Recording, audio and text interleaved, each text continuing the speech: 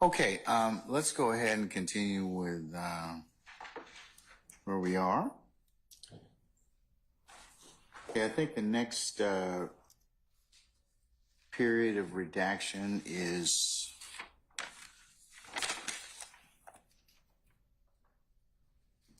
(10/18/42) to (10/19/12), and apparently that is line, or I should say page 61, line 6 to page 61, line 24. We're past that part. Okay. We're on. Well, okay, I just want to make sure you've agreed to it, because I have it on Mr. Shart's chart that he sent me.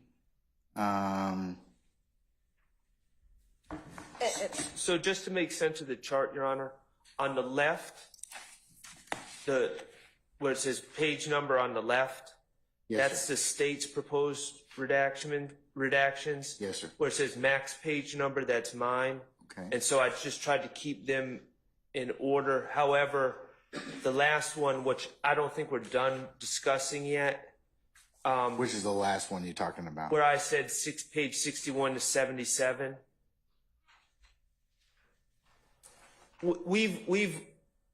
Mine was broader than the state's individualized ones.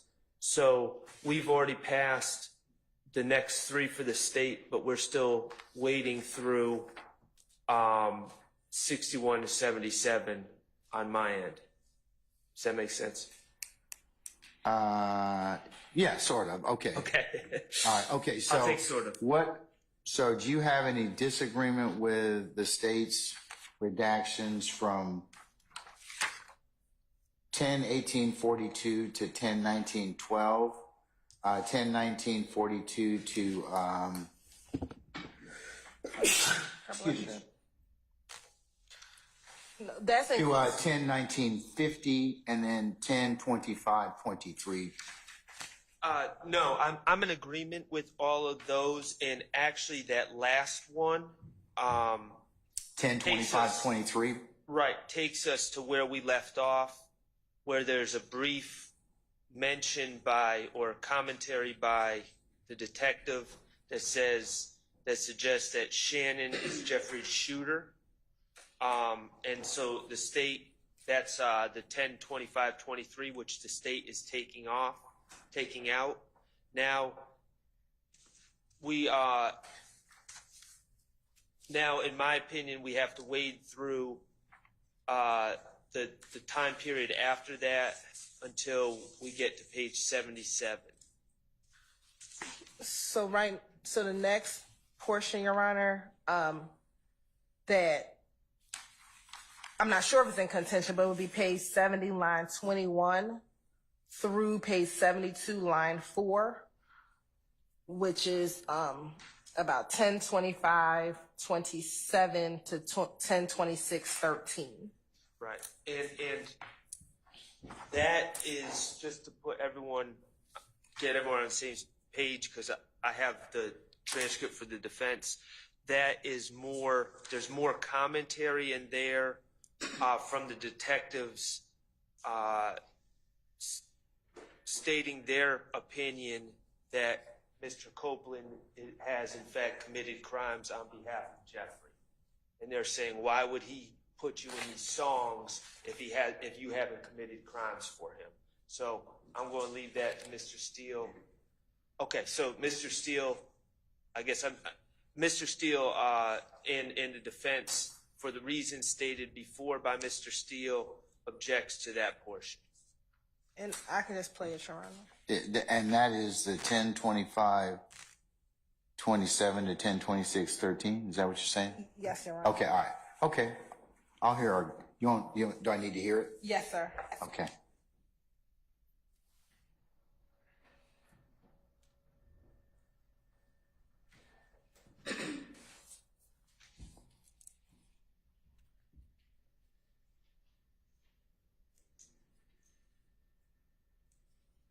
Here, I'm just going to keep playing from where we stopped, and it'll pick up that portion. He made these songs when they got killed. It don't matter. What I'm saying is, let's do it. You wouldn't believe me if I said, I probably told you this already. But before Thug was just saying famous. We wasn't hanging with Thug. I know. You know what I mean? So this nigga said, he didn't have it no one. I promise you this. Why though? Let's put it this way. This Thug. Y'all don't.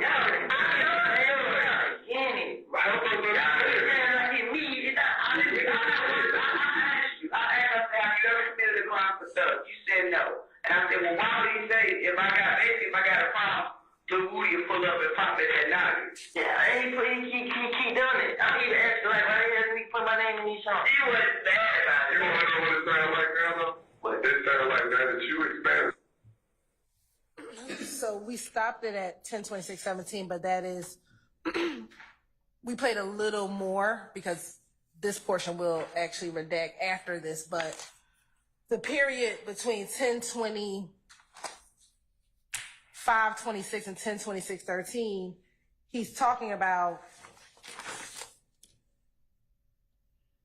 the fact that some of these songs were made prior to Nut being killed, and the fact that they weren't hanging with Mr. Williams prior to him being famous. And so they're talking about just when their relationship began, Your Honor. I think it's going to be relevant for the jury. And the portion that they're talking about with the detective, she's clarifying what she had already asked him. She said, I asked you, have you ever committed for a crime for Thug? You said no. And I said, well, why would he say, if I got a problem, Lil Woody will pull up and pop at your noggin? And then Mr. Copeland responds, he keep doing that. I don't even ask, but like, why the hell does nigga put me in his songs? And so, again, that's Mr. Copeland. It's Mr. Copeland saying he doesn't know why Mr. Williams puts him in the songs. Has he given testimony about that already on direct? Not specifically, because again, once he said everything he said in here, he made it all up. We, based on the case, I have not gone line by line because he's basically said at this point, everything he said, he's making it up.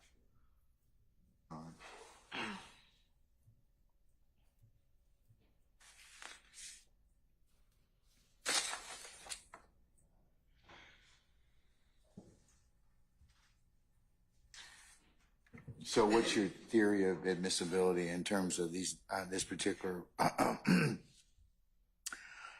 line of inquiry from line 70, from 10:25:27 to 10:26:13?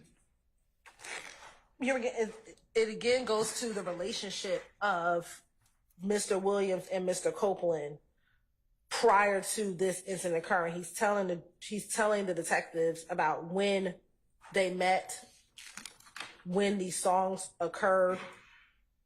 So again, I think that's just relevant to talk about their history of how when they first met. Is why I believe it's relevant. And again, it's in contradiction to what he's saying, what he said in court, which is that he made all of this stuff up in all of these interviews.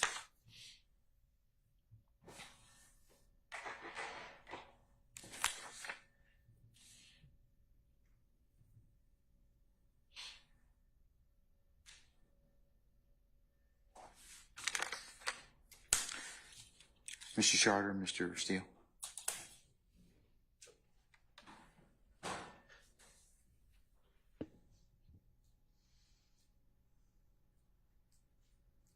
Your Honor, Mr. Copeland testified that he has a relationship with Mr. Williams. The jury can determine what type of relationship, if any, that was. There have been social media postings.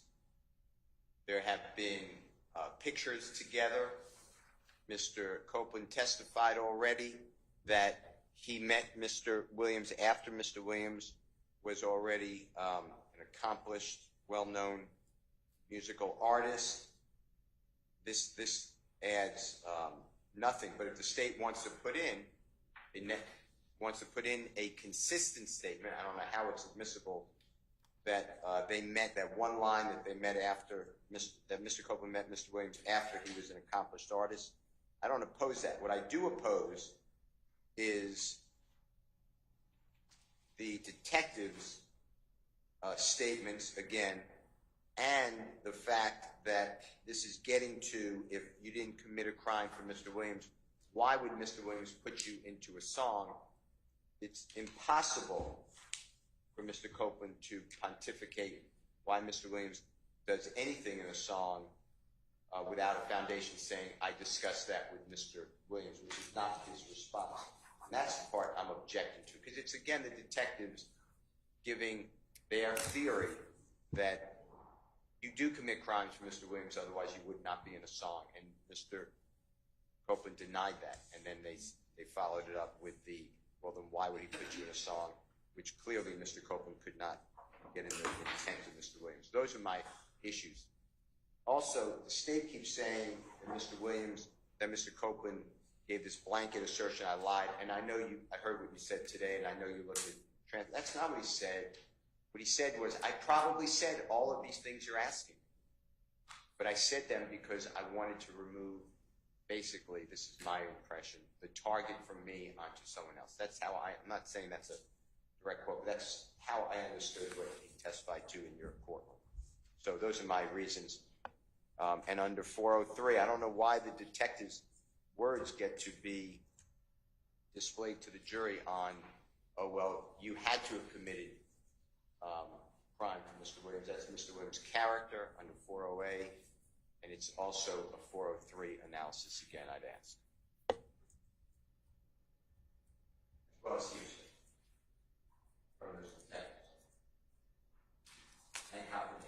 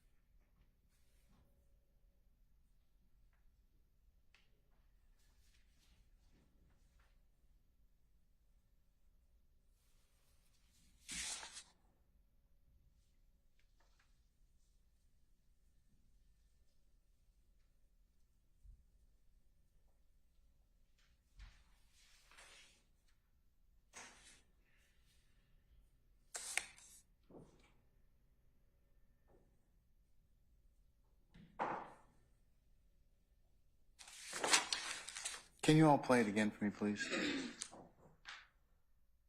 That 10:25:27 to 10:26:13 or thereabouts, please.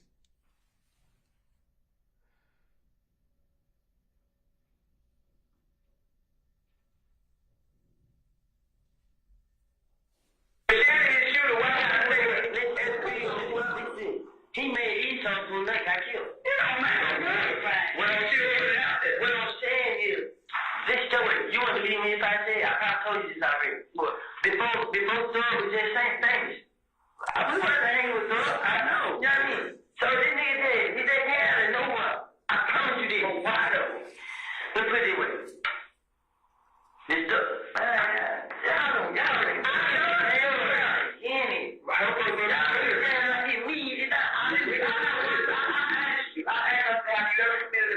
You said no. And I said, well, why would he say, if I got a problem, Lil Woody will pull up and pop it at night? Yeah, and he keep doing it. I even asked, like, why didn't he put my name in these songs? He was bad about it. You want to know what it sounds like now, though?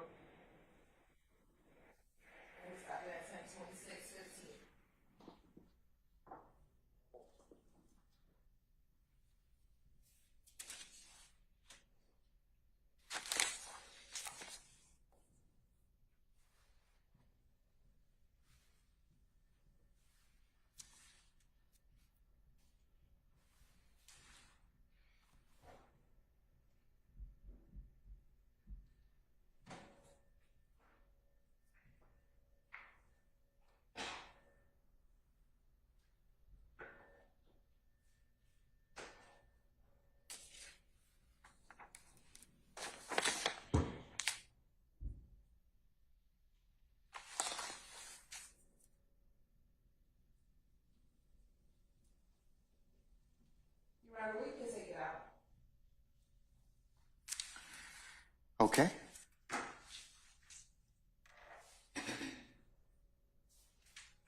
All right, that will be omitted. That being 1025-27 to 1026-13. Okay.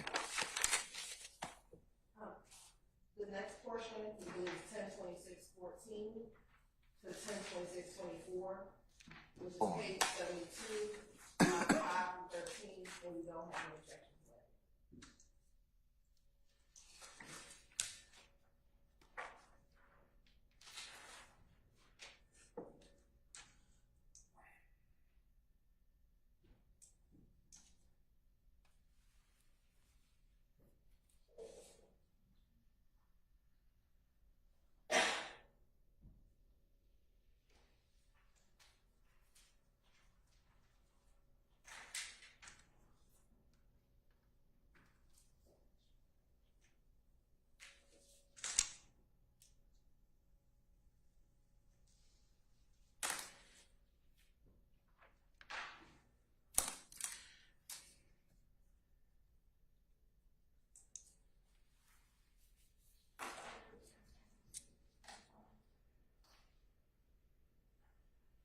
All right, gentlemen and lady, any further objections? The state says they're going to omit that, so. That next one, no, Your Honor, that we agree. And the next one after that, I believe would be page 73, line 22. Well, before that, I don't know if you're objecting to page 72, line 14, through page 73, line 21. I'm not. Okay. Anyone else?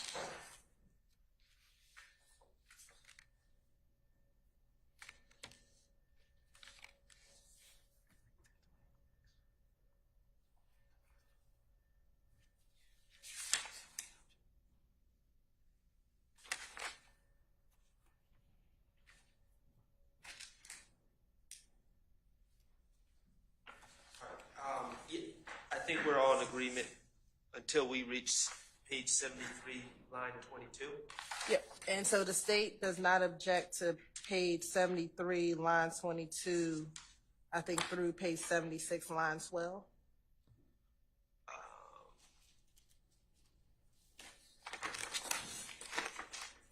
Have through 78, line 4, but let me just see.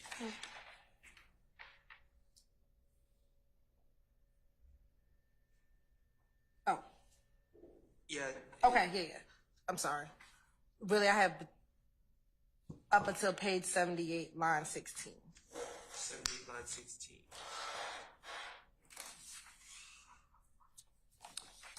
I think the whole. So the whole block. Yes, that's good. It's. Everybody, you're good with that? It's more talk about the wing bus. Yes, all of this section, and it really starts from page 73, line 22.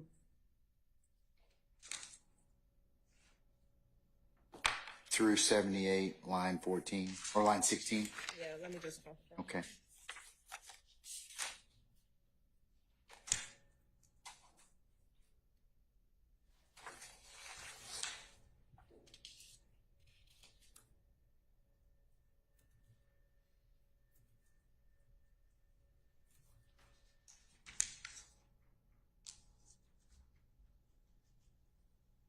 Yes, through line 78, page 78, line 16. All right.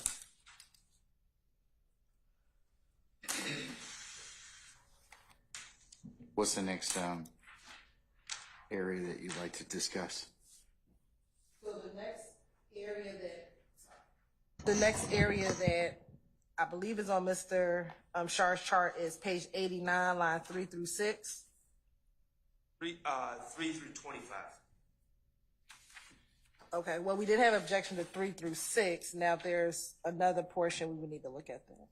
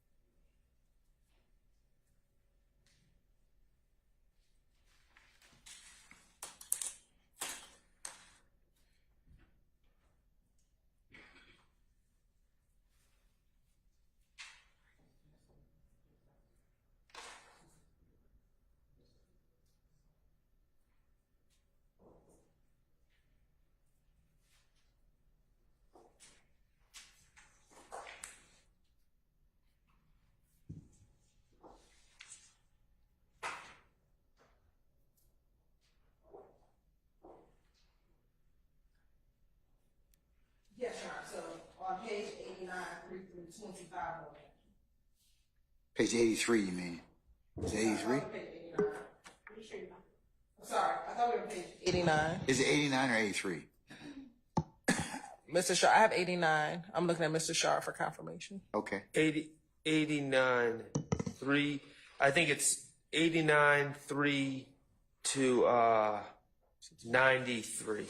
Oh, well then we have some it expanded. First I thought it was just 3 through 24. Yeah, I'm trying to. It's tough because he keeps going, kind of shifts topics.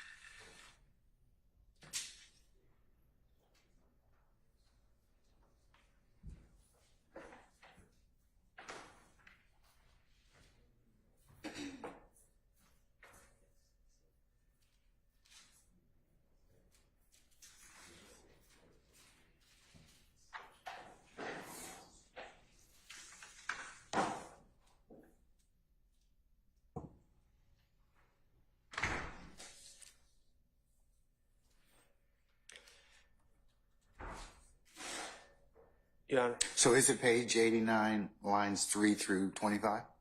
That was the original group, so we don't object to that 89, 3 through 24. Like you added something. 24, I should say. So, and we appreciate the state agreeing to page 89. On 90, the difficulty with this, Your Honor, and this is going to be a call that you have to make. Mr. Copeland, when he's telling some of these stories, he begins with, this is what they said, and there's not a clear delineation from when he is speaking on what other people said to where he's speaking out of some sort of personal knowledge to where he's speculating. 90, on page 90, I'd ask Your Honor to take a look at that. He continues to, this begins on page 89 where it says, I'll tell you, they come in too because they saying Birdman wanted to sign Bloody J. So it begins with, That's line 3. yes, on page so 89. so it begins with they saying. At some point, he's talking about, continues to talk about business relationships of who he calls Thug and Birdman, and then he's asked about gang membership and rankings of different individuals in the gang, including Shannon, Mr. Kendrick, and Jeffrey. So Where is that particular? on page 90 as you go further down, and I am expanding it, so I will apologize to Okay, Ms. so- Hilton. But Before we go further, is the state in concurrence that you're gonna, that line, at page 89, lines 3 through 24 should be omitted? Yes, we don't. Okay, all right, so unless somebody has an objection to the contrary. Anyone? Okay, let's start on page 90 then. And you can further your argument. So which lines or which pages, starting at page 90, are you saying that should be excluded? well, 1 to 3 seems to be a continuation of the redacted conversation. But then after that, they talk about gang membership. They say, what's Thug's ranking? But Thug ain't blood. They saying, they say he won't answer the phone for him. Right, that starts around line 11. 11. Okay. And so it's they say, So that seems to be based on hearsay. And then they ask about what rank he's claiming, and he says, SHIT, last I heard, like, cause Shannon's supposed to be G-Shine, and Yak's supposed to be some other blood set, some bounty. I listened, I heard bounty type SHIT. I don't know, is Copeland's response. So it seems to me that this gang information on page 90 is a combination of what he's heard and speculation, and then he kind of ends it with, I don't know. So I don't think it would be appropriate to play such flimsy evidence with a source that's cannot be determined for the jury. Yeah, I think it's probably best that we play this section because I don't think the transcript gives the context of what the section Okay. is. All right. Let me hear it, please.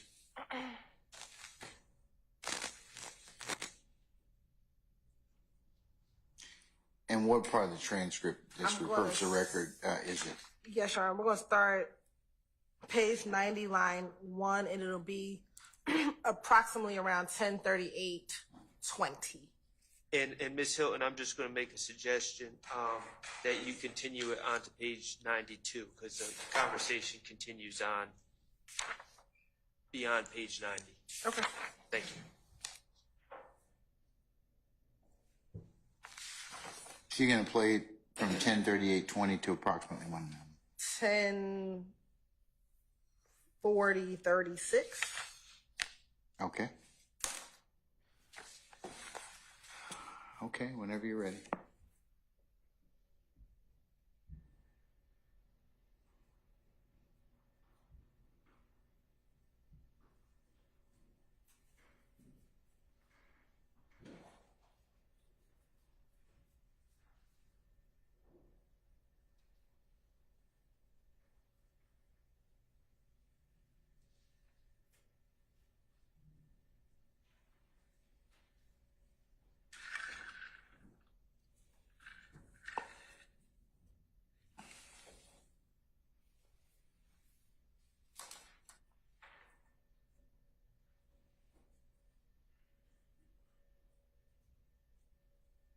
It's going to start a little bit earlier, Your Honor, at 10:38:16.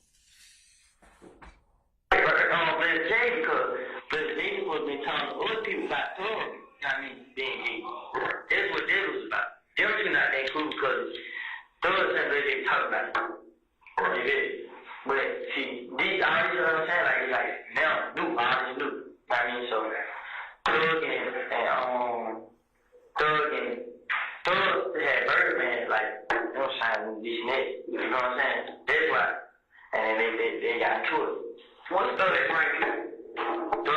They saying Thug ain't blood. They say he gonna answer the phone for him. See, he just saying he a blood. Then he went answer the phone for folks. Yeah, top dudes. Yeah.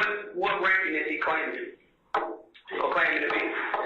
See, last time I heard, like, because Shannon's supposed to be G-Shine, and Yak's supposed to be some other blood set, some firearm type shit. I don't know. You said bounty? Yeah, I ain't sure what Yak. Some powder, some shit. And they been arguing about everybody being this set, and they're like, look, yeah, about 6 months, Rolex and whatever, however you said. You know? And like, ain't nobody getting that. So what is, once again, what rank did you hear, or what rank is Thug claiming to be? The last time I heard he was sustained, it was like, he was over all the people there. What is the name of the stain?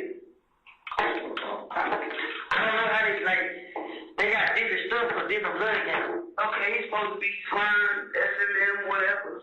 Yeah. So what's the stain for that game? Because I know, you know. They got, you're not listening to them, they got different stains. I mean, I don't know how much stain he got. I mean, they don't be like 5 more. Don't say shit like that. They be talking about M shit, so I don't know what they mean. So M something. Yeah, M5 or something like that. I don't know what they mean. So that was it was him fine until the next box deal shit got convicted or when it happened. Now when he got locked up, they said he's supposed to testify. So they took his name. Yeah, and they made him do it. So he just signed or it says YSL or whatever. How you gonna put it? So We stopped at 10:39.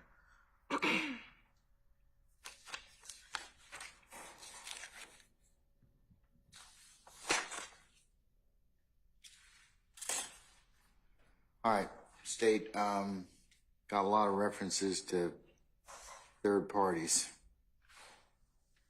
What's your basis? Are you still want to try and argue that it should come in? Yes. Okay. Your Honor, again, first level, impeachment by contradiction. He says that everything, he made it all up. So I start there. Then secondly, when he's talking about who is a part of what set or what gang, Mr. Copeland hangs around or is around all of these people all the time. That's But we don't know who. I mean, it's they. Right, but I think that is just the way in which he speaks. I mean, he's around Mr. Kendrick. We've seen pictures of him with Mr. Kendrick. He's around Mr. Williams. We've seen pictures of him around them. So he has an understanding of what they call themselves or what they identify as. And so he is telling them that is what they say. They claim that they are this. They claim that they are this, but this is not a third party telling him these things. He is friends, or at least at this time or prior to this, friends with each and every last one of these individuals, from Mr. Stillwell, Mr. Kendrick, and Mr. Williams. So he is telling the officers what he understands them to claim. And so we don't believe that they is a third party telling him something that he's unaware of. We believe that he has knowledge, personal knowledge himself, being that he hangs around or that he is with these individuals, as evidenced by the pictures that we've already introduced into evidence showing his relationship with all of these individuals. All right. Is that it? Okay. Mr. Sharp or Mr. Steele? Well, it's completely unclear what they refers to, who they refers to. The state is making their own determination that favors their theory of admissibility, but that doesn't shine through in the transcript or in the recording. What does seem clear from the recording is Mr. Copeland is getting information from somewhere else, and he also really doesn't know what he's talking about, or at least he claims to not know what he's talking about. He says whatever it is, I don't know about that. So he's just we all know people like this that say a lot, and then at the end of that long statement about everything say, but I really don't know that to be a fact, or I don't really know about that.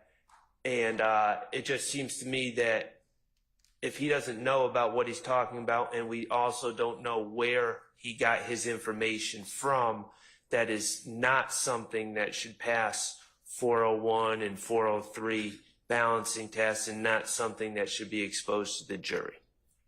I do want to point the court to one specific line, which I think is actually the crux of this. On page 91, lines 5 through 8. What Mr. Copeland says, and I think that puts the other portions before it in context, he says, and they were in there arguing about everybody being dipshit. And they was like, Thug saying everybody sex, money, murder, Rolex, and whatever, however you say it. So one, that portion, Thug saying everybody sex, money, murder, Rolex, and whatever, however you say it, would be a statement against a party opponent. Prior to that, I think what Mr. Copeland is saying is that they were claiming these other sets. G-Shine, Yak was supposed to be some other set, but whenever they were arguing, Thug said to all of them, everybody sex, money, murder, Rolex, or whatever, however you say it. So that portion is statement against a party opponent. The portions before that is him trying to say all these people are claiming these other blood sets, and then he in turn, Mr. William in turn says everybody sex, money, murder, or whatever you may call it. Well, Or Again, however you say it, excuse me. again, we run into the same problem in that line that Ms. Hilton just read. And they was in there arguing about everybody being, it says dipshit. I'm pretty sure that it's not dipshit that he said. And they was like thug saying everybody sex, money, murder. So again, we don't know who they is. We don't know about what they were arguing everyone being. And then he says, and they was like thug saying everybody. So the they is in apparently telling, the unknown they is now telling Copeland what thug supposedly said. So it's still hearsay. It's an unknown declarant. And that doesn't, and even if Your Honor were to accept the state's argument on this one particular set of lines, that still doesn't address the source of knowledge for my client's gang membership according to Kenneth Copeland, and Mr. Kendrick's gang membership according to Kenneth Copeland, which right after he gives this information says, you know what, I don't know about it. So it's just a lot there, and I don't believe that this is the type of evidence that is of the quality that should reach the jury.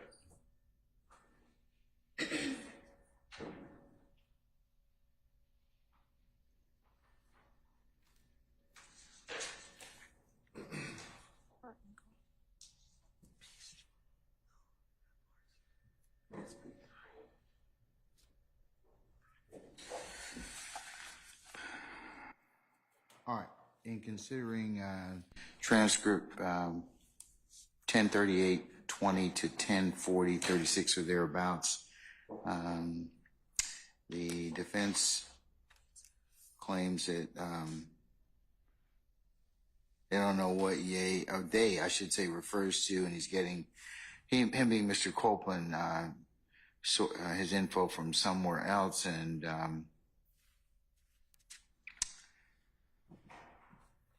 the unknown they is giving Mr. Copeland information. The state says this is impeachment by contradiction.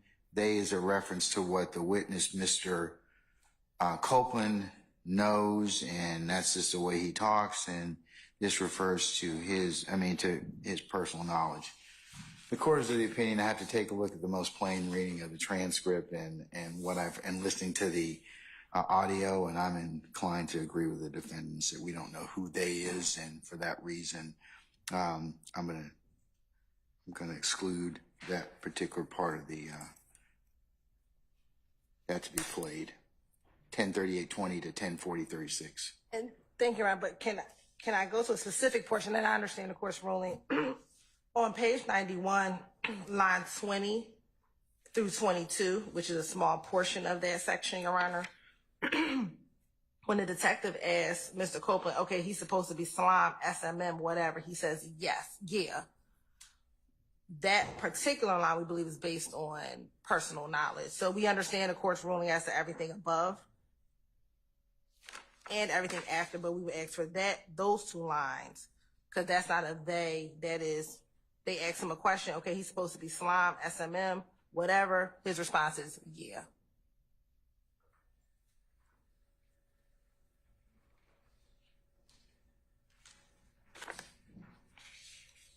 All right, Mr. Shart or Mr. Steele? The state is asking for, I'm going to exclude the previous portion, but the state is asking for me to include around line 20 of page 91, where Detective 1 is speaking. Okay, he's supposed to be slime, comma, SMM, phonetically, whatever, and then that's line 21, and then line 22 is Kenneth Copeland, yeah. We agree with all our other objections to playing statements notwithstanding. Yeah, and they're still on a fundamental Yeah. basis. You've objected to that already, so. That's fine, Your Honor. All right, Mr. Seal, anything further, sir? No, sir. Okay, all right.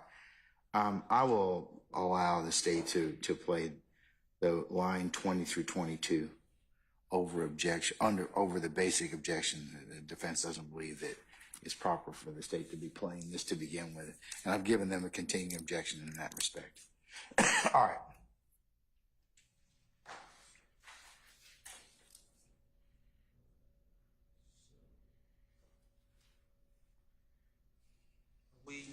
Hold on one sec, sir.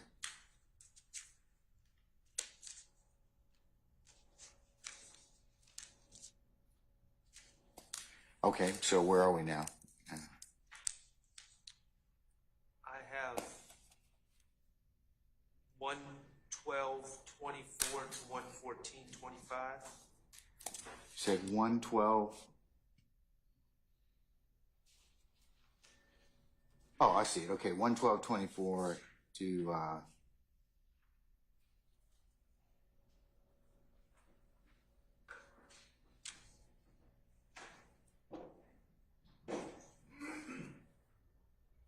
is that page 112, sir? Yes. Okay, hold on. Page 112, line 24 to 114, line 25.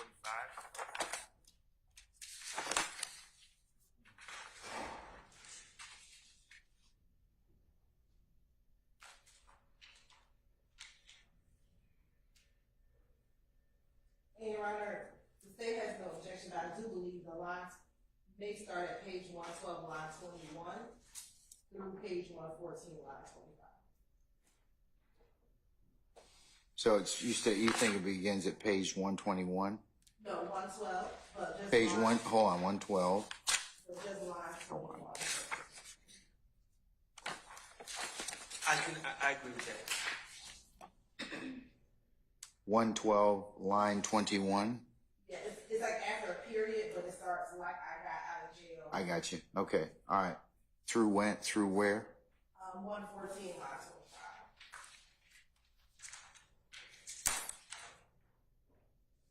All right.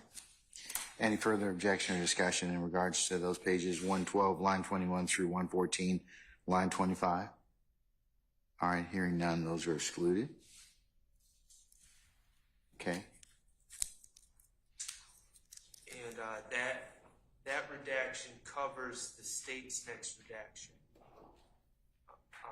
proposed redaction, which we would agree to, and it was covered in that last one. Yes. So it I would. think the next is page 122, line 19, to 124, line 10.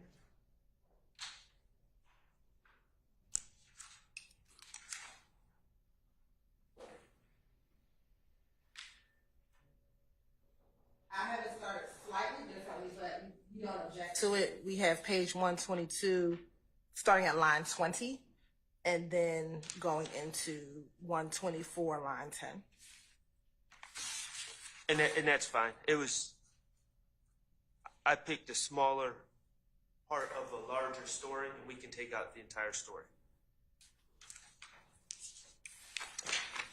So it'll start where? It'll start, we have this page 122, line 20 through 124, line 10.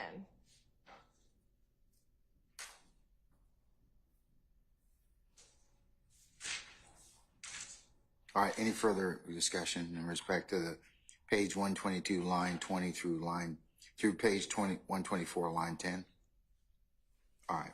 And Your Honor, the time is 11:02:31 through 11:04:01. 11:02 what? 31 through 11:04:01. Okay. All right, that'll be excluded.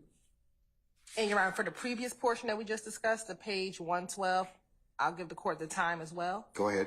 That's 10:55:49 through 10:57:18.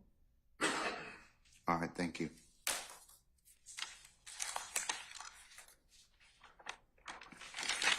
Okay. The next section, Your Honor, is defense has page 129. I believe the portion is page 129, line 18 through 25, and it goes into page 130, line 1 through 20. Okay.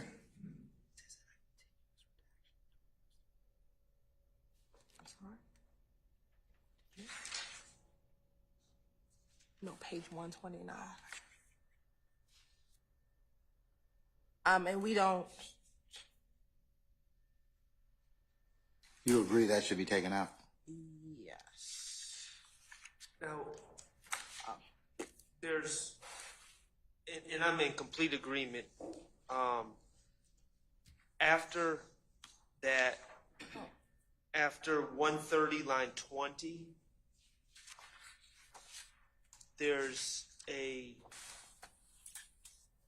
discussion that the detective has about, this is just context, Your Honor. It's the shooting of Mr. Bennett's mother's house, and then the detective talks about a gun that Quindarius Zachary had been locked up with, matches the ballistics coming back to the shooting of Mr. Bennett, who we've called Lucci before, his mother's house. Now, speaking for myself, I don't have a problem with that discussion on the assumption that the state, what I think is inappropriate is if this discussion enters evidence and the state is not going to produce any witnesses that make the ballistic match between a gun and the shooting at Mr. Bennett's mother's house. We do intend to introduce ballistic evidence showing that that gun matched the ballistics from the second shooting match the gun that was found on Quindarius Zachary.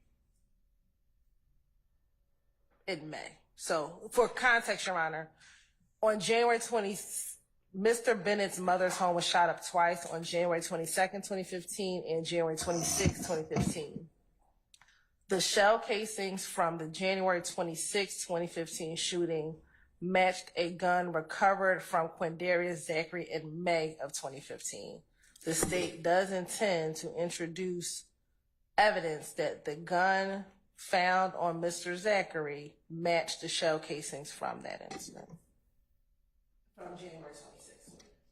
Our stance is until that link is made through evidence that this part of the statement should be redacted. I would concur. Until that evidence is actually put forth in your case in chief. I'd exclude it at this point.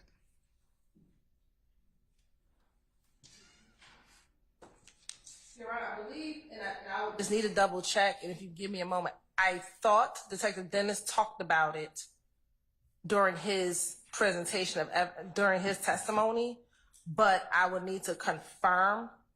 I think he talked about it.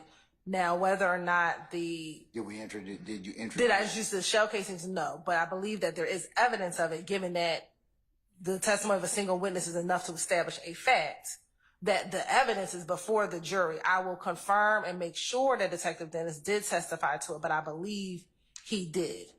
But I would just need a moment to go through or ask Ms. Weaver for assistance to determine if that evidence came out with Detective Dennis or Detective Gaither. But was ballistics ever entered through Detective Dennis in regards to this, or are you going to enter it later through another witness? Ballistics was not entered, only the testimony, but the testimony at this time is enough to establish a fact. But no, the ballistics are not in.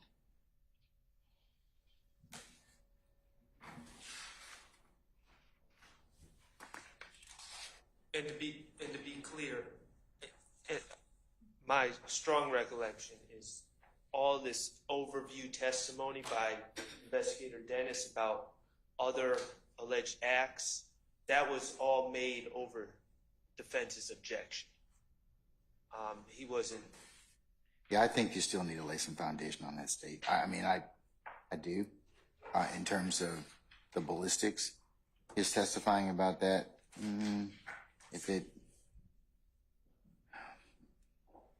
I understand I understand the court's position, the state's brief argument, even if it came over objection, that testimony is still before the jury. That testimony is still evidence, but I do understand the court's. The defense has made another objection, and the court is of the agreement that it's still foundation. You still need to lay some more foundation in regards to the ballistics for that to be then testified to.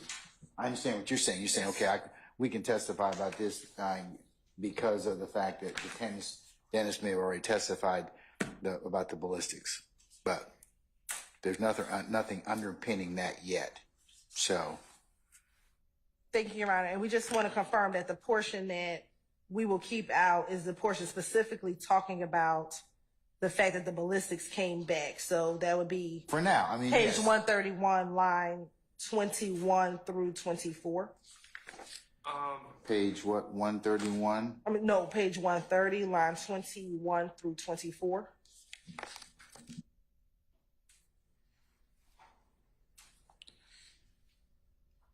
So there's also 131,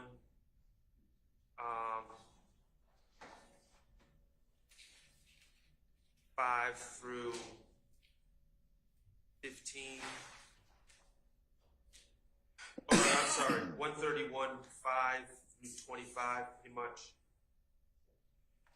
I'm sorry, Mr. Sharp, one more time. 131, 5 to 25.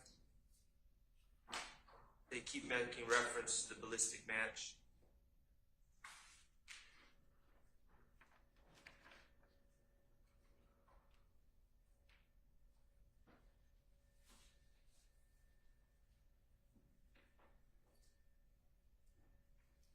Okay, yes, that's fine. So from page 130, 21 through page 131, line 25. Right. All right.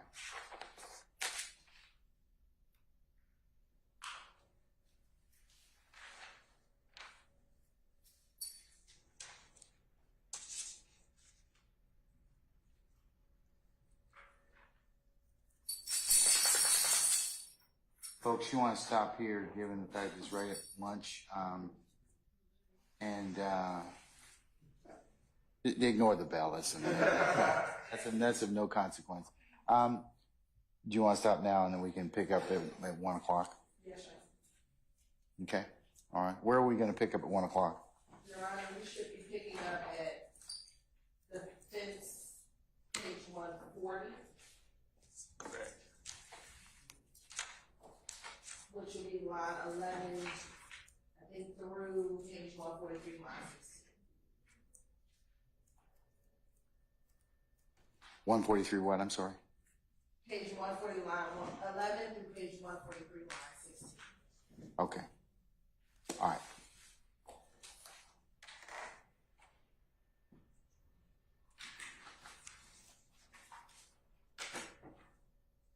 Also, for purposes of our continued discussion after we exhaust this from Mr. Sharp, I am now in possession of Mr. Adams' proposed redactions that pick up from there, and I will include that email and its references to Ms. Weaver as the next court's exhibit in order, and we'll begin to exhaust that once we finish with Mr. Shart's. Okay? You did, sir. You did, sir. All right. Okay. So we're in recess. We'll see everybody back at 1 o'clock. Okay? All right.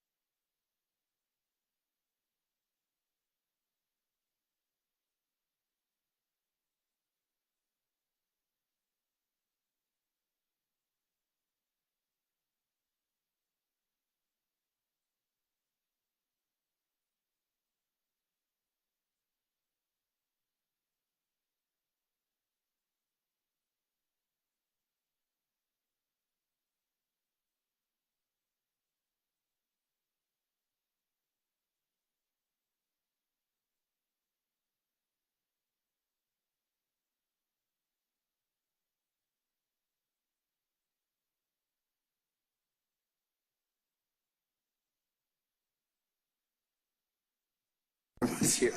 Okay, we're back on the record. Councils, thank you for your patience. I had to take up some business. It took a little bit longer than I expected. So I think we left off with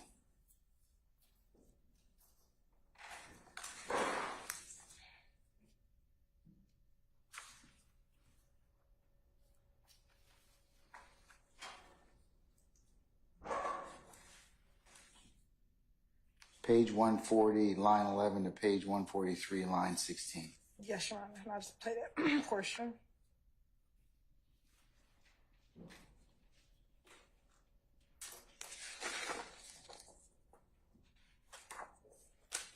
And it should begin at approximately 11:16:19 through 11. My numbers might be off. Hold on one second. 11. Something's wrong. 11:16. I'm sorry, what part of the that you're playing from? It should I'm be sorry. 11:16:19 to 11:18:17. Are we?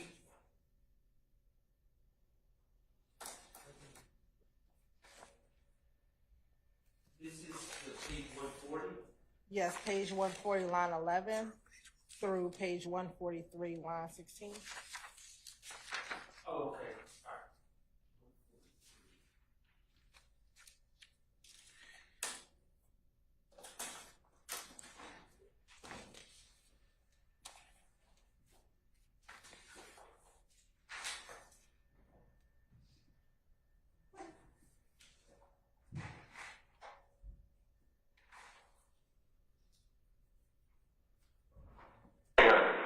You talking about when you shot at Taylor? Yeah. This why I didn't get a chance to get out the gun, that you ain't give me the gun back. You know? I'm going to go back, Your Honor. But the gun that I had shot at them with, that was Shannon gun. You talking about when you shot at Taylor? Yeah. That's why I didn't get a chance to get out the gun, that you ain't give me the gun back. You know? When the police came to the house, Shannon right there. You didn't come. Shannon right there. What was the gun? The gun right there. You know what I mean? The gun was right with it. The gun just like I never took the gun over. I was so scared and I was just like, I'm just defending it. Right. So where was the gun when the police got there? The gun was like I had put it in the house. You know what I mean? So when the officer asked where the gun was, I'm like, shit, I can give it to you. Like, give it to me. The Shannon went in there and got the gun and left with it. I mean, so that's why I'm like, give me another thing. That's why What kind of gun was it? Huh? What kind of gun was it? A Glock. A Glock, what, 40, 9? It was a 40. About this long. And that's why you had when they got the magazine. The clip, yeah, the clip. So it was Shannon gun, but when the police asked for it, he didn't want to give it back. Right. I ain't gonna give it to him about the new kid. I was gonna give it back though, cause I didn't want to go to jail for it. Right. I mean, so when Shannon went and got the gun, that's why I told her I wanted to tell her, like, let me talk to you, when I talk to you, and you like, get you that gun. But when I tried to get the gun, changed it, he wouldn't give it to me, then he went on the show with Thor, he left. But that's not listening to what you said. You said that Walk down the street. K or D or somebody you wanted to purchase the gun for. No, you getting wrong. Okay, well, you saying it's not the Glock from the night of the shoot. Yeah, they shot at your girl Morgan. Yeah, right. Shannon left with the gun. Okay, well, this is the first you telling us about it. I'm just going. Nah, I told you. I just like somebody that can't got the gun. Right. You get it? But right. Shannon who got the gun. He still got the gun though. What do y'all use to get all these guns? We're stopping at 11:18:20.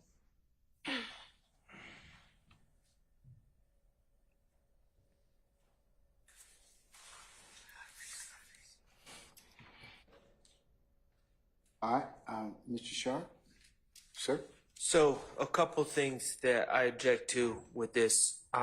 Obviously, it's character evidence about my client owning and possessing a gun based on my client's status as a convicted felon at that time. That would be an illegal act.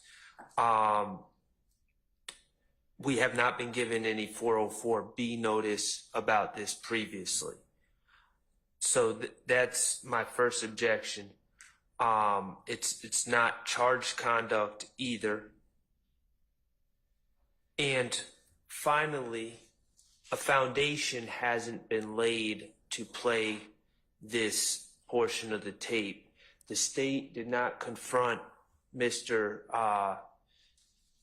Copeland and say, in the interview on June 10th, 2015, did you tell Investigator Gaither that after being shot at that outside your house, Shannon, that was Shannon's gun, Shannon took the gun, Shannon wouldn't return the gun, etc. He's never been confronted with those prior statements, so I don't think the foundation's been laid for either. As to Mr. Copeland. Right. I don't think the foundation's been laid for either prior inconsistent statements or impeachment by contradiction. Is there a requirement that the declarant be confronted as to that? Yes. In this particular circumstance? I would, yes.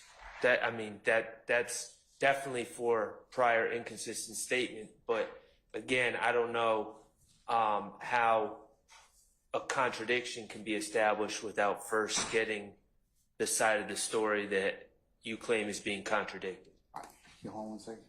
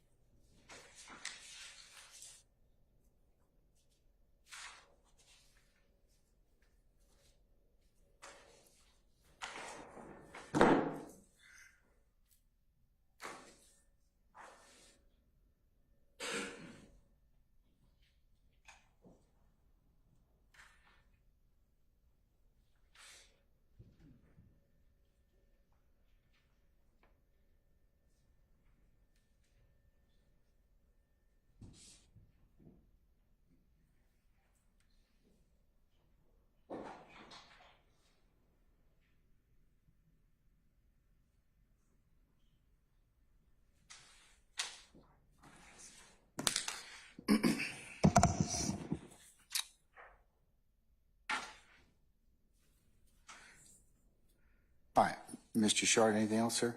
I know. Okay, Mr. Steele, anything, sir?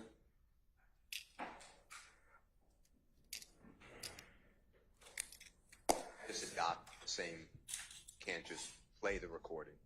Okay, No foundation for it. Thank you. all right. Anybody else? Mr. Weinstein? No, Your Honor. Mr. Matthews? No, yeah. All right. Misty Williams? Mr. Harvey? Okay, all right.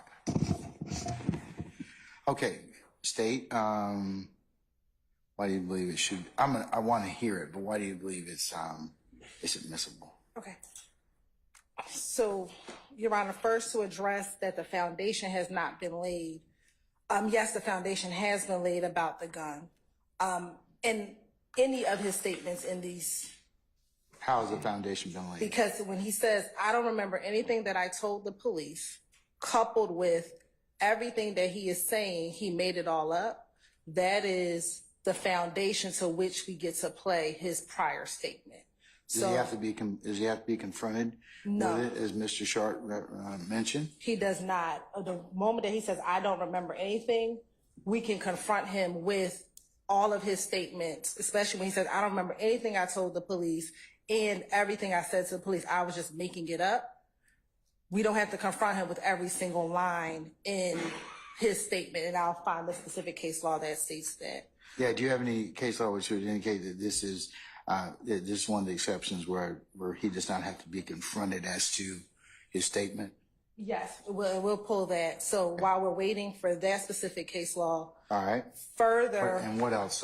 when he says that the fact that Mr. Stillwell possessed a gun is not bad character in and of itself.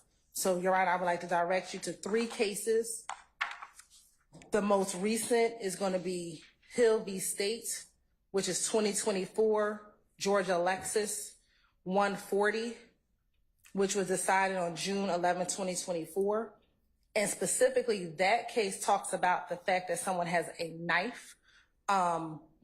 It's not bad character, but they cite the Adams v. State case, which is the next case I want to provide to the court, which is Adams v. State 318, Georgia 105. 318 Georgia 105. Yes, which is also a 2024 case. All right. And what it says is specifically that given that gun ownership and the custom of carrying a gun do not by themselves impute bad character. So solely for the fact that Mr. Copeland is saying that Shannon had the gun, that in and of itself is not bad character evidence. It would not impugn Mr. Stillwell's character. But even if the court thought it was impugn on his character, Your Honor, this is intrinsic evidence in which would be admissible because this is inextricably intertwined with the evidence regarding the offenses in this case and is necessary to complete the story of this overall crime. If you can recall, Your Honor. Did we have a hearing about this earlier? It doesn't have to have a hearing. So intrinsic evidence does not have to have a hearing.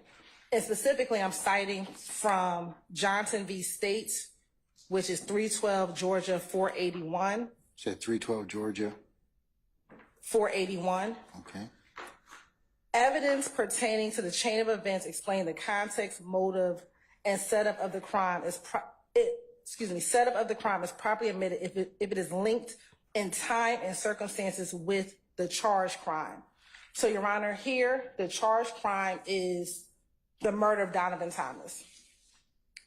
As we've been discussing, after Mr. Thomas was murdered, there were a series of events that occurred. One is the shooting of Mr. Copeland with his child and his child's mother, which the court has heard testimony about. In his February 21st statement, Mr. Copeland talks about this gun, the gun that he used to shoot back at Tay, or shoot back at those who were shooting at him. And if you can recall that they kept asking in both the February 20th interview and the February 21st interview, where's the gun? Where's the gun? We need the gun. We need the gun. We need the gun. And what he's finally explaining in June is that the gun that they were asking for was Shannon's gun, and that Shannon had took it to Miami. That is why he could not give the gun back to the police. So that's the same gun he said he was gonna go get, and he never did. Yes, Your Honor. They came and arrested him again. Yes, Your Honor. And the reason why he could not give them the gun is because Shannon had took the gun with him to Miami. And now, I don't think that's accurate based on what was said. I think he said Shannon's in Miami. I don't think the gun was. I believe he does say that Shannon. He says in the transcript. Yeah. I think, Mr. Sharp, I think that, let's see.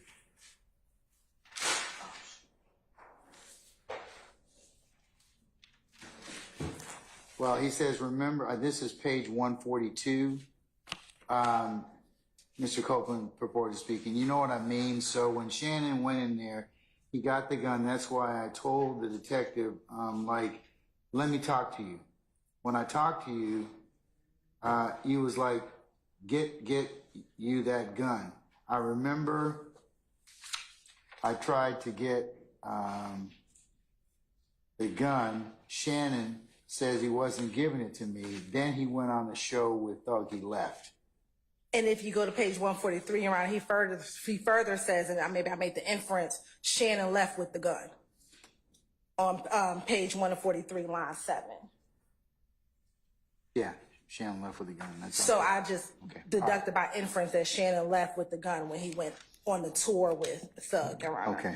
So, Your Honor, we believe that it comes in, one, it's intrinsic evidence. Two, it's not bad character in and of itself, the fact that he possessed the gun in this case, and also citing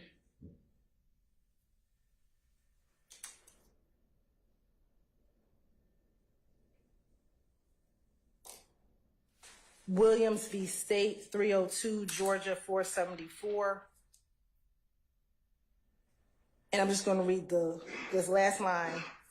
Intrinsic evidence remains admissible even if it incidentally places the defendant's character at issue. Again, we don't think that Mr. Stillwell's character is at issue, but if the court thought it was, that the fact that it's intrinsic to Mr. Copeland now further explaining why he was unable to turn that gun in, it would not be an issue if it incidentally places Mr. Stillwell's character at issue, but we don't believe that this is character evidence at all, given that solely the fact that he possessed the gun in and of itself is not bad character.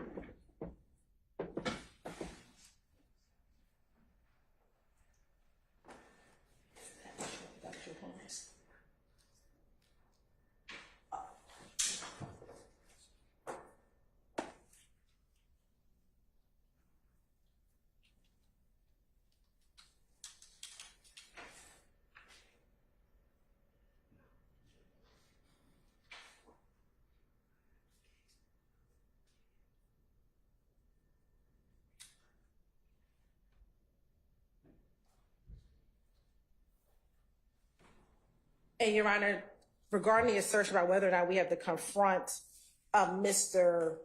Copeland line by line, I'll cite the court Bridgewater v. States, 309 Georgia 882 at 887, which is a 2020 case. You said 309 Georgia 882 at what? At 887. Oh, sorry. All right.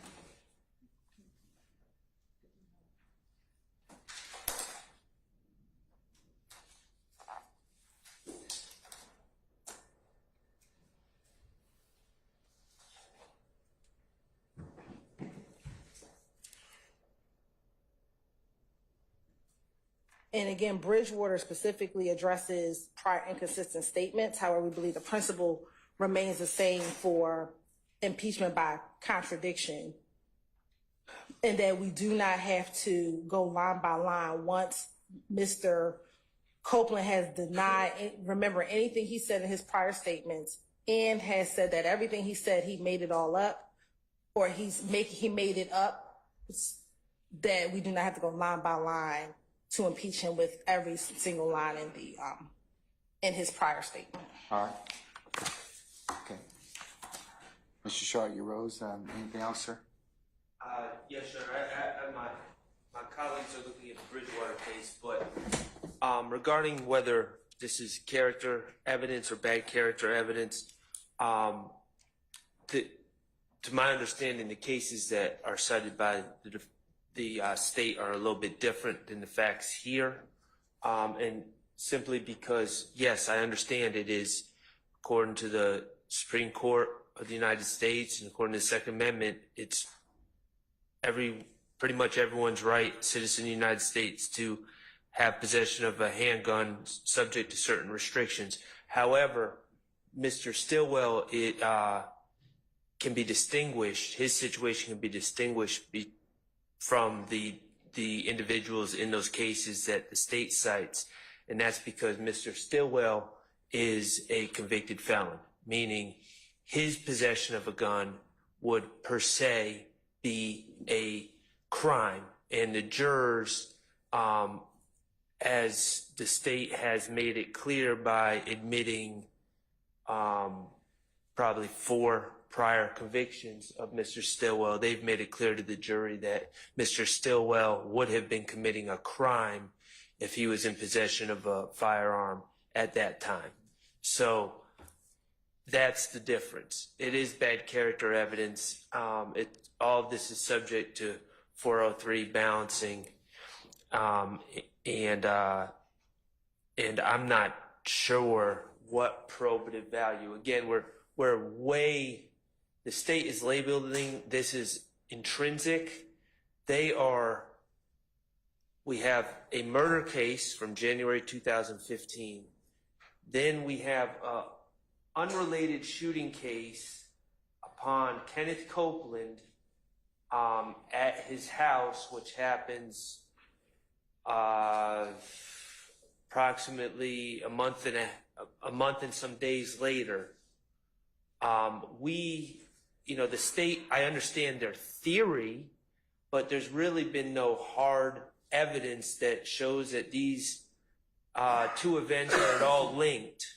So now we're getting into the weeds of what happened to a gun in an unrelated shooting that happened around the same time, where the target was Kenneth Copeland, and what happened to the gun that he used to shoot back at the people that were shooting at him.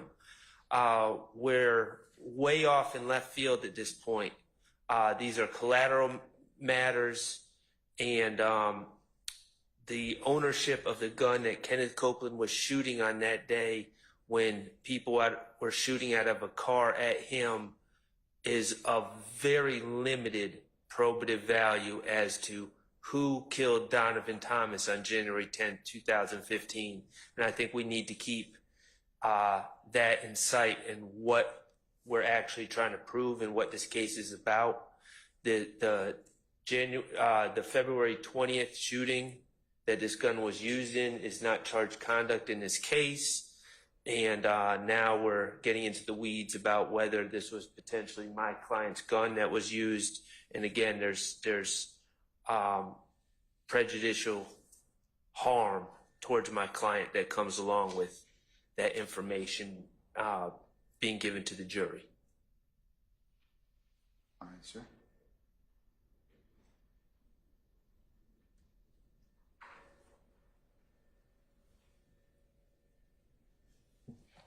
Mr. Steele, go right ahead, sir. Your Honor, I think that the state's reliance on Bridgewater, BRIDGWEATER versus State 309 Georgia, 822, it's in Division 2, 2020 case, is off the legal mark. This case, in the fourth paragraph, our highest court specifically wrote, Bridgewater further challenges Davis's out-of-court statements to Thornton, as recounted by Thornton, arguing that the state failed to ask Davis any specific questions about those alleged statements and did not identify the substance of those statements. As a result, Bridgewater argues Davis was never, and this is from the statute, which is 24-6613, afforded an opportunity to explain or deny prior inconsistent statement to Thornton, and the defense was unable to interrogate Davis about them. We disagree, and here it is, Your Honor. On direct examination, Davis expressly denied knowing Thornton and denied ever speaking to him. Although Davis appeared to contradict himself by saying that Rashawn, which is R-A-S-H-A-W-N, gave him a ride to Short's mother's house, the prosecution later asked whether Davis recalled any conversation with Rashawn Thornton at all, and Davis replied no. And this is what the holding is. Davis's unambiguous denial that he had ever spoken with Thornton, as well as his assertion that he did not recall ever speaking with him, obviated the need for the prosecutor to ask Davis about specific statements made to Thornton and to provide specific foundation for the state to present extrinsic evidence of such statements. And, Your Honor, here what we have is Mr. Copeland never said, I denied speaking with the authorities, or I deny ever discussing Mr. Williams et al. With the authorities. He is saying actually the opposite. I probably did say all that. Let me explain to you why. So the state's reliance on Bridgewater respectfully is not on point. And then in Bridgewater is cited in Rozier, which is R-O-Z-I-E-R. Mr. Steele, can I ask you a question? No, it looks like I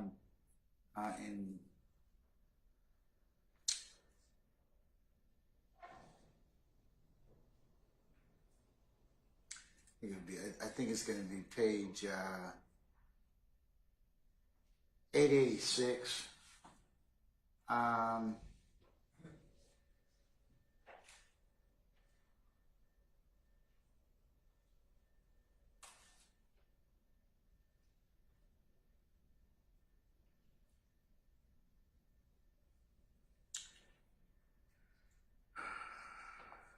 it's got, Bridgewater further challenges Davis' out-of-court statements to Thornton, as recounted by Thornton, arguing that the state failed to ask Davis any specific questions about those alleged statements and did not identify the substance of those statements. As a result, Bridgewater argues that he was never afforded an opportunity to explain or deny his prior consistent statements to Thornton, and the defense team was unable to interrogate Davis about them. And they cite 24-6-603, and they state, the appellate court states that we disagree. So how are you saying that's not applicable or potentially applicable here? Because if you just go the next two sentences, specifically, Mr. Davis, the witness, denied ever making a statement to the police at all, and denied ever even knowing one of the parties. Well, isn't that kind of similar what we have here in terms of Copeland saying, hey, I made up this stuff, or worse to that effect? I think it's diametrically opposed, because Mr. Copeland's saying, I actually did say all this. His words, I believe, are, I probably did. I was making it up. Well, I think he says that, but I think he also says I made up a lot of this stuff just to get out of jail. So, well, I think that is in concert, so they hold hands. I think the way I understood it, I'm not looking at a transcript, Mr. Copeland said, I probably did say that. I would do anything to get the authorities to take the target off me and put it onto someone else. That's how I understood basically the totality of his testimony. So he is not denying. Mr. Davis here said, I never spoke to the police. I never spoke with them. So that is a blanket denial that he said anything. He also said, I don't know this person. That is a blanket denial that he could talk about that person. So the state, in that case, in Bridgewater, did not have to go line by line, question by question, and say, well, didn't you say this? Here, I think we are jumping the curve and allowing the state, based upon their desire, I guess, not to lay a foundation the way I understand the law, and just say, well, he said, and the state keeps saying the same thing, and the court keeps saying that's not what he said. The state keeps saying, he said, I lied about everything. that's what the state told me. They keep telling the same thing day after day. That is not what the court heard. It's not what I heard. Where Attorney Adams, he's saying, shaking his head yes. He's just explaining it. But if they want to get in a specific, like Shannon had the gun, Mr. Jackson, excuse me, had the gun, then I would also join Mr. Shart and say that he needs to be given an opportunity to say, did you say this? And then he'll say, I assume, yes, I did say this. Why did you say it? Because I lied. And then you don't have to play the recording. I'm going to ask you one other question. What say you about the extrinsic evidence argument from the state? I think that it's specious. I think that, and I could give you the case right now, actually. I just have to flip my computer. What Mr. Shart said is right. This is not, yes, if I possess a gun, there's no problem. I could possess a gun like I could possess this highlighter. It's not bad character. But Mr. Jackson, in this case, is a convicted felon before this June 10th, 2015 interview. So clearly, that is a criminal activity. So I think that answered your question. So I do believe that it is the character, inappropriate character of Mr. Jackson. Okay, thank you, sir. Anybody else? Okay, State? Yes, Your Honor. So as it relates to the prior inconsistent. Let's talk about Bridgewater first. What's your take on that? So again, Your Honor, Bridgewater is a prior inconsistent statement case. We are at impeachment by contradiction. He says he made everything up. So there, even if he didn't say the word lying, he said, everything I said back in 2015, I made it all up so I can get out of jail. So now the jurors get to see what he said previously in order to determine if they believe him in court or if they believe him when he talked to police back in 2015 that he made it all up.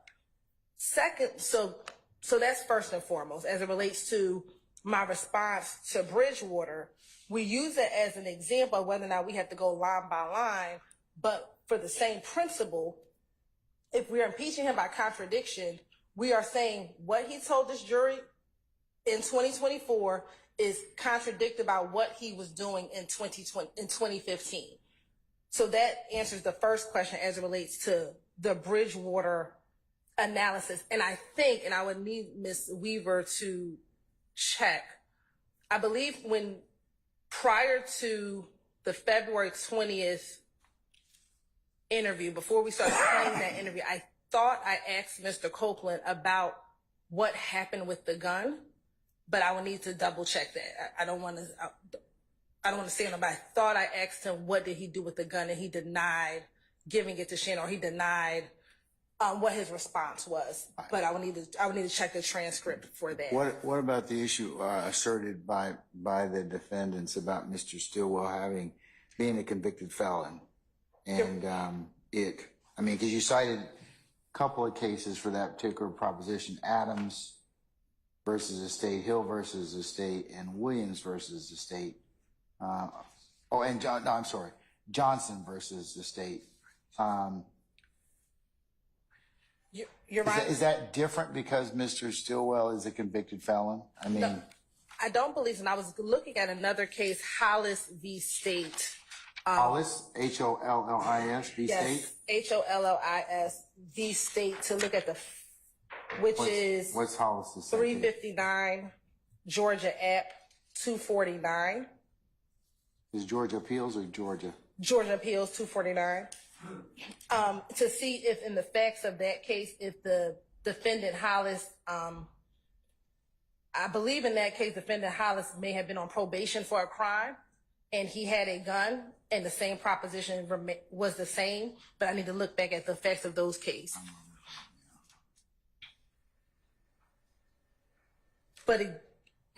And I'll wait till the court looks at Hollis.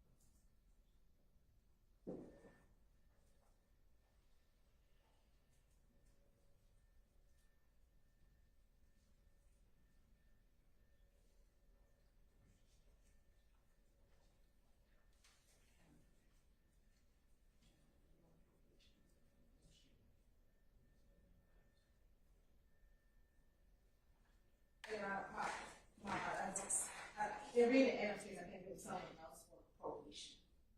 So I have not found a case out of my point. Speaking directly to the issue of Mr. Stillwell being on whether or not the fact that Mr. Stillwell being on probation would impugn his character, but Your Honor, the state will go back to the Johnson v. State case, which is about inextricably intertwined evidence, Your Honor. And again, not forgetting that the prosecution that's currently going on is not relegated only to the murder of Donovan Thomas. We are in a RICO conspiracy. And so the sole fact that Mr. Copeland, in the midst of a retaliatory shooting in which the opposition gang believes that he killed one of their gang members, uses a gun that was given to him by Shannon Stillwell, is one inextricably intertwined into this case. And although it's inextricably intertwined, and although it incidentally places his character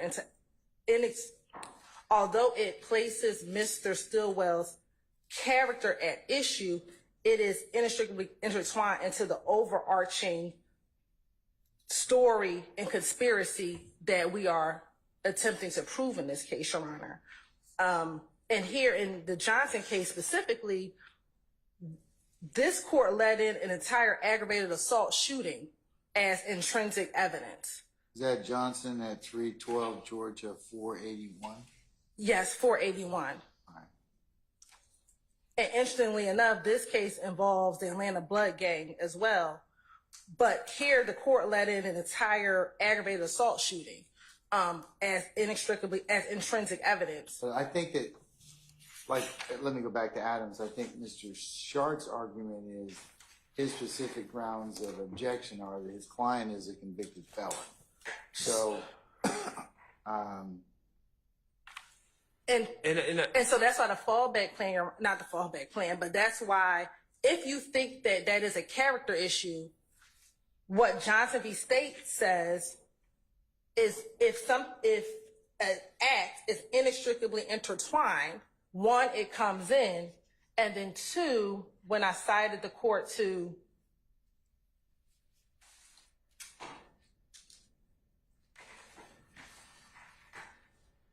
Williams v. State, 302 Georgia 474, intrinsic evidence remains admissible even if it incidentally places the defendant's character at issue. So even if you believe that his character, which the state still contends that it is not, because it's intrinsic, even if it incidentally places the defendant's character at issue, it would still come in. This incident in which Mr. Copeland is now explaining to the investigators why he was unable to turn in this gun is inextricably intertwined into the series of events that occurred. Defense counsel has made it an issue that Mr. Copeland has been lying throughout this entire interview. So this gives a reason why he was unable to turn in that gun. We haven't even crossed Mr. Copeland, so I don't know. I haven't called Mr. Copeland. Mr. Steele's argument all last week is the reason why some other rumors are going to come in is because they want to show that Mr. Copeland lies in this interview. That was the exact argument last week as to why certain non-relevant portions of this interview should come in. Ms. Hilton? Mr. Shaw? I'm just seeing if you were Yes. finished. Okay.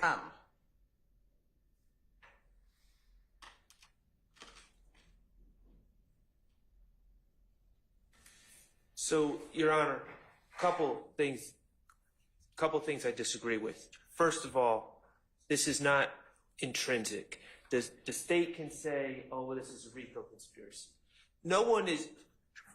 We are dealing with the January 10, 2015 Donovan Thomas homicide, and that's allegedly what all this is related to, according to the state. But even if we took an expansive view, this indictment alleges, I should know the number, near 200 different overt acts. 191, okay? This February 20th shootout outside Kenneth Copeland's house is not one of the alleged acts. So we are now going into the minute details and collateral information about a act that isn't even among the 191 acts charged. Secondly, even if we were to label this as intrinsic, which I don't believe it is, the state said it's admissible as long as, even if it incidentally puts the character of the defendant at issue. This is more than incidentally. Let me just engage in a little conversation. Ordinarily, you'd be right, but there's a background in terms of this gun that the jury's heard and is continuing to hear in this particular case, and that being is that in the interview he says, well, Copeland, I was telling the police anything they want to hear because I want to get out of jail. I'm gonna go get that gun. This kind of fills in that particular narrative about this particular gun. So it is kind of is relevant, and it is kind of inextricably kind of intertwined in that respect. And, Well, and it kind of in looking at Johnson at 370 at 312 Georgia 481.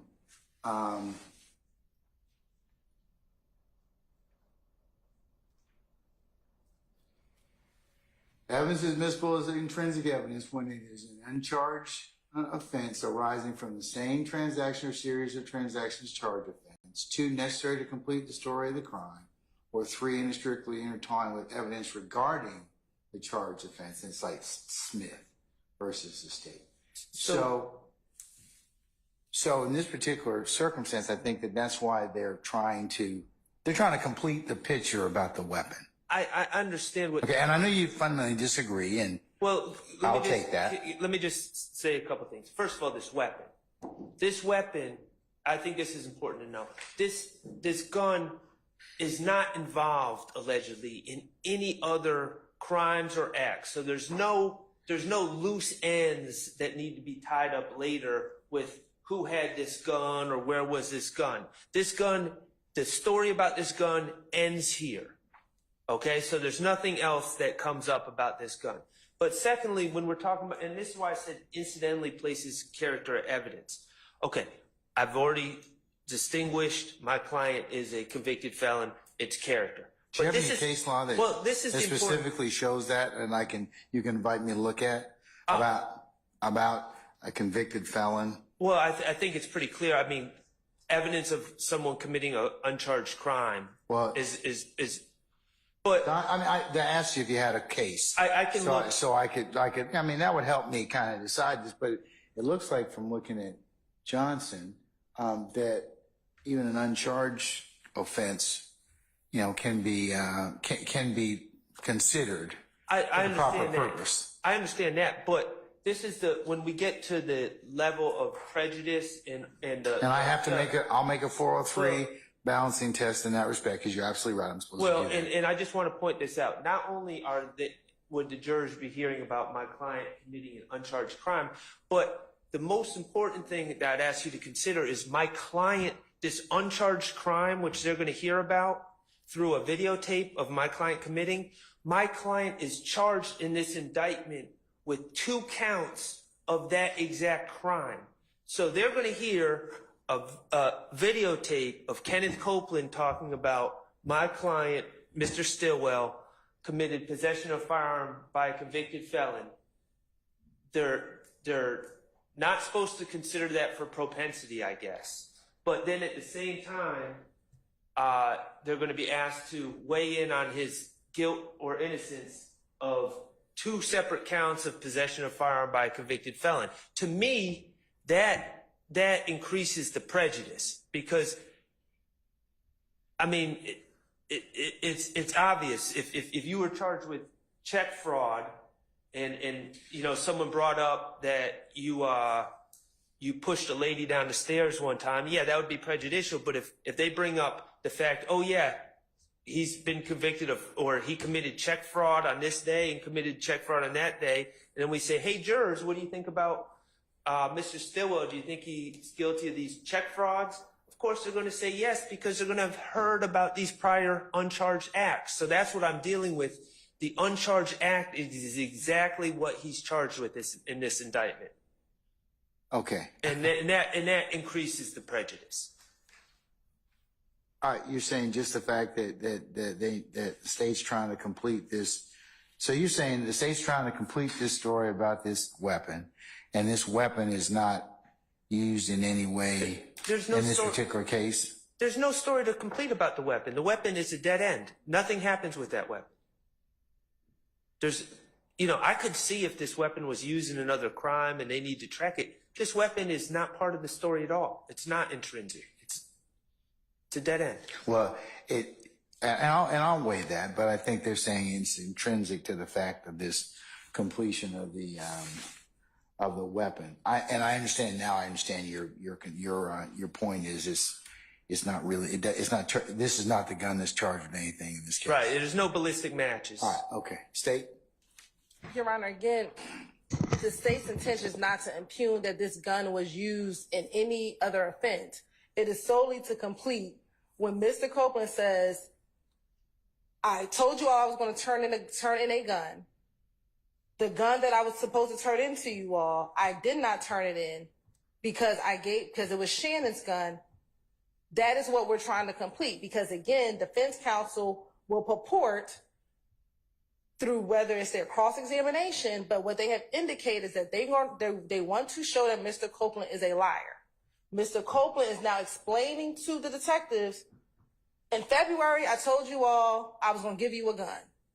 I never gave you all a gun. Well, let me tell you in June why I didn't give you all the gun. I didn't give you the gun because it was Shannon's gun. And Shannon took the gun with him. And that's why I could not give it to you all. But there's a reason behind the gun. But what it does is, nobody's been able to kind of tell me otherwise that being a convicted felon. I mean, I know it's a status offense, but even looking at Johnson, Your Honor, the Johnson case in which they're allowing an intrinsic act of an aggravated assault, the case itself was a murder case. And they allowed into evidence another aggravated assault. It was a murder and a shooting incident at a gambling house. Uncharged aggravated assault. Or yes, it was the one that was on charge in the indictment. It was uncharged. It was uncharged in the indictment, and they allowed it an entire. It was not charged in the indictment. It was not charged in the indictment. So here, Your Honor, we're not asking for a crime to be admitted. We're asking solely for the playing of the fact that the gun was not turned in because it belonged to Shannon. Shannon went on tour with Thug, and he went to Miami. We're not even saying that. Okay. All right. Let me say about that. What about Mr. Shart's argument about it? I have to do then a 403 balancing test. Is it more probative than prejudicial? He's saying you've already charged Mr. Stillwell with 2 counts of possession of firearm by a convicted felon, which are going to be brought up later on. He's saying this increases the prejudice. So what would you say about that? Because and I'm listening to it because it's a road to nowhere. It's kind of like, in terms of what you have to prove, it kind of just, the jurors may think, well, this guy's who's a convicted felon has this gun and it's not really involved in anything that's charged in this case. Your Honor, Mr. Stillwell is charged with a murder in 2022, and that's one of the offenses. Okay, but is this gun tied to anything? The gun is not tied, but trying to. Okay, that increases the prejudice though, because if it's not tied to anything, I mean, I understand what you're saying, sorry, I apologize. No, go ahead. I'm No, apologizing. no, you Go ahead. go. I'm sorry. No, what it does is it increases the prejudice in terms of because you don't want the jury confused on the fact of, okay, we've heard Shannon's got a gun, or that Copeland's saying, hey, Shannon, the reason I didn't turn it in is because Shannon took it and he took it down he took it.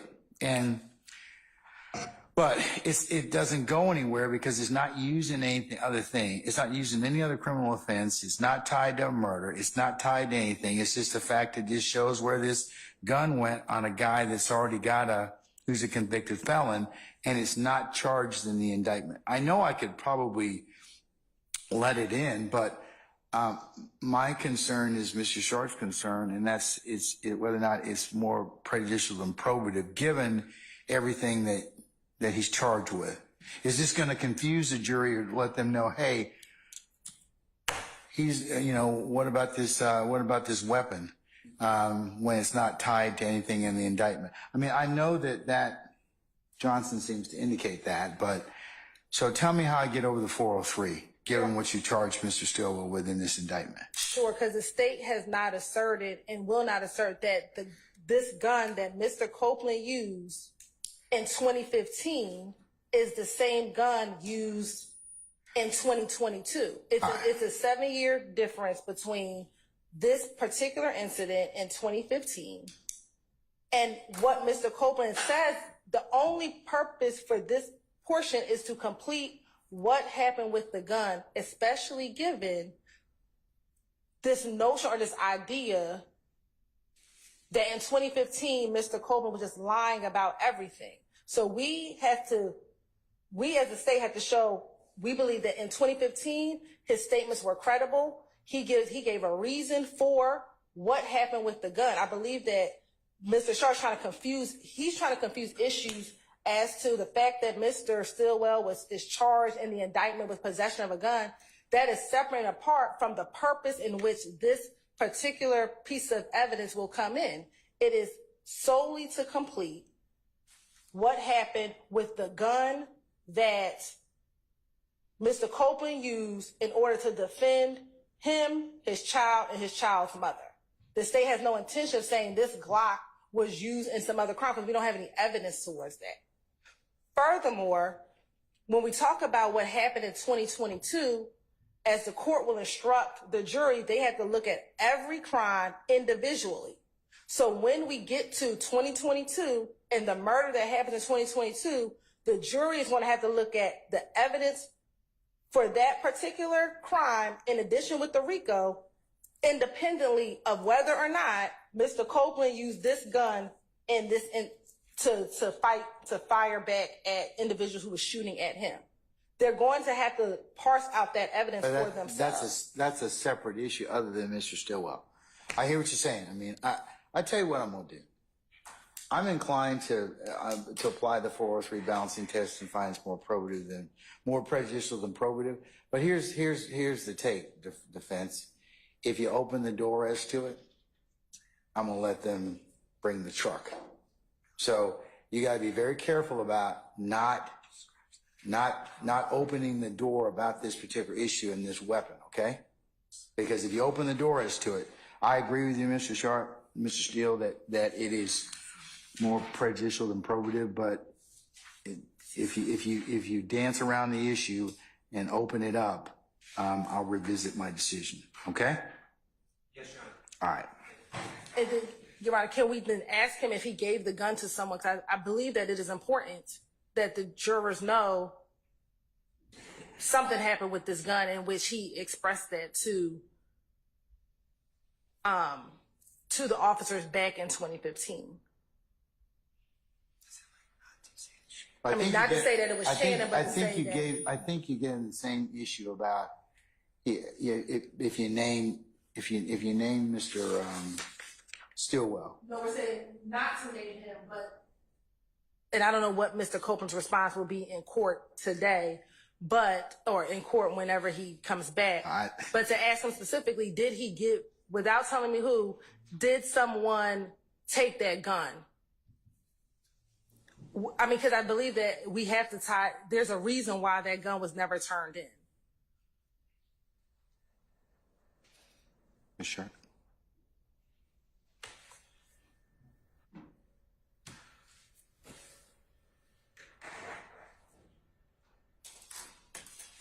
Your Honor, my concern is prejudice upon my client, Mr. Stillwell. So if Mr. Copeland is properly instructed beforehand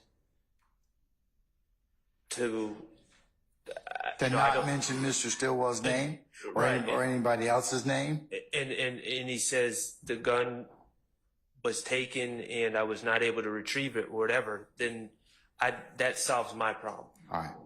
Stay, are you good with that? And I will I will just tell you that you will need to talk with Mr. Copeland about that. He needs to make very clear that he cannot mention Shannon or anybody else. And again, given his current, how he's been testifying in court, we don't want to allude. I want him to give whatever answer he's going to give. But I think you're going to have to tell him that the court has already ruled you cannot say it's Mr. Stillwell. Okay. I mean, I think I think that would be a proper witness admonition about that. Yes. Or, you could lead him at that point in time. Okay. All right. Thank you, Your Honor. So you can do both of those two things just to make sure he doesn't get into anything that would be inappropriate. Okay. Yes, Your Honor. Thank you. All right. Okay.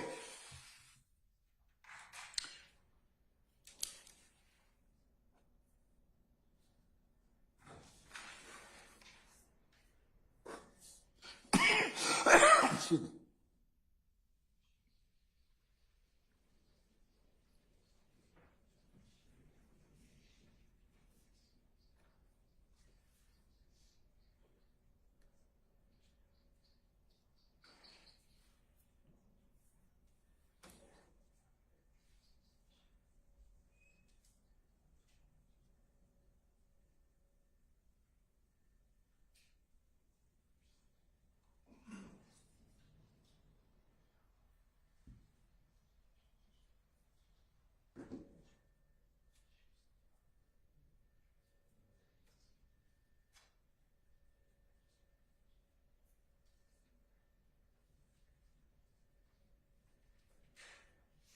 Okay. All right. Moving on, I think the next thing that we have is 11:45:15 through 11:45:24, which corresponds with page 83, 183, lines 21 through 23. So we can move forward. I think the next defense redactions are page. So are you going to redact those particular portions, or are you not sure? You got, I think under Mr. Sharp's table, it's got unsure. We're not playing those. I'm not Okay, sure. so you're not going to play those. Yes, we're Okay. not playing those portions. All right, so you're going to omit that, and you're also going to omit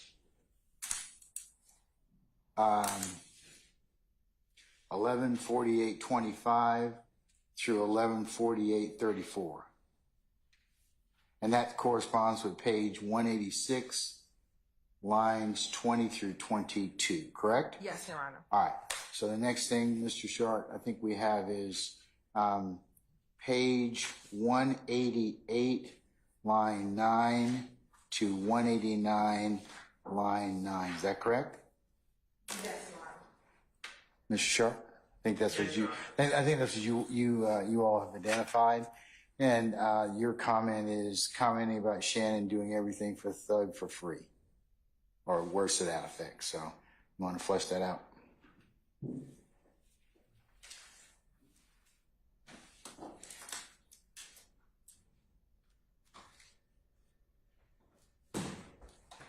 Yes, Your Honor. I don't know what Mr. Copeland is specifically referring to when he makes these very generalized statements. But he essentially just goes on to say that my client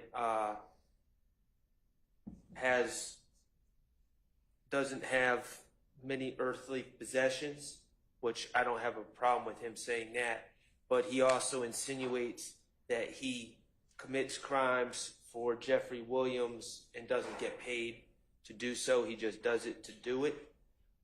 He doesn't give specifics. I'm not sure what he's referring to, and it's bad character evidence, violates 404A and B, and that's why I'm objecting. And I don't know. It's entirely unclear what his personal knowledge to any of this is. All right, sir. Ms. Hilton? Yes, ma'am. Okay, go ahead. And that, what's that? What's the reference on the tape? So the 11:50 will start a little before 11:50:01 to 11:51:03. All right. Young problem right now. Whatever he says, he does it. This is how much you get paid. Nothing. There's no way. There's no fucking way. It's my mom graveyard. Why? Well, why is he doing it? He that guy. Guess who told me? Guess who told me what he getting paid next? So. Wait a minute, what? He said Shannon. Shannon told me. But why as it sounds, Shannon don't trust you. Why would I tell you anything? Okay, put it this way. He ain't got to say anything. What does he got? Shannon got a truck. He gonna take you for $3,000 to get his truck back. He ain't got $3,000 to go take him. But I mean, the shit out here, man. I know Shannon. So I got y'all come around and say, now Willie, come on, man. You right, I don't have to do it. You know what I mean? I'm not saying that you ain't got shit, Willie, but you. And it's at 11:51:06.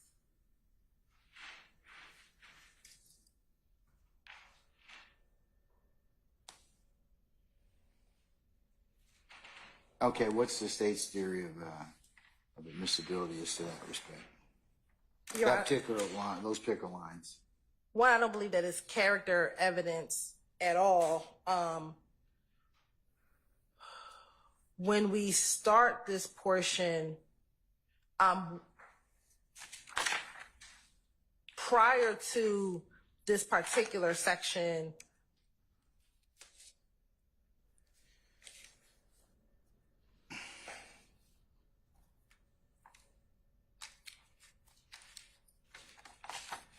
they begin talking about why the opposition was targeting him first, and him being why the opposition was targeting Mr. Copeland first after the murder of Mr. Donovan Thomas Jr. And he's explaining, he being Mr. Copeland, is explaining that it's not me, it's Shannon. And he doesn't say his name. That's when he points to the paper. Because it would appear that on the paper, Shannon's name is on the paper. And he says, this is your problem right here. Whatever he says, he does. And he points to the paper. Presumably, Mr. Williams' name is on the paper and Mr. Stillwell's name is on the paper. They then go in to ask him, how much is he getting paid? He says he's not getting anything. And then they ask him, well, who told you that? And he says, he points, what I believe to be, he points at Shannon, because Dennis clarifies, he says Shannon. He says Shannon. So one, this goes into Copeland's belief of why he doesn't understand why he's being targeted by Ifgang. Because He being Copeland? Correct. And he's explaining that I'm not the problem. It's Shannon is the issue. And they're trying to understand more of the dynamic or the relationship between Shannon and Mr. Williams. And he further explains, look, he's not getting paid. He does, according to Copeland, he's doing whatever he wants just for him. And I believe that, again, that is... He being Mr. Stillwell? Correct. Is doing whatever it is that Mr. Stillwell is doing for Mr. Williams and not getting paid for it and not, and so I think, again, that is important when we talk about this gang RICO enterprise, the relationship between the parties. And what Mr. Copeland is talking about is the relationship between his perception of the relationship between Mr. Stillwell and Mr. Williams. And again, when we're talking about the larger conspiracy and we're talking about the nature of their relationship, the nature of the enterprise, here is arguably an unindicted co-conspirator to the larger gang talking about two other gang members and the relationship between them. We believe that that is relevant for the jury to hear. Your Honor, I'm going to withdraw my objection to Okay. Mr. Steele? On object to everything, but. Of course. All right. I just wondered if you have another specific objection since it references your client. That's why I was asking you. I have objections that I believe the court noted. I know Shannon, that's his response. How do you know this information? I know Shannon. He doesn't give any background reason. The state hasn't asked about this at all. And then Mr. Copeland just pontificates and speculates how did Shannon get $3,000. He has no idea. So all of that is wrong. With that being said, though, I don't want to go against Mr. Strike. Really arguing for this point. Okay. I've noted your objection. I'll allow the state to play it over your objection. I'll give you a continuing objection. And that is page 188, line 9 through 189, line 9 or thereabouts. Okay? All right, next, I think you all have page 196, line 16 through 199, line 4, and that talks about Mr. Stillwell and Dee shooting up houses, and about how Mr. Copeland lacks any firsthand knowledge, and might be talking about the wrong story. And Your Honor, this is page 197 to 198. Page 197? Yes. And I think we will start at page 197, line 17, and it actually goes to page 199, line 4, and the state has no objection to redacting that portion. Ms. Hill, I appreciate that. The way I believe that the conversation, I'm seeing it begin on 196, actually line 1, about Dee being dropped off at the club.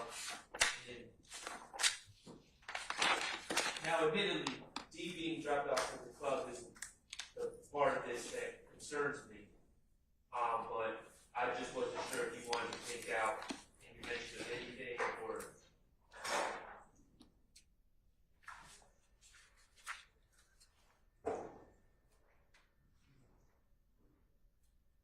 I think it all involves the same event.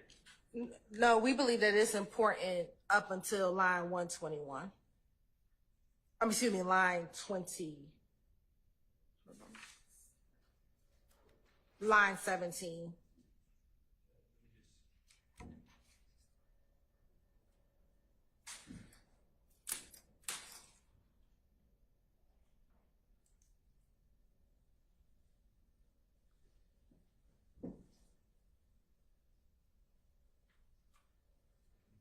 I would say definitely we need to start on 14, 197, line 14. Where, you know what I'm saying? So anyway, what I heard was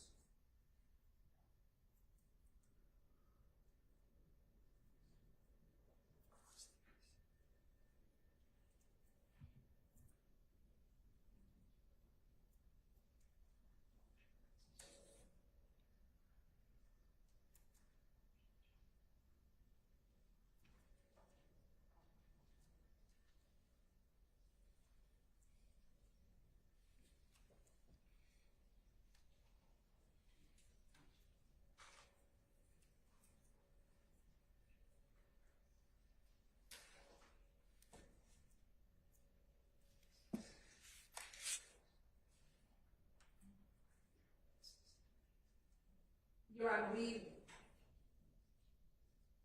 can redact beginning at line 14. From page 197? Yes, page 197. To, After the period, after Big Brother. so you redact after that? Yes. Through page 199, line 4? Yes, Mr. Short, you good with that? Anybody else have any objection or wish to be heard about those lines? Okay. All right, Mr. Steele. Anybody else? Okay. All right.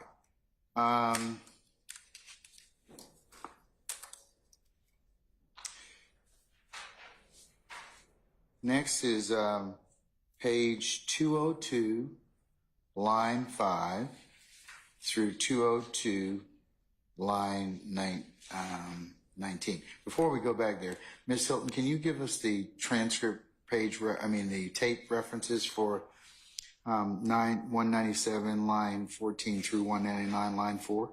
Yes, Your Honor. Okay. It's going to be around 11:57 and 22 To, to 11:58 29. all right, thank you, madam. All right, going back to the next one, page 202, line 5 through page 202, line 19. And I believe that that is comments about Mr. Stillwell carrying a firearm. You're right, given the court's current ruling, we would like it in, but we understand the court's previous ruling. Okay. And so I think that would be consistent with his previous All right, ruling. I'll omit that. Any objection, Mr. Sharp? No. Okay, all right, I'll omit that. All right, the next one is page 213, line 20 through 214, line 16. And I believe that that goes to hearsay.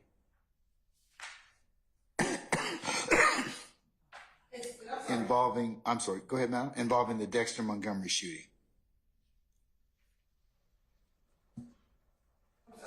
For one moment, Your Honor. Yes, ma'am.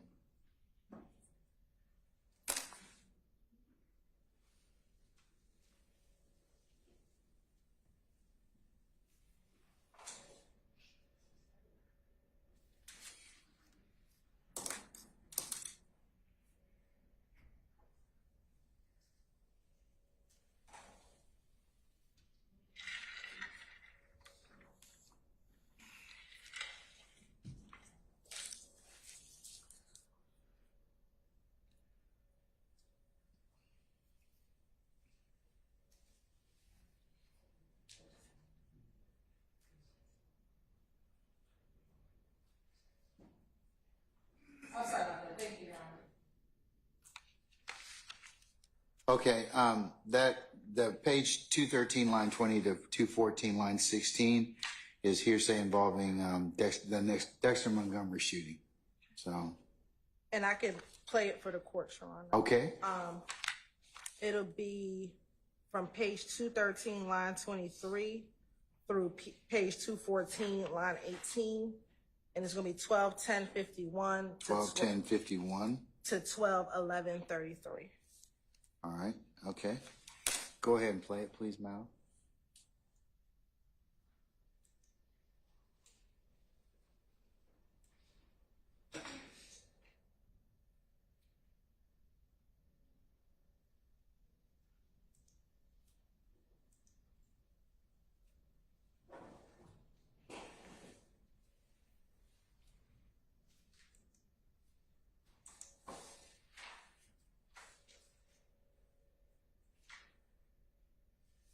It's going to start a little earlier at 12:10:48.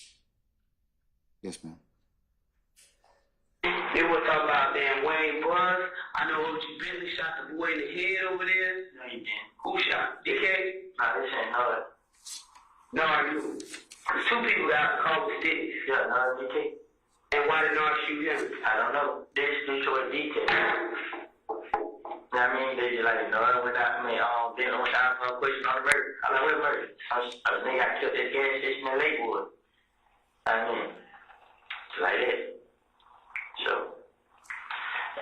but how do you know Nard did it? D? How do you know Nard did it? Say you been in trouble. They talk about it. I mean, like I tell you, yes, what it was. And we're stopping at 12:11:34. All right, State, you want to tell me? Go ahead.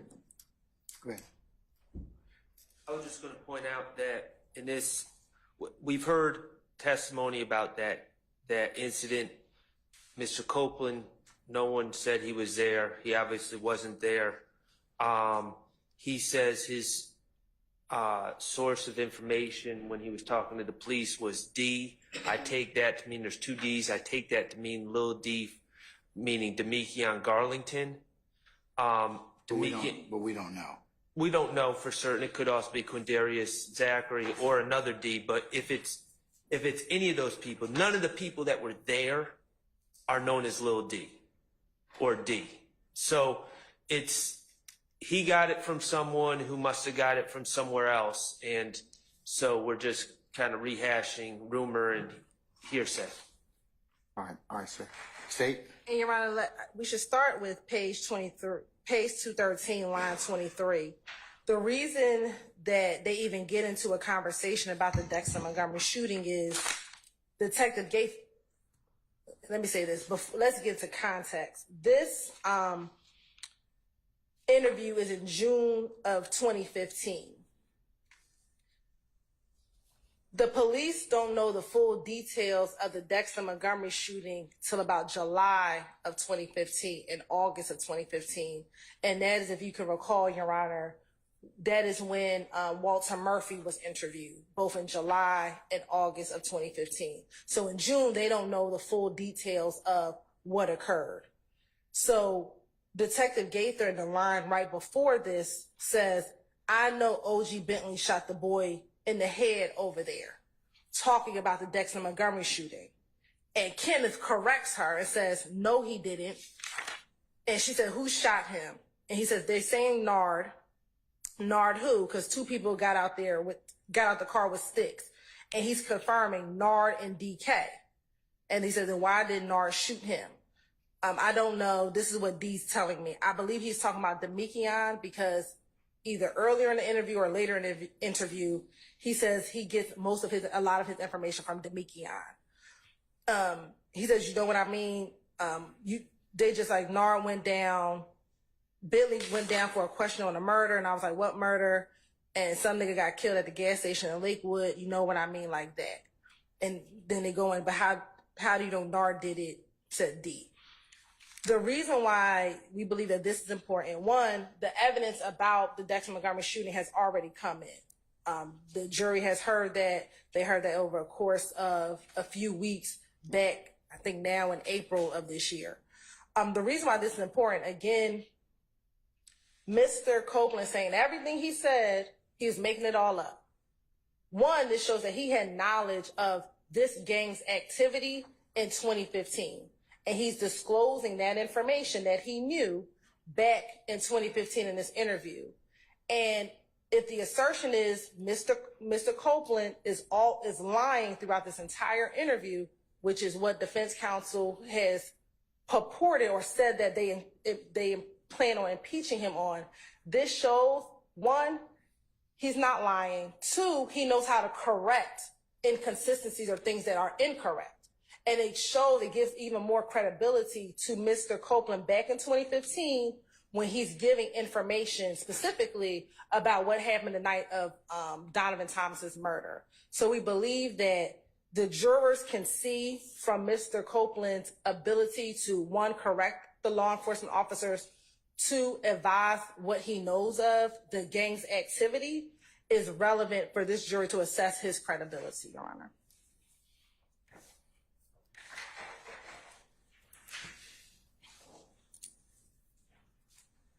Your Honor, the fact remains it's still hearsay, and nothing that the state said is a hearsay exception. Yeah.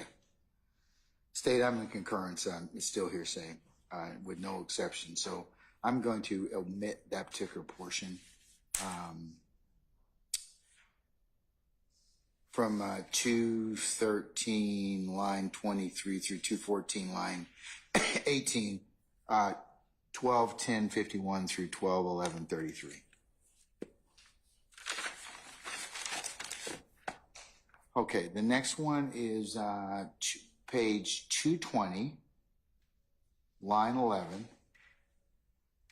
through 220, line 21. And I want to say that pertains to purportedly bad character, Mr. Stillwell punching somebody else's baby's mama. Your Honor, the state, I believe the correct lines are page 220, lines 12 to 15, which is 12:15:50 through 12:15:56. 12:15, I'm sorry. 12:15:50 Uh-huh. to 12:15:56. Okay. And we don't have any objection. You're gonna, okay, all right. And I agree that there are times covered what I was concerned. Okay, all right. So that's covered. The next period is 222, line 17 through 223, line 6, and that purportedly shows some hearsay in regards to beef with Game and Nipsey Hussle and the squashing of this purported situation. Mr. Sharp, you want to say it? You want to flesh that out? I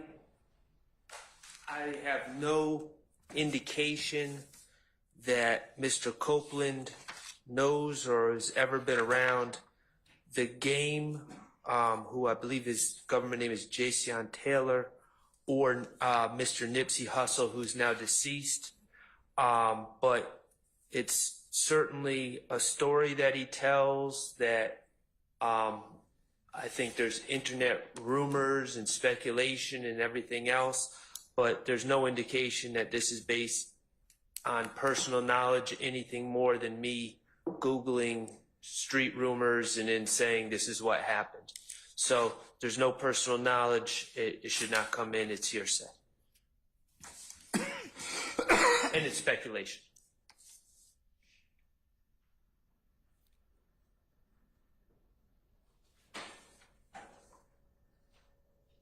All right, Ms. Hope. I'll play the second. Okay.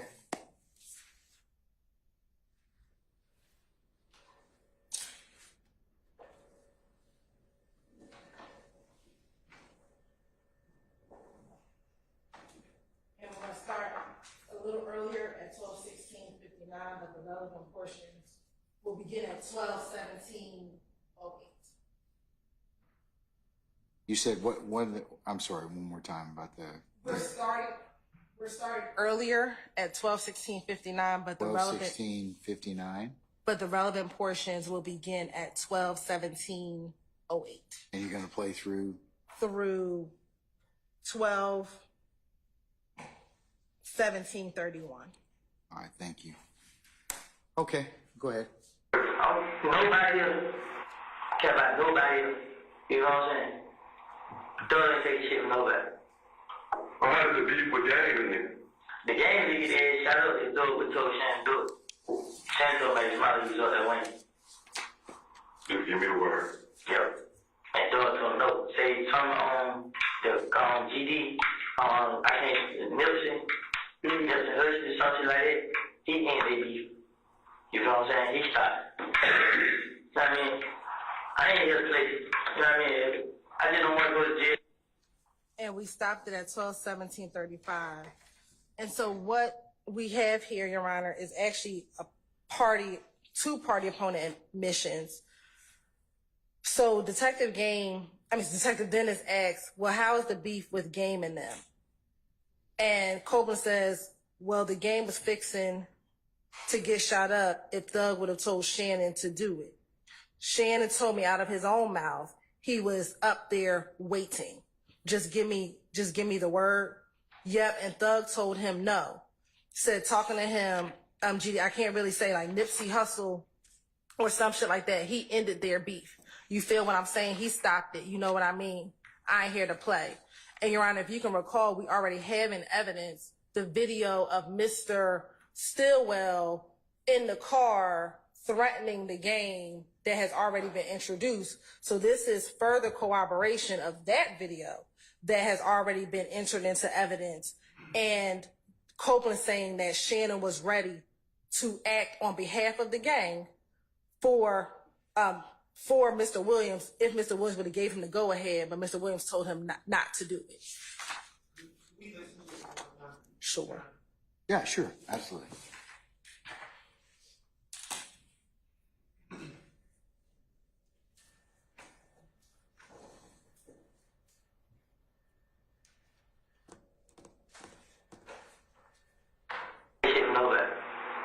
How does the beef with gang in?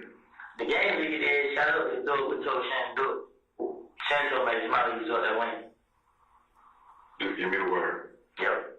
And throw it to him. No. Say something on the GD.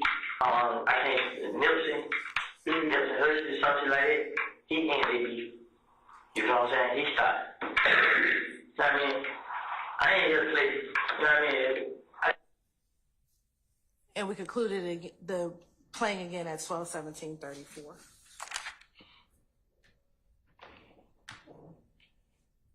All right, Mr. Sharp.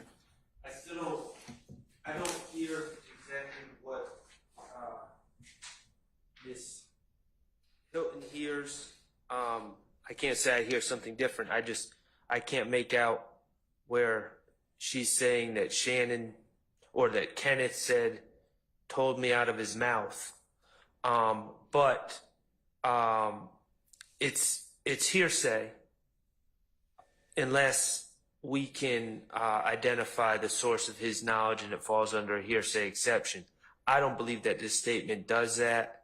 I believe that he's speculating based on what he's heard from, as I said, from the internet or rumors or street rumors. But the other thing I'll say, it's also not an admission by a party opponent in and of itself, and that's because the hearsay that I'm concerned with is Kenneth Copeland's hearsay, and he's not a party opponent. This is hearsay, and this never came up at all, to my recollection, in direct examination of Kenneth Copeland.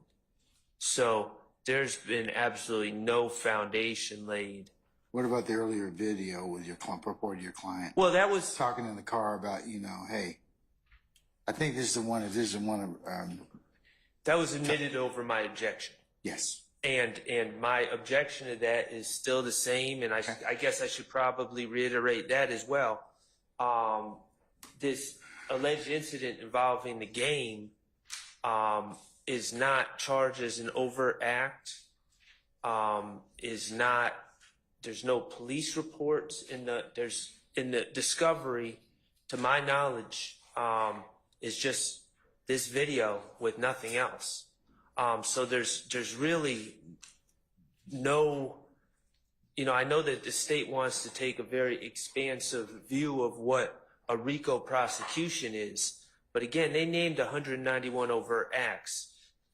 Nothing involving the gang was named in the indictment, and there's no police reports regarding threats to the game or anything else. There's just this one video that's pulled off of some website somewhere and thrown into discovery, and I don't believe that it's intrinsic to anything, and I don't believe it's relevant. Now, obviously, Your Honor has disagreed with me, and Your Honor let in over my objection the video, but just because that has occurred doesn't mean that I agree that other conversation and hearsay conversation by Mr. Copeland should be bootstrapped into this trial just because we've admitted one video over my objection. Yes, sir. Okay. Ms. Hilton? Your Honor, again, this is corroboration of the overall conspiracy of the gang. You're right. I think that sometimes maybe we stream away from there's still an overarching conspiracy of the gang itself and the activities that the gang does.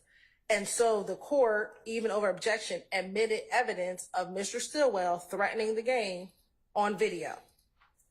Here, Mr. Copeland, and this says, and we can play it again for the court, Shannon told me out of his mouth. So that is What line is that? This would be line 20 on 222, but where it says indiscernible, if you actually listen to what he says, and I'll play it again. Play that portion, just that portion again. Hold on.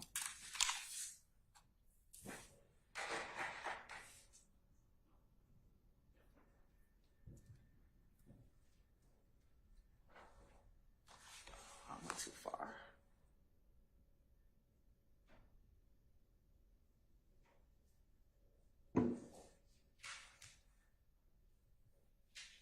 I'm going to start it at 12:17:06. Oh, sorry. Oh,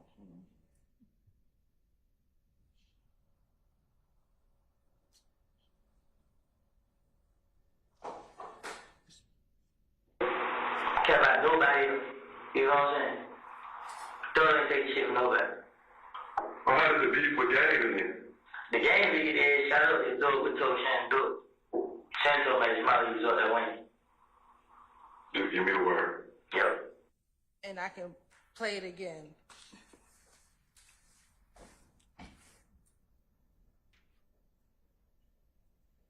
The game big is shout out to Doug with told Shannon do it. Shannon told me his mother he was up there winning. He said Shan told me out of his mouth he was up there waiting. Prior to that, he says the game was 50 and shot up, and if Thug would have told Shannon to do it. Christian, can I listen to your...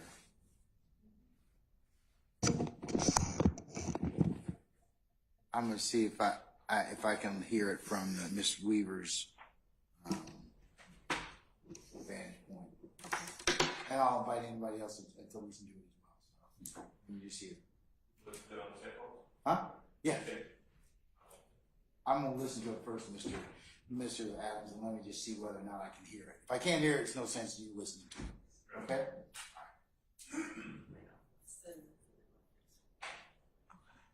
I'm going to start at 12:17.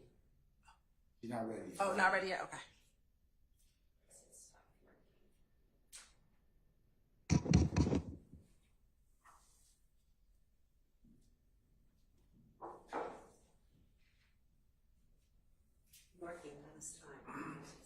Of course.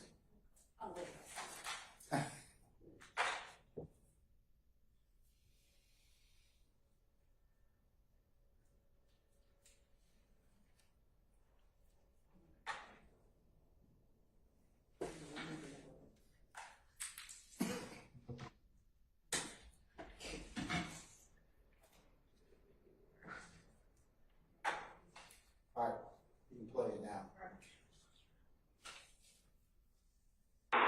Well, how did the beef with gang then? The game big is shout out to Doug with told Shannon do it. Shannon told me his mother he was up there winning. Just give me the word. Yep. And Doug told him no. Say turn on. Keep on going. You want to keep going? No, Mr. Adams, you want to listen to it? Did you hear better? Yeah.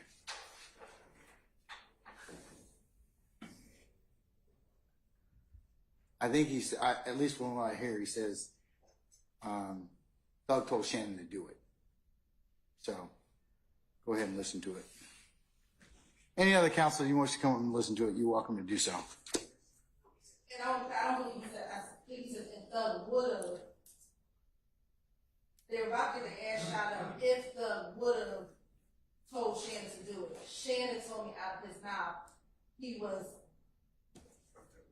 up there waiting, and then Dennis responds, just give me the word, give me the word. Yep, and Thug told him no. So I want to be clear. I think Mr. Williams told him no, but he was prepared to go.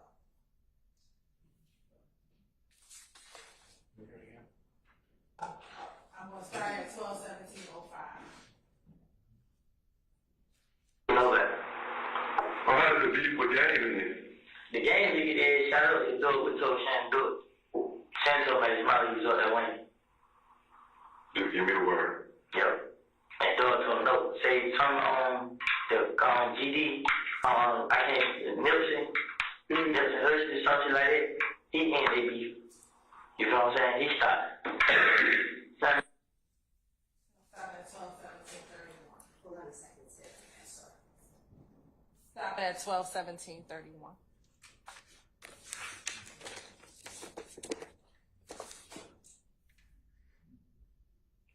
Can I listen to it one more time?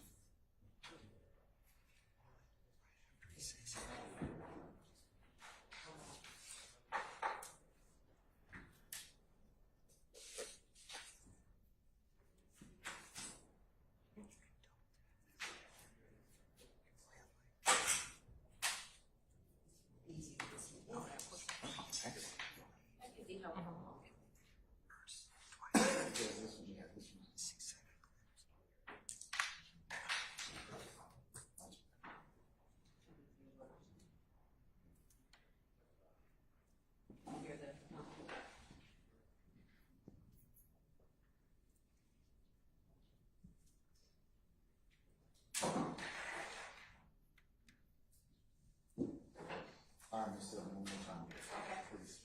I'm going to play starting at 12:17:06.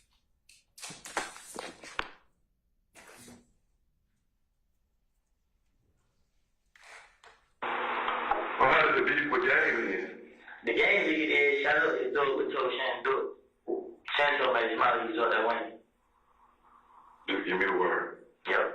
And throw it to him, no. Say turn on the GD, I can't Nipsey Hussey, something like that. He ain't they beef. You know what I'm saying? He stopped. Stop at 12. I think it's all right. This is what I hear. Shannon says I was up there waiting. One more time. Can you turn it up? Volume. Turn it down. It's working a little bit. Wait, one more time. All right. I'm going to start again at 12:17:06. Well, how does the beef with game then? The game nigga is shout out to do it with told Shan do it. Shan told me Smiley was up there winning. Just give me the word. Yep. And throw it to him, no. Say turn on the GD, I can't Nipsey Hussey, something like that. He ain't they beef. You know what I'm saying? He stopped. One more time. One more time.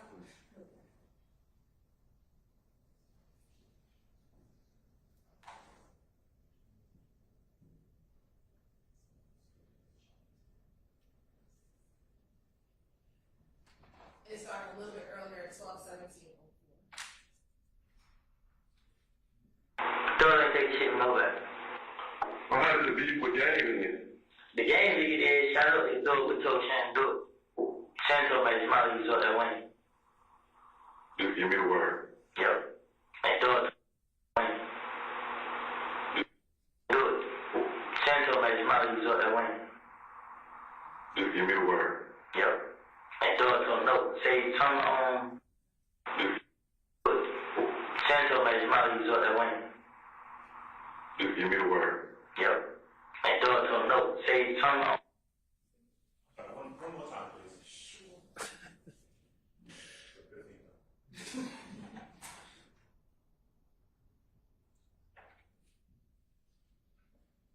Take shit from nobody. Well, how does the beef with game then? The game nigga is shout out to do it with told Shan do it. Shan told me Smiley was up there winning. Just give me the word. Yep. And throw it to him, no. Say turn on the GD, I can't Nipsey Hussey, something like that. Yep. And throw it to him. The game nigga is shout out to do it with told Shan do it. Shan told me Smiley was up there winning. Well, how does the beef with game then? The game nigga is shout out to do it with told Shan do it. Shan told me Smiley was up there winning. Well, how does the beef with game then? The game nigga is shout out to do it with told Shan do it. Shan told me Smiley was up there winning.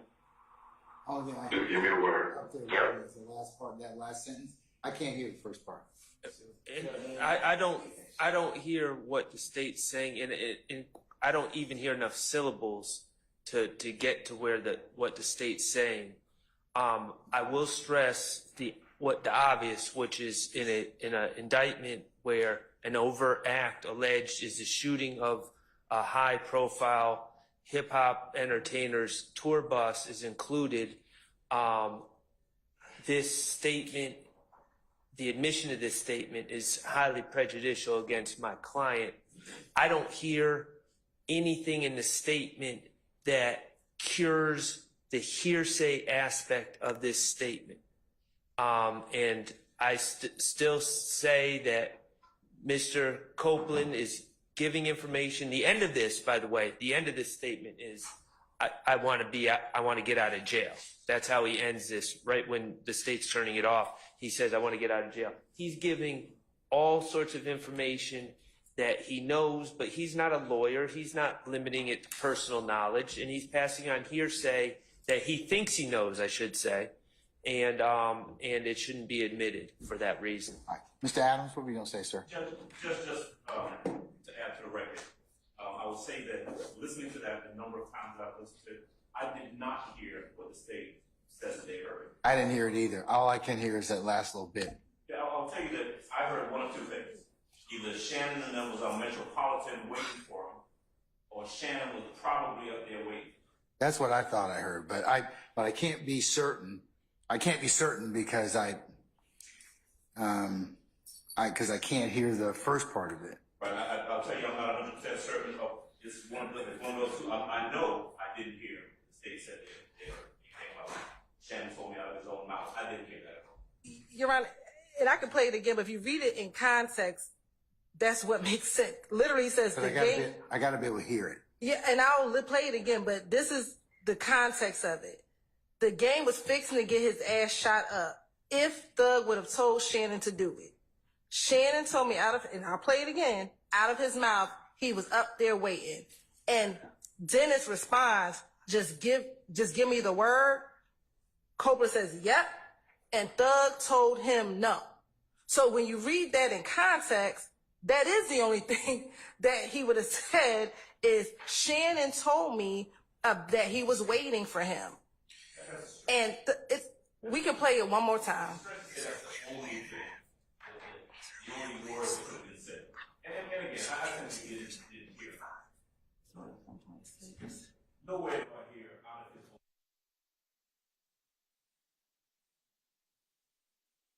Metropolitan, but we can play it again. All right, so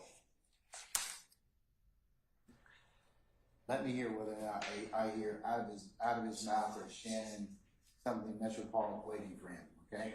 Slow it down. Maybe we can slow that down. The slowest it goes is 1.6. We were trying to see if it goes to 0.5, but it doesn't go slower. The game lead is shout out to Thug with told Shannon do it. Shannon told me his mouth, he was up there waiting. Why is the beef with game then? The game lead is shout out to Thug with told Shannon do it. Shannon told me his mouth, he was up there waiting. Thug with told Shannon do it. Shannon told me his mouth, he was up there waiting. Just give me the word. Shannon told me his mouth, he was up there waiting. Told Shannon do it. Shannon told me his mouth, he was up there waiting. Do it. Shannon told me his mouth, he was up there waiting. Just give me the word. Shannon told me his mouth, he was up there waiting. Just give me the word. Yep. And Thug told him no. Say, turn on. Shannon told me his mouth, he was up there waiting. Just give me the word. Yep.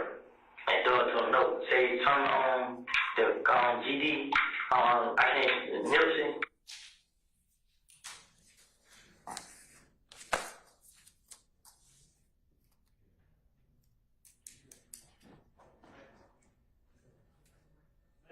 Oh yeah. Miss Weaver has told me, authorized for me to tell you that you see how difficult her job is. Okay, so I'll be honest with you. I don't, Miss Hilton, I do not hear out of his mouth anywhere. But I, but I have to be honest and say, I don't hear, I get beat. I like Mr. Adams. I get little bits and pieces of Shannon and then waiting for him. I don't get like that, the rest of that sentence that fills in. I can't hear it, or at least not now.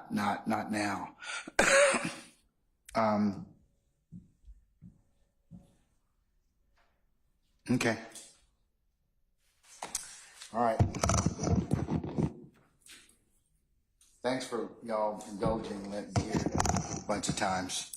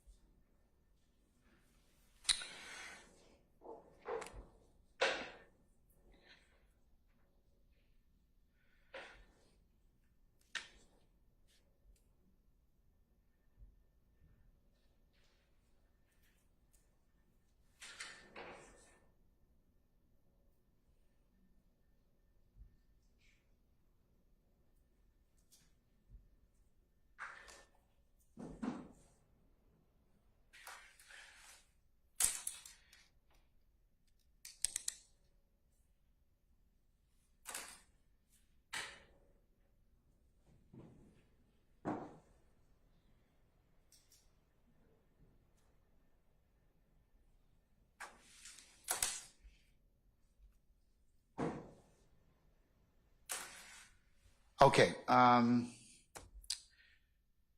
In considering line 220, I should say page 222, line 17 to 223, line 6, and corresponding audio video portion 12:16:59 through 12:17:35 in regards to this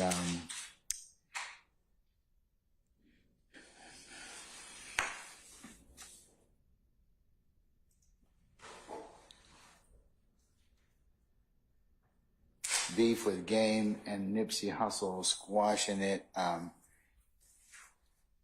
Okay, the defense's contention is that there's no personal knowledge. It's hearsay and they believe it's speculation. And then the state asserts that these are two admissions by party opponents, and it corroborates the prior discussions and gives overarching relevant testimony on the conspiracy of the gang and its activities. The court's in concurrence with the state's assessment, so I'm going to allow it over objection. I'll note, Mr. Shart and others, it will be a continuing objection. And Your Honor, just for the record, also, I objected based on lack of foundation. Yes, sir. Yeah, I will add that as well, that you did object as to lack of foundation. Okay. All right. I want to say the next statement is page 230, line 20 through 233, line 4, and then it's page 234, line 19 through to 238, line 25. Your Honor, could we have 5 minutes before you go on to the next? Yes. Thank you. Yes. We'll be in recess for the next 5 minutes, okay? All right.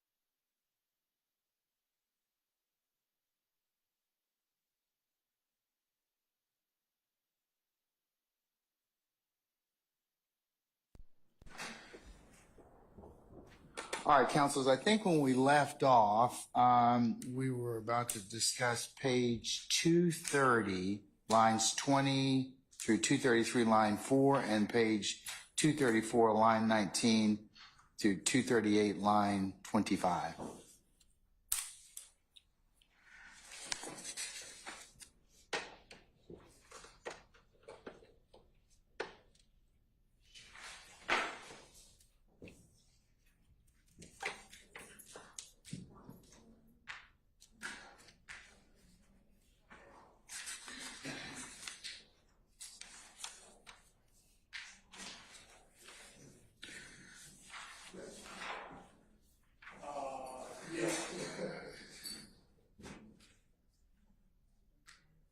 Okay, we ready? All right.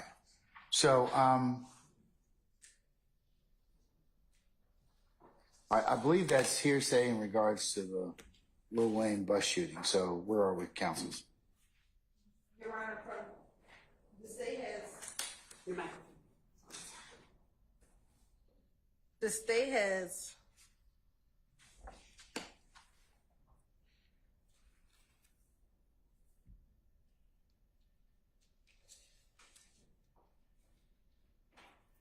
We would like in to complete the thoughts on page 230 up to line 23. Because I think defense counsel starts at 230 line 20. You said 230 up through line 23? Yeah, so we want all of up to line 23 in, and then starting at line 24,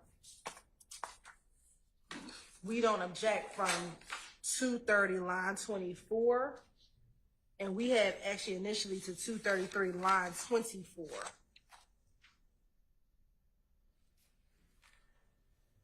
All right. So, Mr. Shart or others, Mr. Steele, any other, the state wishes to just, they want to play up until 230 what, madam? 230 line. So 230 line, starting the redaction at 230 line 24. You want to? I don't have any problem with that. Okay, going through 233 line 4. Going through.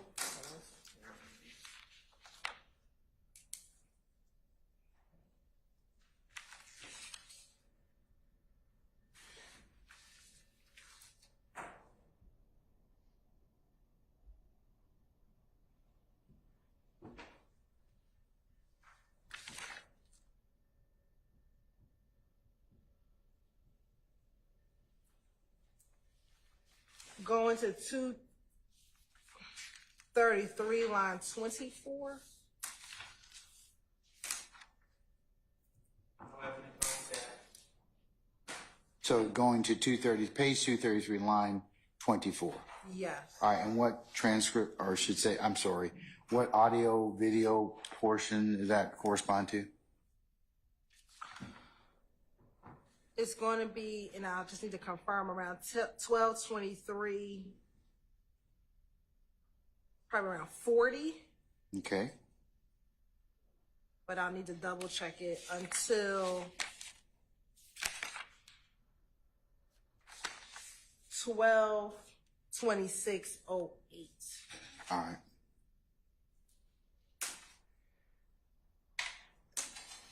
All right, what about page 234, line 19 through 238, line 25?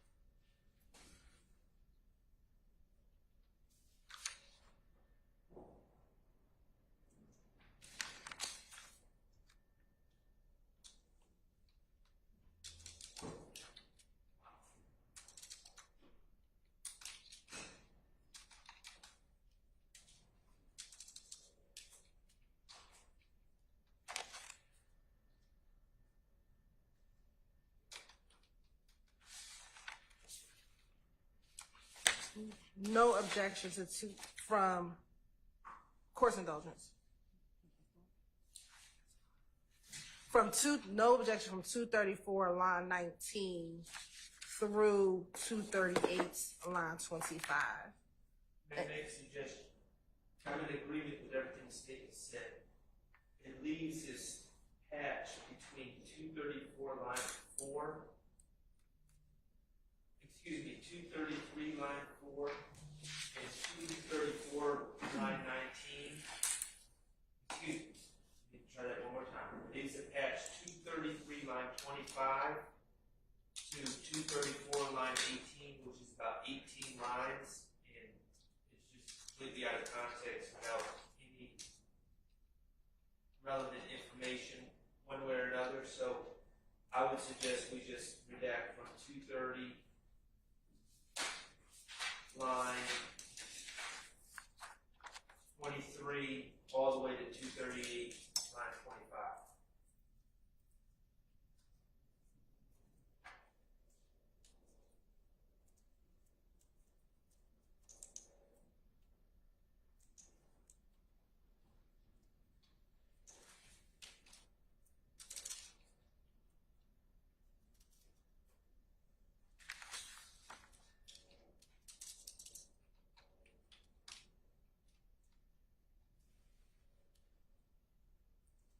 Okay.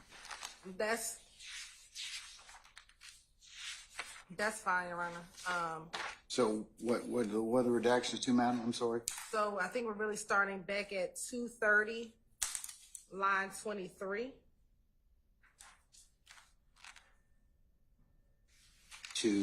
Through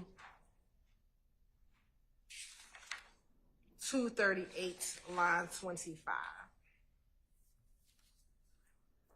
And that's going to be 1223, so approximately 40 to 1230. I think it's going to be 15. Okay.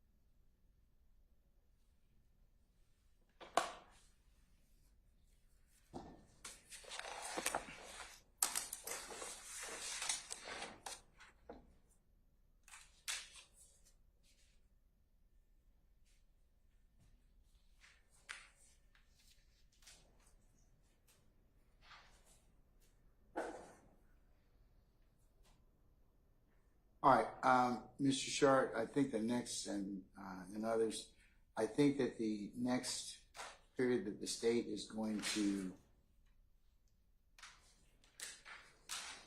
are you admitting this, Ms. Hilton? That's 12/25/30 to 12/25/36. So, Your Honor, those two are all inclusive of what we just discussed. Okay, all right, so we don't need to worry about those anymore, okay? All right, what about the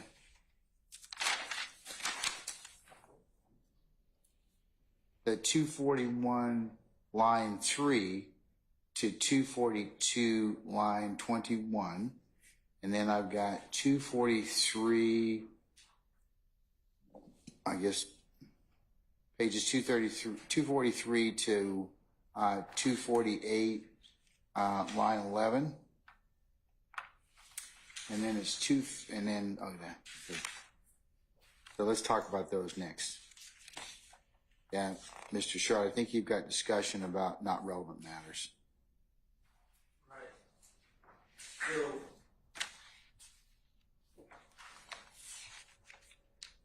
as known, Mr. Copeland tends to jump from topic to topic sometimes, and 242 towards the bottom of the page, 241, he starts talking about how the owners of Club La Cora thought that he had shot at the club or into the club, and it was one of Pee Wee Longway's people that had actually done it. And it's a big story about how he had to prove to the Allison brothers that he wasn't the one who shot, and it was proven by videotape that he was wearing some other types of clothes. And then he also talks about Tick robbing Bentley for a necklace. So that's all mentioned in the first part of what I would like excluded. That's the 241.3 to 242.21? Yes, sir. All right, let me hear from the state. From 241.3 through 242.21. Yes.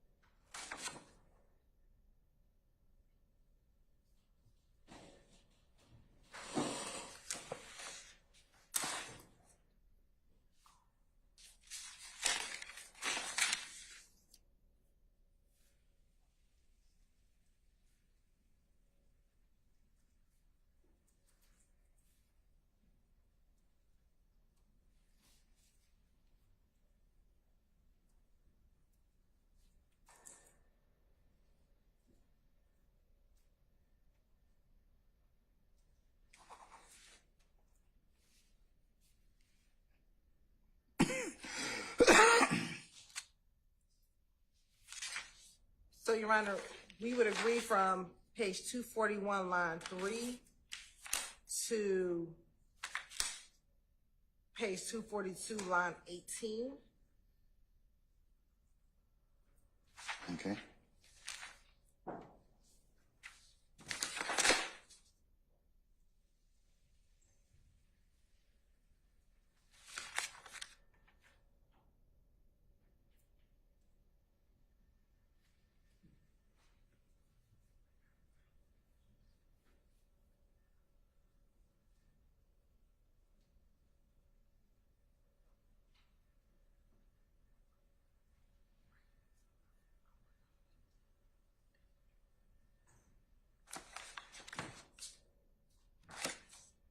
What's your stance on that, Mr. Short? Well, the problem is, in there is a small area where Mr. Copeland and the detectives start talking about loyalty and how he's loyal to his friends and how these other guys weren't raised the same way he was. But then they immediately after 5 lines or so, they start going into Bentley. He says Thug got his necklace back. Okay, I think that's all part of what they're not going to play. They're saying they want to stop it at 18 as opposed to 21. Right, but then it picks up again, the second part of, And that's 243. right, and then they're talking about Thug going to what's the name spot with a whole bunch of choppers, and got his gun, got his necklace, and then they're back on the Allison brothers, talking about the Allison brothers, and then he's back on the topic of shooting up LaCoura again on 244. So, there's a couple lines, I guess, that could be played. The bottom of 242, the beginning of 243, but again, it's kind of like the last one. They're sandwiched in between two sections that I feel should not be played, and I don't know, standing alone, how much context or value they have.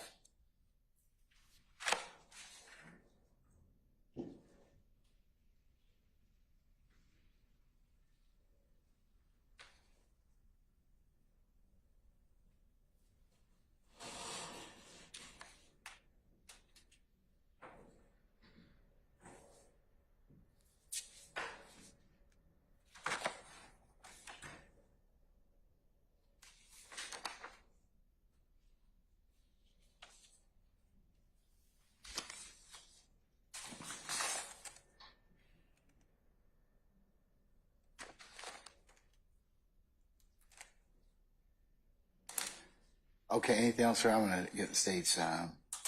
No, that's it. I guess I need to hear what the state's view on the second part is, and then we can figure out if there's any use of keeping that little bit in the middle. Okay, all right. Ms. Hilton, what's the state's theory of playing 243 to 248? I'm sorry, I didn't realize we were on 243. 243, 240. I thought we were still on the decision regarding. Can you turn your mic on? I'm sorry. Decision in regards to 18 versus 21? Correct, because Okay. I don't think. Let's see if we can get to the other one then. I think the defense is going to go back to that. But whether or from not it's worth- 243 line 9 through 250. You said 243 line 9 to what?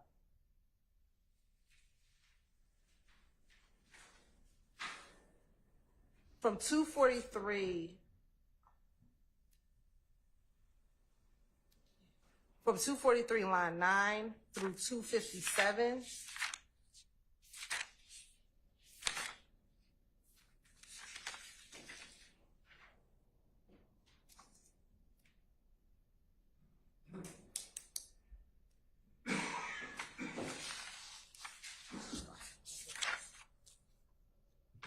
Well, let me start here. From 243 line 9 through 248, the state has no objection to.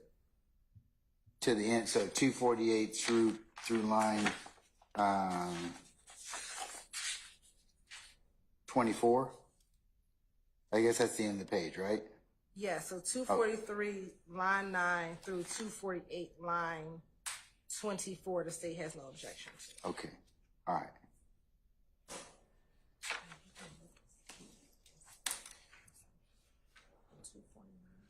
Okay, then what did you have some other lines that you didn't have any, where you wanted to also say you were going to omit? Or, Course indulgence for one yes, ma'am. moment.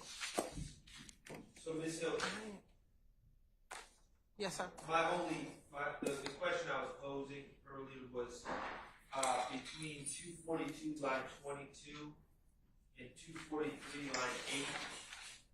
Does that make any sense in isolation, or should that be next? So I was still wanting 242 line 15 through 243 line 7. You said 242 what, ma'am?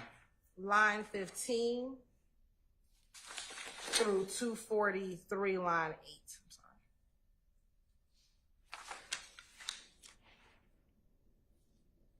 That's fine, Your Honor. All right.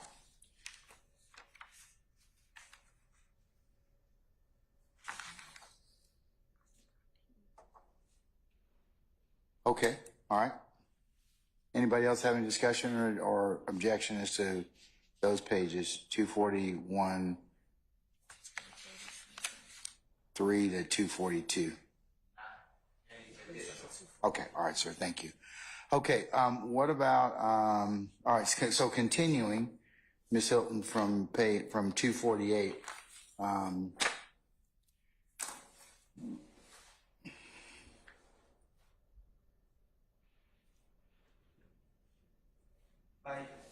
By changing it, I suggested 248, line 11, the state put forward line 24. yeah, okay, And that chops off the first half of the conversation regarding Shell Cal and Tay shooting each other. I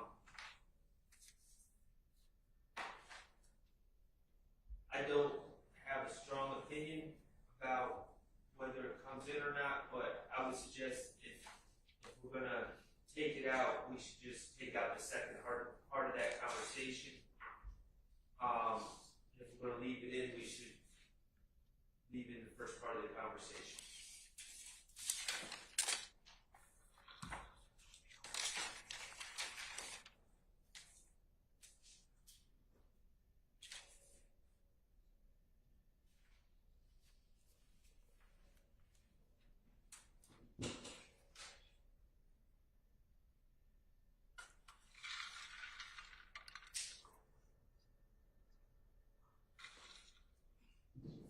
I think it's all hearsay, so.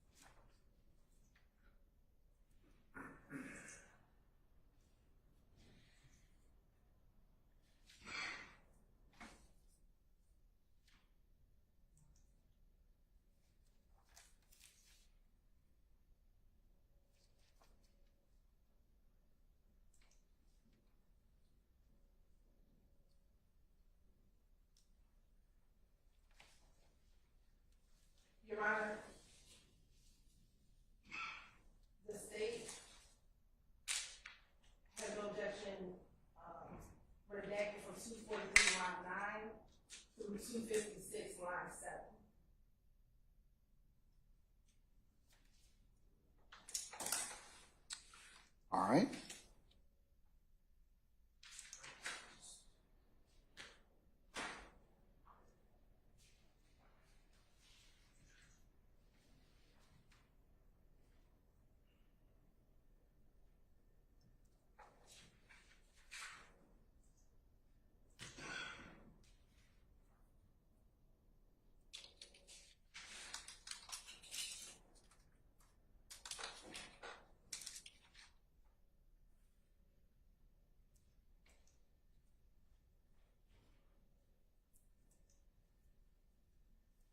That seems appropriate on behalf of Mr. Still.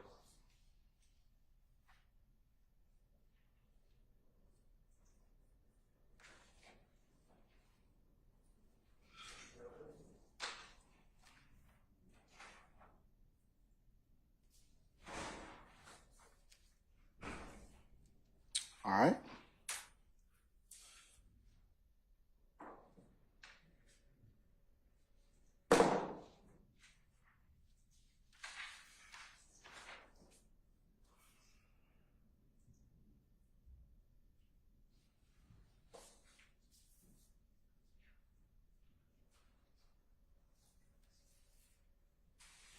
Okay, then the next period we need to discuss is 266, lines 10 through 24, where there's some hearsay about Mr. Copeland and Mr. Williams and this apparent gun buyback.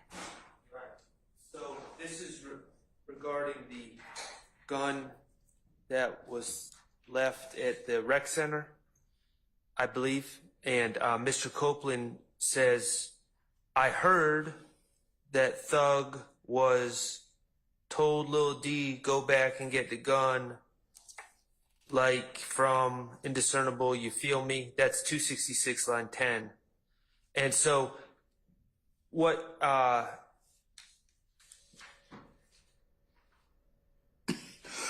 what he's saying to the detectives is that the plan, to his understanding through hearsay, was that Thug, Mr. Williams, instructed Quindarius Zachary to try to go buy that gun back from Kenneth Copeland, the assault rifle.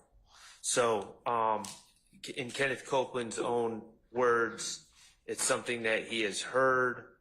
I don't know. It doesn't appear that he was a party to any negotiations or anything like that. That's just something he heard, and that's hearsay. All right. Ms. Hilton? Your Honor, we're in agreement of page 266, line 10 through 13.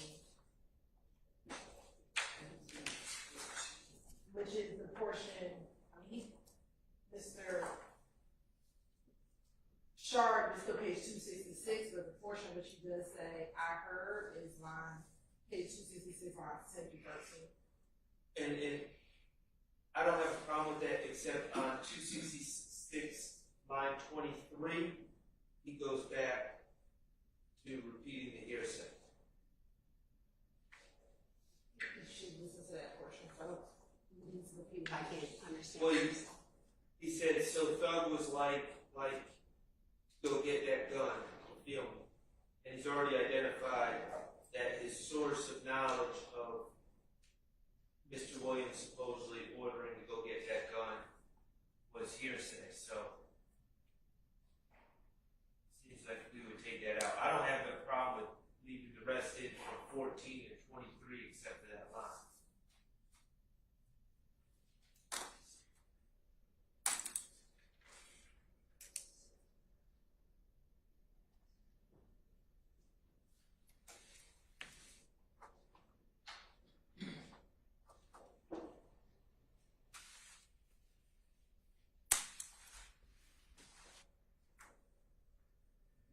I'll play a portion. We believe this could be categorized as co-conspirator hearsay as well. Are you talking about from 13 through 24? Yes, 13 through 20. Yes, 13 through. Because you're agreeing that 10 through 13 should be omitted on page 266, but you want to play I guess, 14 through 24. Is that correct? Yes, Your Honor. But we do, now in looking at it all, 10 through 24, we believe could be co-conspirator hearsay. But given that we just told the court we could omit 10 through 13, we'll play 14 through 24 for the court. All right, let me hear that then.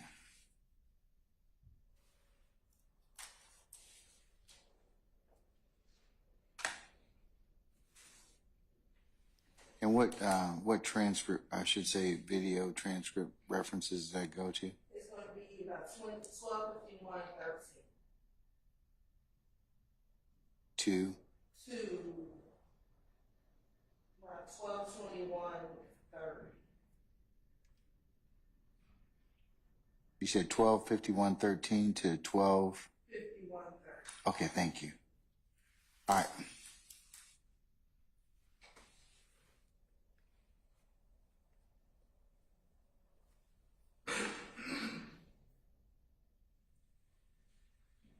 It's going to start a little bit earlier on at 12:50. Yes, ma'am.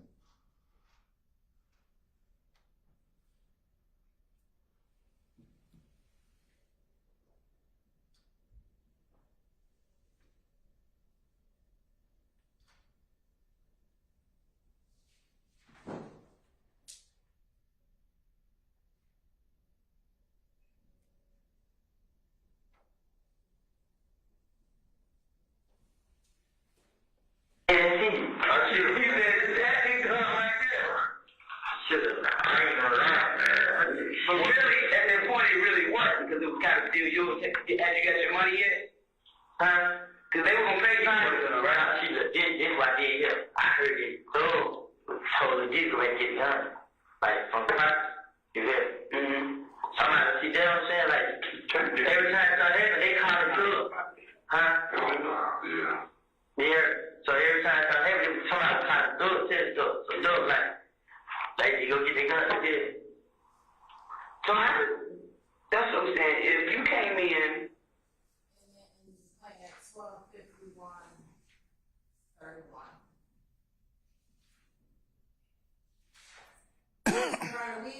We'll admit, we will omit from 12:51, excuse me, page 266, 10 through 23. Through 23? So it'll pick up at, you feel me? On page, Yes. on page 266? Yes. All right. Mr. Sharp, anything further? No, thanks. Anybody else?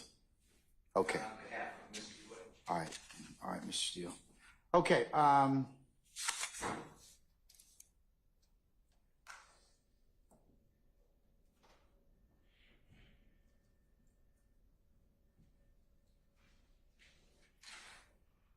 Okay, I've got 270 pages, page 270, lines 11 through 21.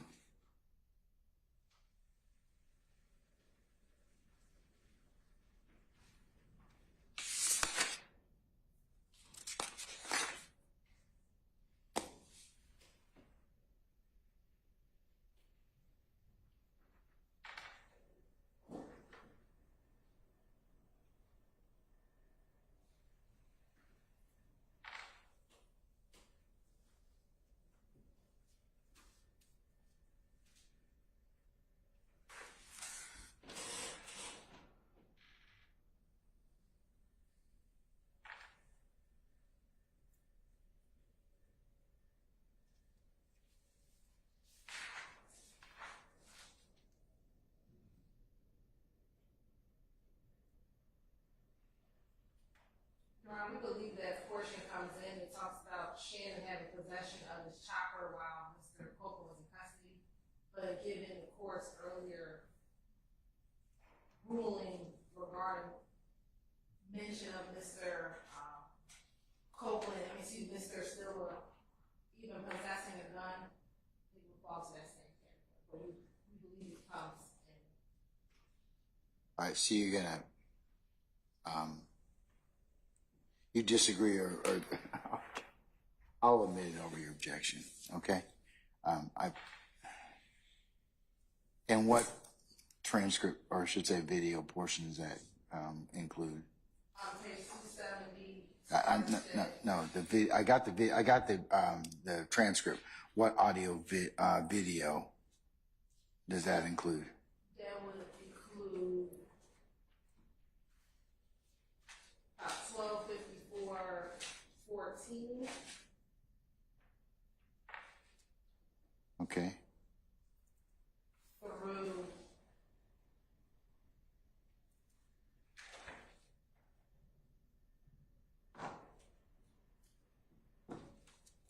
12:54:30. All right.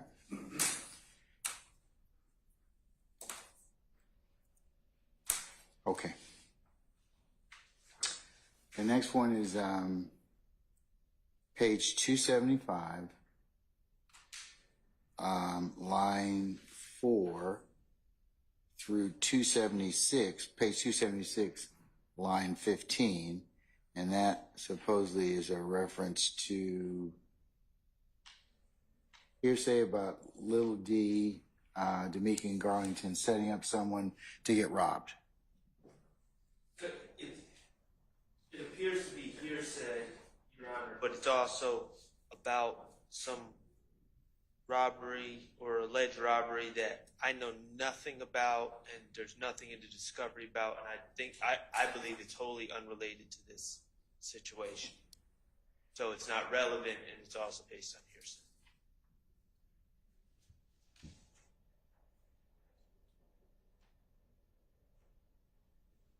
Hey, Ron, we have that page 275, line 1 through page 276, line 14.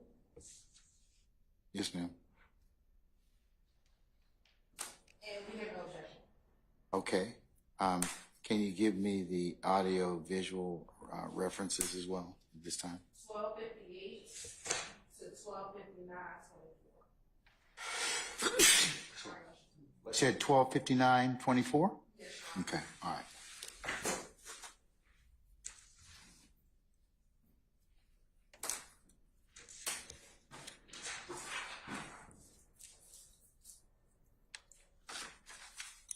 All right, anything else in regards to these pages? Mr. Charter, Mr. Steele, or anybody else? No, Your Honor. Oh. All right, sir. Okay,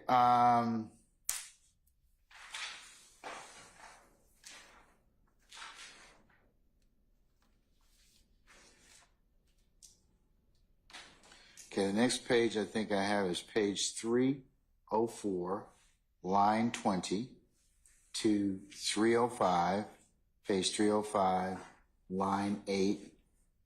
And that's an officer talking about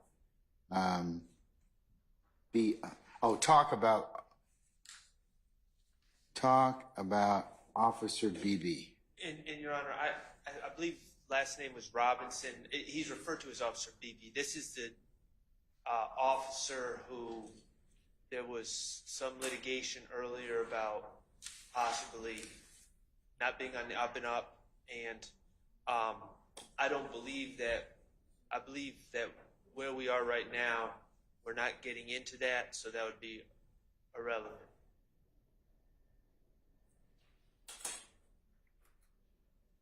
All right. What's the state's position on that?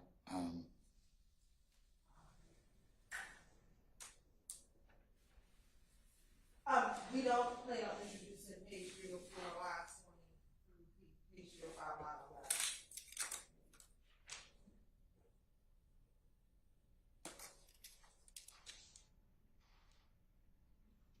11. Okay. All right. Unless there's any further discussion, we'll move on to page 321, line 24 to page 322, line 6. And that is speculation about where Mr. Williams went after the proposed shooting.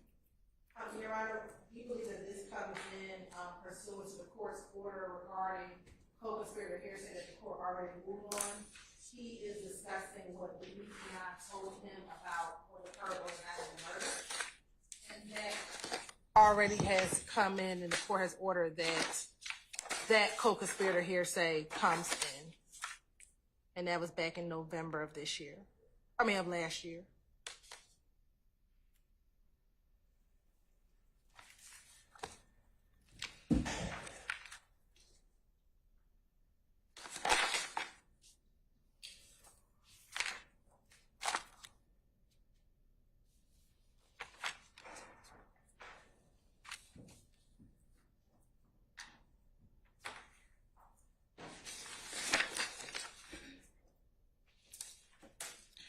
Are you saying, oh, I'm sorry, Mr. Sharp, go right ahead.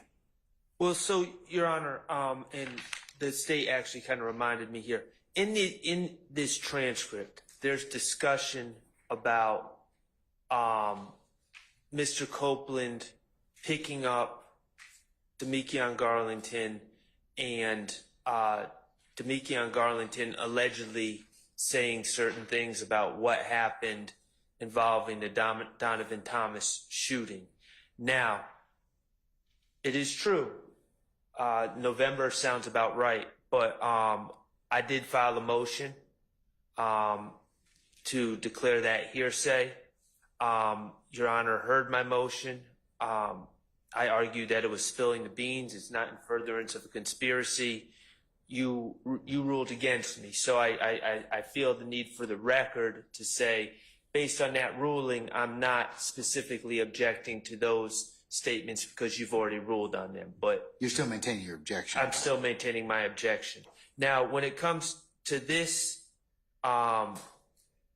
excerpt, the problem is no one, when he says, he gives, what he says are details. He says, and when Thug was at Bentley Spot, they pulled up on Thug, and then they went to Bentley Spot, they wiped the car down, and he said, and he goes on and on about details about what happened allegedly that night. Nowhere did any of the detectives say, well, how do you know this? What's your source of information? Nowhere does he say in this excerpt that Demetrius or Lil D or D told me that. Correct me if I'm wrong, but that's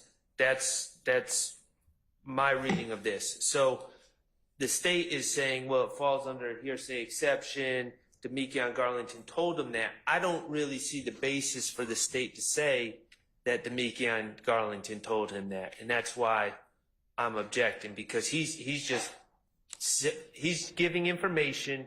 We know he wasn't there, according to him. He's giving information, but he's not saying where he got it from, and I'm not just going to agree that his source is Demetrius Garlington, and therefore it's a statement by a co-conspirator. All right, Your State. Honor, I think that would go to weight, not admissibility. In the entirety of, and I want to go back to page 320, well, multiple times throughout June, this interview, he talks about Demetrius telling him what occurred on the night of the murder. And when we go back to 320, he talks about the fact that Demetrius told him everything that occurred, which would include what happened with the cars after the murder and where they went after the murder, Your Honor. I think that's a question that they can ask Detective Dennis or Gaither, especially Detective Dennis when he comes back again on cross, why they didn't, whatever the assertion is, but the assertion is that everything that Mr. Copeland knew about the murder came from Demetrius, given that Demetrius was with the individuals who committed the murder at the time that the murder occurred, or at various times right before and right after the murder, Your Honor.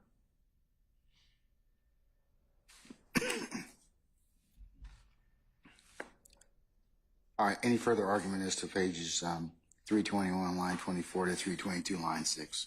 Well, I'll just say that, again, the state's saying, oh, Demetrius clearly the source, and the jury's not going to, I don't believe the jury's going to hear this, because Demetrius Garlington has pending charges and he has a Fifth Amendment right, but he was questioned about this, And while he acknowledged being picked up at the McDonald's by Mr. Copeland, he denied saying any of these things to Mr. Copeland. So there's not a lot of corroboration that Demekion Garlington is the source other than Mr. Copeland's statement itself. Okay, but I think I've already ruled on this issue, so I understand what you're saying, Mr. Shaw. I'm still going to admit it over your objection. I'll give you continuing objection on that issue. Understood. All right. Okay.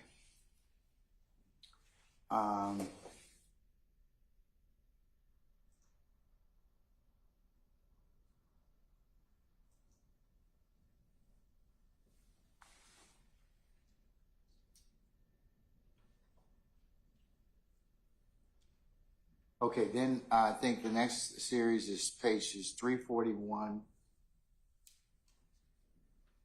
through 350, pages 350, line 17, and then related to that is page 356, lines 9 through 19, a discussion about Officer Robinson. Your Honor, we had at page 341, line 19, all the way through 356, line, sorry, Ms. Hooper. We had that page 341, line 19 through page 356, line 19 should come out. However, I think defense counsel disagrees, so we would just want to hear what portion they believe should,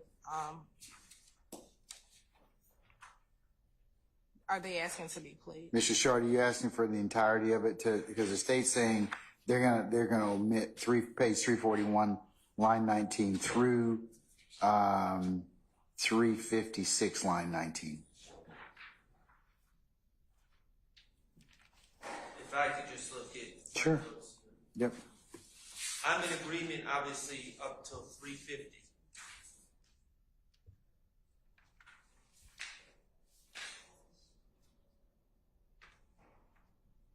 Line 17 or just 350, line 17.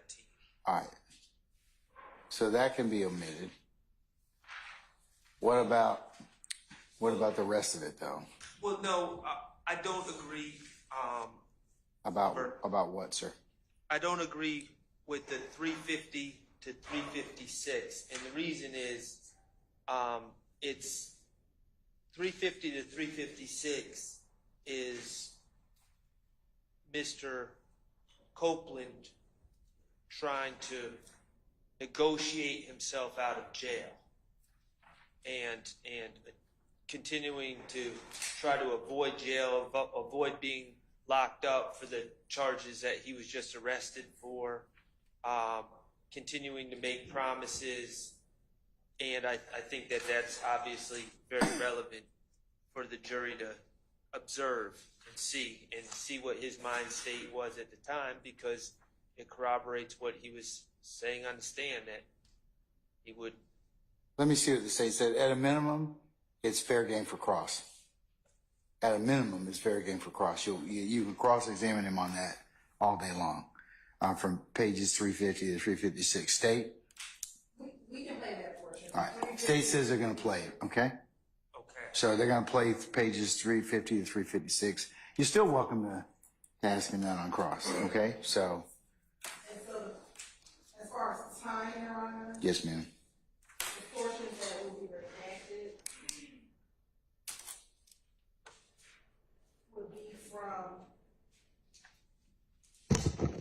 would be from 3:13:55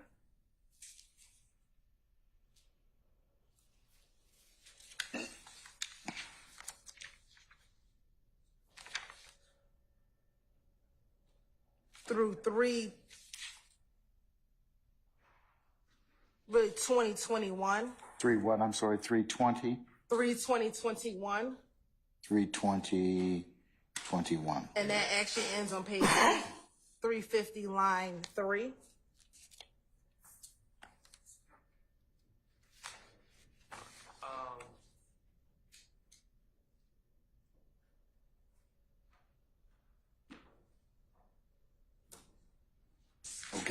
Okay. My suggestion would be to extend that to line 17. Just because Detective Dennis is talking about the dangers or the frustration when working with dirty cops. So it's a continuation of the officer.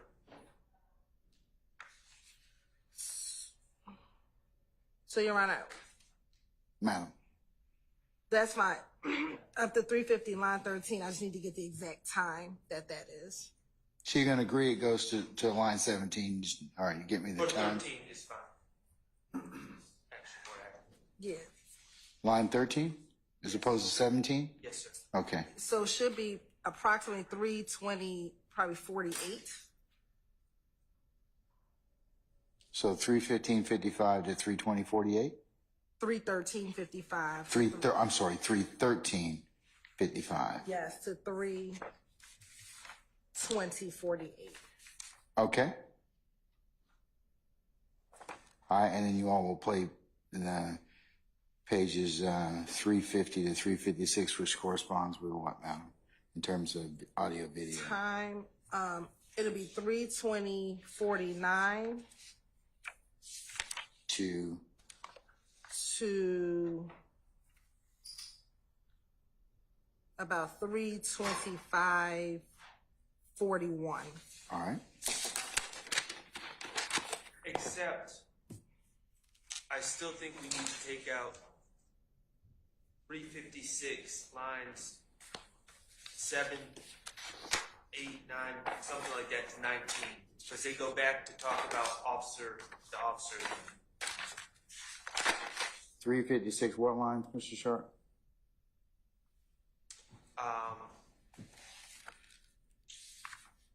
9 356, line 9. to 19. It appears he's being showed a photo lineup of the officer. Okay. Yes, Your Honor, I see All what right. he's referencing. Okay. So we will, out of that, redact from 356 line 9, which starts at 325.10, to line 20, which is roughly about 325.38.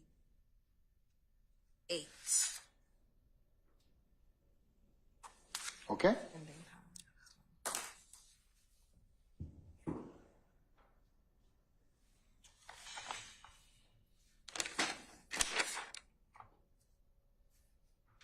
Okay, I think the next portion is 361, page 361, line 1 to 362, line 10. And that's apparently Mr. Stilwell purportedly saying about the shooting of Lil Wayne tour bus.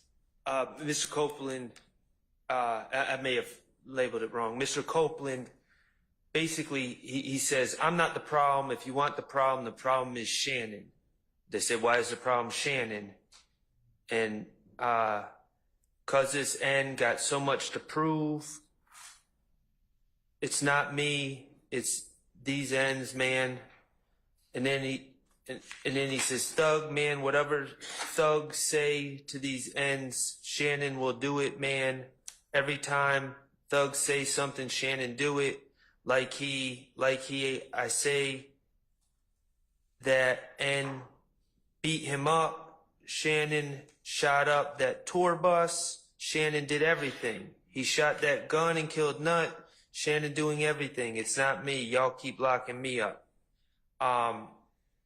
He's already, just to be clear, he's already implicated in this statement Shannon and 3 other men from being in the car. He's already identified, and which I believe will be played to the jury, that Mr. McMullen and Shannon are allegedly gunmen, according to what Mr. Copeland says, who wasn't there. But so this is all extra, all the stuff that would normally be admissible, like he shot that gun and killed Nutt. Like if that fulfilled hearsay rules, that would presumably be admissible. All that's already been stated earlier in the interview at this point. This is superfluous. It makes reference to Jeffrey Williams just ordering Shannon to do unnamed, untold acts, and Shannon will surely do it. It makes reference again to Shannon shooting up the tour bus, which we know that Mr. Copeland has no firsthand knowledge of. And so I don't see the probative value. It's cumulative based on what's contained earlier in the interview. And obviously there's certain parts of this that need to be redacted on their own right, such as references to the tour bus, such as references to Shannon doing certain unnamed crimes that Kenneth Copeland is broadly referring to.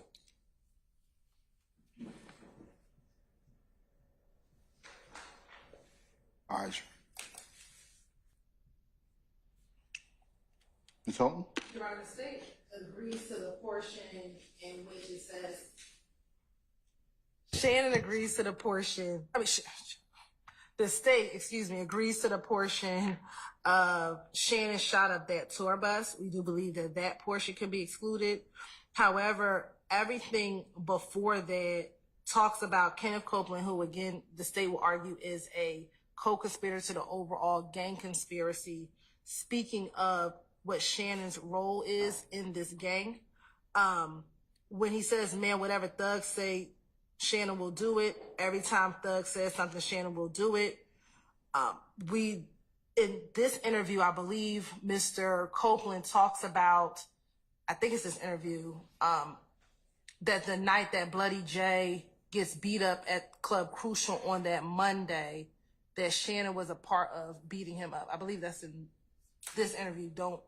I'm going to verify that it's in this interview, Your Honor. So I think that would substantiate what's contained in line 16. And then again, when he says he shot that gun that killed Nutt, again, that is based upon what he learned from Demekian as a co-conspirator hearsay. And so although he said it multiple times, the position that defense counsel has raised is that Mr. Copeland was lying during this interview. The fact that he can remain consistent about certain portions that he speaks to the detectives about, we believe is relevant for this jury to hear. I will play for you his demeanor during this portion of the interview, which I think the jury should be able to view, especially given his in-court testimony stating that he made it all up. Again, the premise is we are playing this as impeachment by contradiction.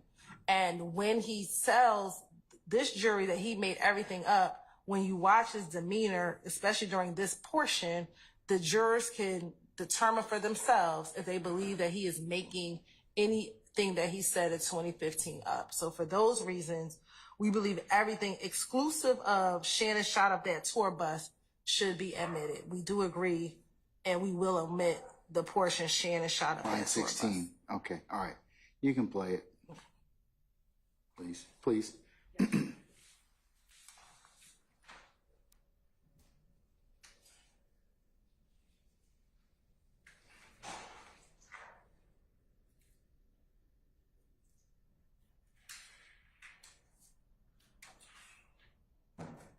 Your Honor, it'll begin around 3. We'll start at 3:29:27.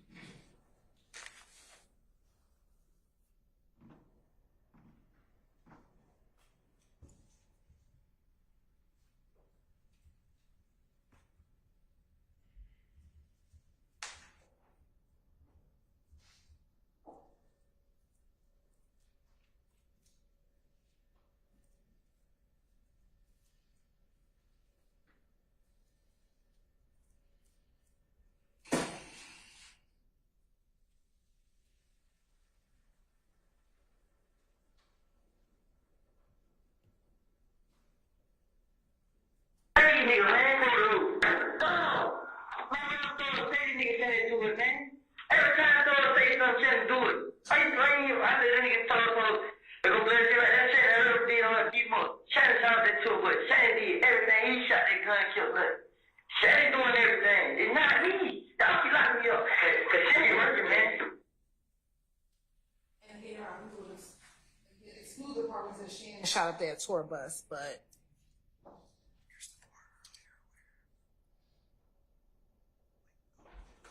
everything else we believe will come in.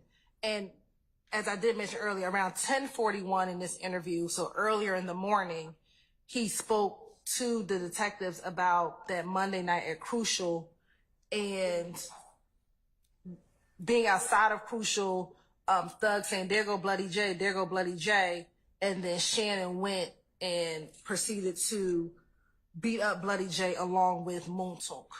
And that was that night preceding Donovan Thomas's death.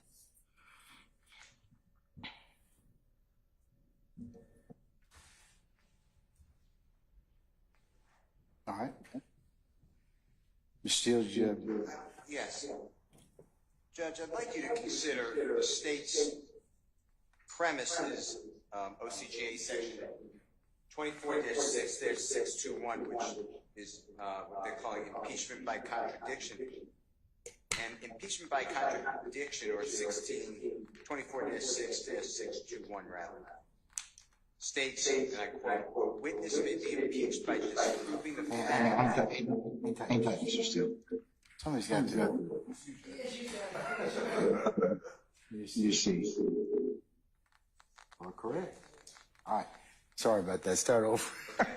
OCGA, the state's premise is that they are using these recordings, 16 hours of recordings, because Mr. Copeland said, I probably said it, but I was lying. And the state is saying that this is falling under OCGA section 24-6-621, which is impeachment by contradiction, specifically stating, and the legislature wrote, a witness may be impeached by disproving the facts testified to by the witness. And Mr. Copeland never testified to any of this. The state is really doing, well, we want the jurors to see it so they could rate his credibility because he was telling the truth. That's an inconsistency. But he's really not inconsistent because he really said, I probably did say it, but by the way, I was lying back in 2015. As the Honorable Bruce Harvey was saying, a prior consistent statement is not usable under 24-6-613 because the motive was already there, because he's constantly saying, he being sorry, Mr. Copeland, I want a deal. That's his motivation for speaking with the police. So it's not recent fabrication. So I just bring this to your attention because, I don't want any of this to be played, and the state keeps just using this brush that I think is painting the wrong object. Also, prosecutors said that the defense claims that Mr. Copeland lied in these statements. I haven't claimed anything. I understand that because you haven't crossed the witness Exactly. yet. This is Mr. Copeland's testimony saying he lied.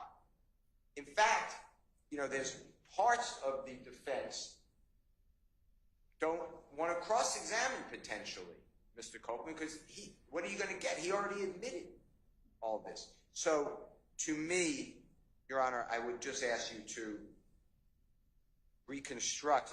I just don't see how any of this is coming in unless the state lays a proper foundation, which they have not. One thing that to my recollection, this part of Mr. Copeland's testimony or his statement that we're sort of focused on about, especially with the Donovan Thomas killing, about who was in the car and all that, I don't believe that that's ever even been inquired to on direct at this point. So I don't even know whether we're talking about prior inconsistent statements, whether we're talking about impeachment by contradiction. Well, that's what the state's saying. Right. They're saying it's impeachment by contradiction. But Mr. Copeland, I don't believe a question's ever been posed to him about whether he was told what he was told by Mr. Garlington at this point. Whether he was told that Mr. Stillwell was in a car, wasn't in a car, whether he was told that Mr. Kendrick was in a car, wasn't in a car. I don't believe that we've ever touched that on direct. So I don't know how playing statements, out of court statements regarding these matters shows any sort of contradiction, because there's nothing's been said. I think they're also trying to offer them for co-conspirator statements. No, you want to address that? Yes, Your Honor. So multiple things. I believe, and again, I would have to go back to the record, that early in my questioning with Mr. Copeland, I asked him about the murder, and that is when he... The murder of whom? Donovan Thomas, or the night of, and I believe his testimony in court was that Little D got in the car and Little D didn't say anything. And I would need to go back and look at that portion, but I believe that is what he testified to in court last week. Then furthermore, he testified in court that Shannon got into the car with him and not Nard, who he said back in 2015 got into the car with him. So as it relates to what Demekian told him, that would be impeachment by a prior inconsistent statement, given what he said in court versus what he said back in 2015.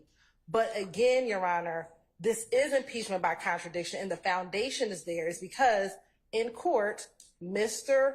Copeland has consistently said, I made it all up just so I would tell them anything just so that I could because I wanted to get out of jail. I did not want to go to jail, so I made it all up. Anything they wanted to hear is what I told them. So again, that is the foundation as to why we get to play this statement, because he's telling this jury everything I've ever said before was a total, maybe he didn't say the word lie, but he said I made it all up so that I can just get out of jail. And I was telling them anything that they wanted to hear. They were pressuring me about Thug, so I told them about Thug.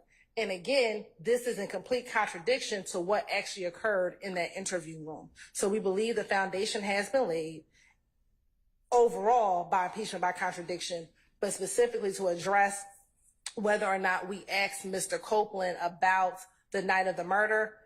I want to make sure the record's clear, but I believe I asked him a line of questioning regarding the night of the murder. He said that Little D got into the car but didn't say anything, and that he also changed who was in the car with him. He said that Shannon got into the car and that Nard no longer got in the car, but that is what he told officers back in 2015. All right, I'm going to defer on that till you get me the last little piece of it. So we'll come back to that particular page 361, line 1 through 362, line 10. We'll go ahead and come back to that. And you're right, is the deferment regarding whether or not I asked in that line of questioning? Yes. Okay. Because it will make a difference as to whether or not, from what Mr. Steele and Mr. Sharp are saying,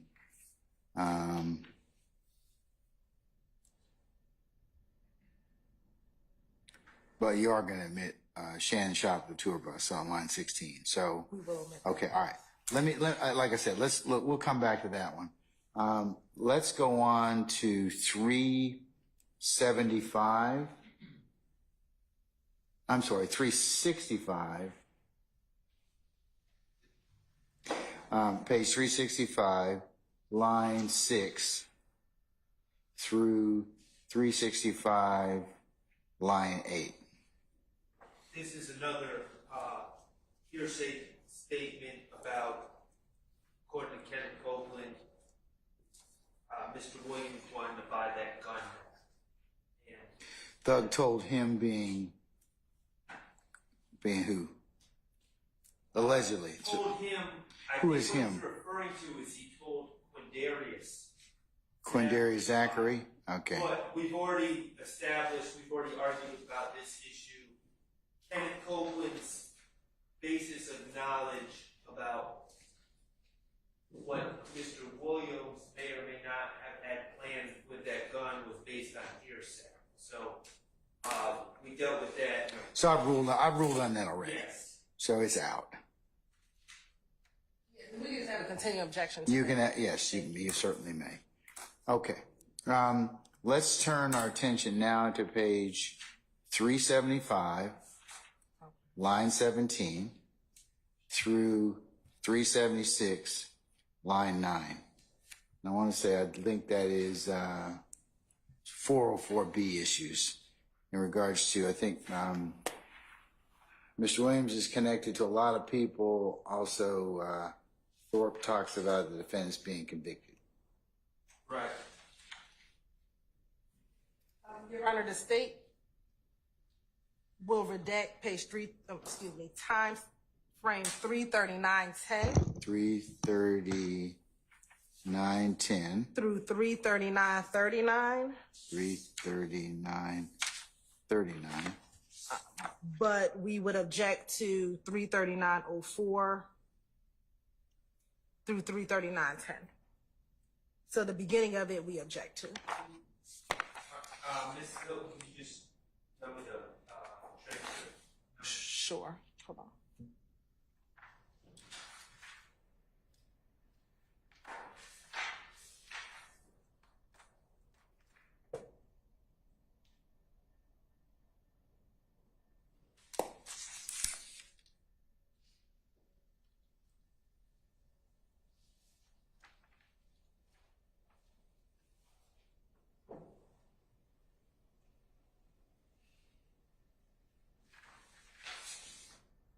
So the state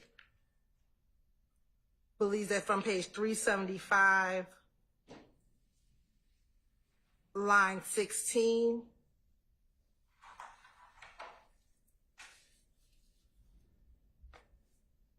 through line 19 should be played. From 375, line 20 through 376, line 9, we don't object to being redacted. Okay. Let me first let me read it.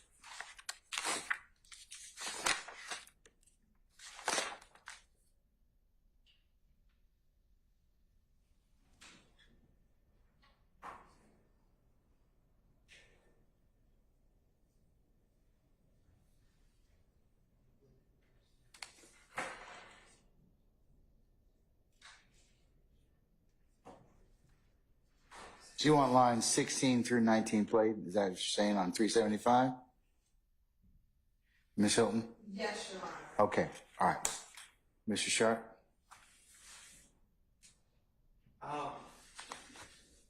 Your Honor, I believe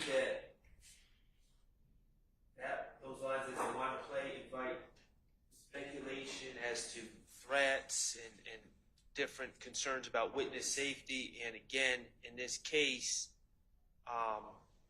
despite what's been said in court at times, there's never been any evidence or any reputable suggestion that Mr. Williams or any of these other gentlemen have intimidated witnesses in this case. So I think that that's an improper comment on Mr. Williams' character and through proxy my client, Mr. Stillwell's character as well. Your Honor, I do think that we have to read this in context. So really, you can't read that statement outside of looking at line number 7, and I can play the whole portion. But starting at line 5, again, this is this On page 375? on page 375. They're talking about snitching, essentially. And what Detective Gaither asked him is, even if you know who did it, who actually fucking did it, and we can prove it. And he says, okay, now listen to this. Either way it go. If I was to tell y'all, okay, they gonna kill Nut. Now they get locked up. They find out that I'm the one who told. And they can show it in black and white. Okay, but they're gonna, that's what I'm saying. On the street, it'll be y'all, that nigga thug connected to a lot of people, man. And that's where he ends at. So this whole portion is in direct result of him talking about snitching and coming forward to testify and coming forward about what happened to Nutt. And that is relevant for the jury to understand or determine for themselves why he's changing his testimony here in court today or here in court in 2024. But I can play the portion so that the court can hear him. Sure.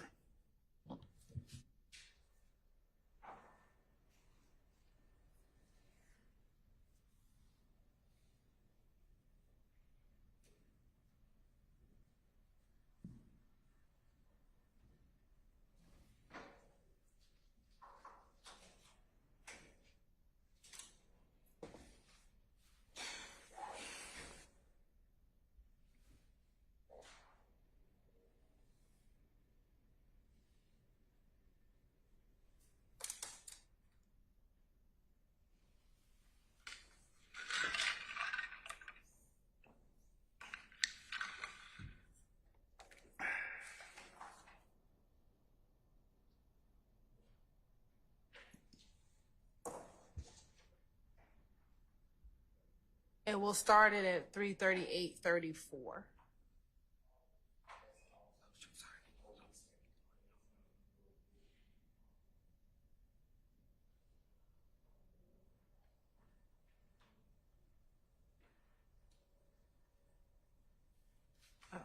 Oh, sorry, Your Honor. I never realized the screen wasn't showing.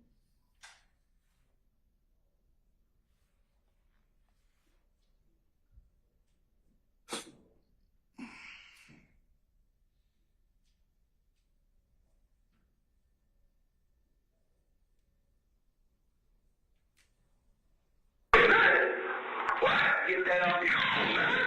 Come on, man. Anybody know who did it, who actually fucking did it, we can prove it. Hey, now listen to them.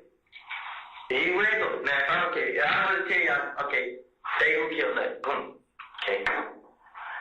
Now, they get locked up, they find out I was told. And they can show it in black and white. Okay, but they gonna do that. What's the thing? On the street, y'all, they get thorough connected to a lot of people, man. Okay, and listen, this is what. And then stop playing at 3:39:09. All right.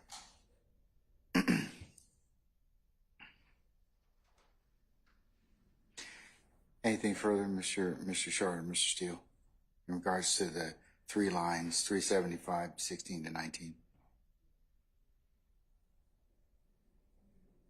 No, Your Honor. All right, I'm going to admit them over your objection. I'll give you a continued objection on that. They give context to the earlier lines that are played. Okay.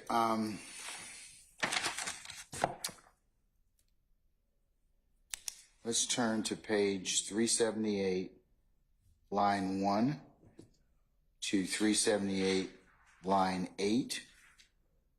And them four ain't gonna tell, comment on silence.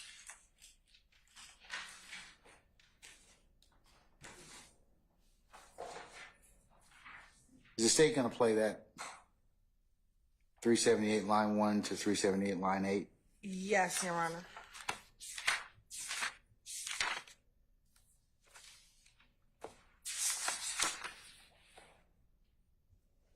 And we don't believe that's a comment on the defendant's silence. Let me hear it, please.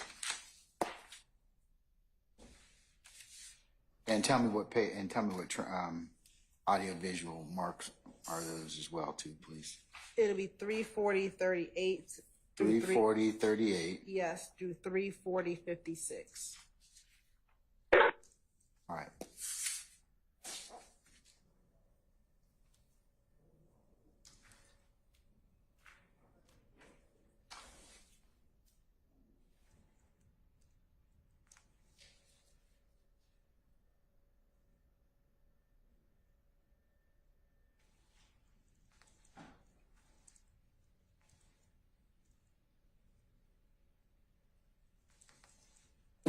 And we're starting a little earlier at 3:40:31. How can you get mad now? It ain't. No, y'all ain't. Anyway, those of them already knew. Like, them before wake up, they not gonna tell you. I don't know about you, but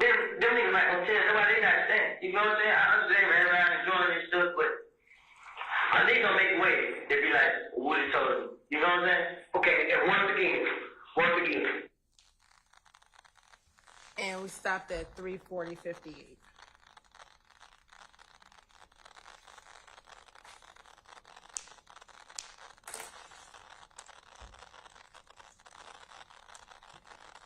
All right. What's the state's purpose for playing that? Or what's the admissibility? Why do you think it's admissible, Ms. Houghton? Your Honor, so first, if we go back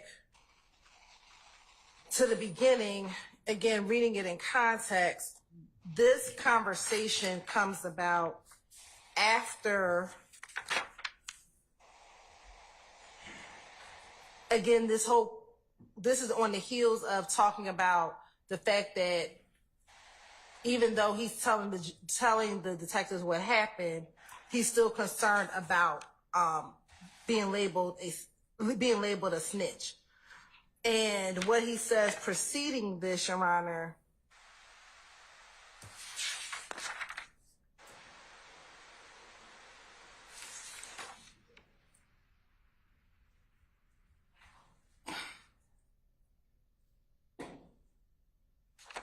Detective Thorpe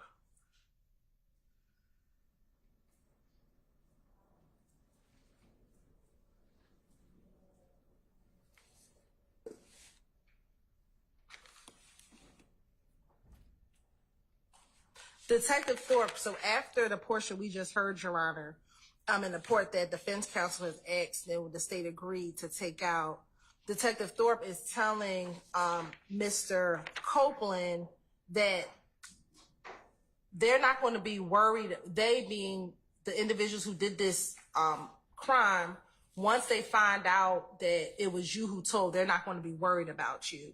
And they go into a conversation saying that they are going to, Mr. Coleman said they are going to worry about the fact that I told. And they continue this conversation back and forth regarding talking about what happened. And they're telling him that you waited too long. Mr. Copeland's concerned that people on the street believe it was him that did the murder. And they're telling him, you should have told us months ago that you were not involved. And then he continues to talk about why people are going to say it was him who told. And so this all goes back to his concern about the fact that people are going to know that he told the police about what happened. And I think it'll be better in context to play from 339:39 up until 340:38, so you can understand fully the context in which this statement comes in, because it can't be looked at in isolation. You said 340 what? 30? 339:39. 339. Yes, all the way up until 340:38, because all of this is in relation to the portion that the court just heard.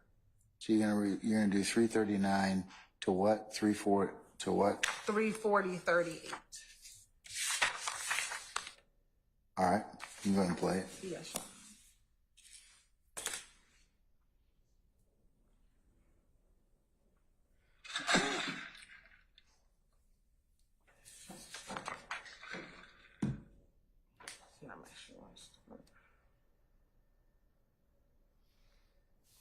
And shit gonna be proven that they killed nothing. They gonna be housed up. They gonna have to worry about how to get back at you, because motherfuckers gonna be in there trying to get carried out. Because they gonna say, oh, y'all put the blame on my man right here and then only to your own shit. Y'all let y'all dog right out there by himself without getting him no motherfucking cover, no fucking blanket. They gonna be worried about motherfuckers coming out there. They gonna be too worried about themselves and worried about where you at. You wanna tell you what how it going now? It go like this now. They worry about that lady. Well, they don't be worried about. You see how many people worry about me now with this murder? You see, everybody worry about this and this murder. People still call my pictures. Why you just walk around and say you know you don't kill nothing? Come on, man. Because you haven't told anybody else to do this. You haven't started with, this is the mouth of the street right here. What people watch this? Hit the news. This man had nothing to do with it. 11 police locked up these 4 motherfuckers for his murder. They're like, oh shit, man, what are you doing?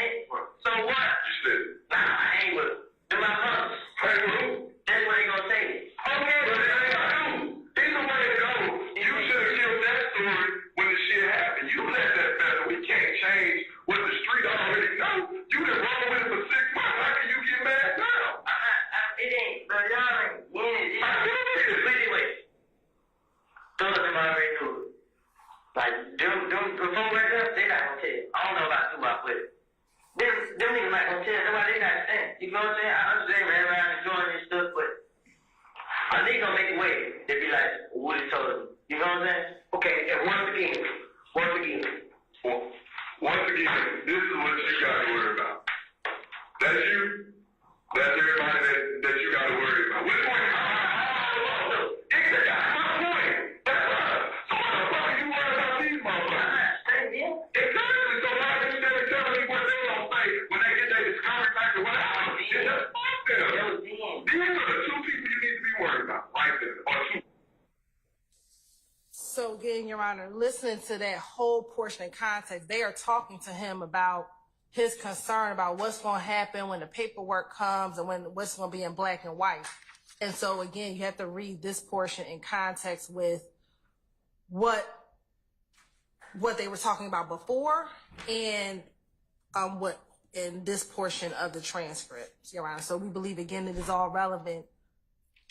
Again, with Mr. Copeland's concern about telling the police what happened regarding the murder of Donovan Thomas Jr. And the fact that it's not a comment on anyone's silence. I'll cite the court to United States v. Reeves, which is a 2014 11th Circuit case, 742 Federal 3rd 487.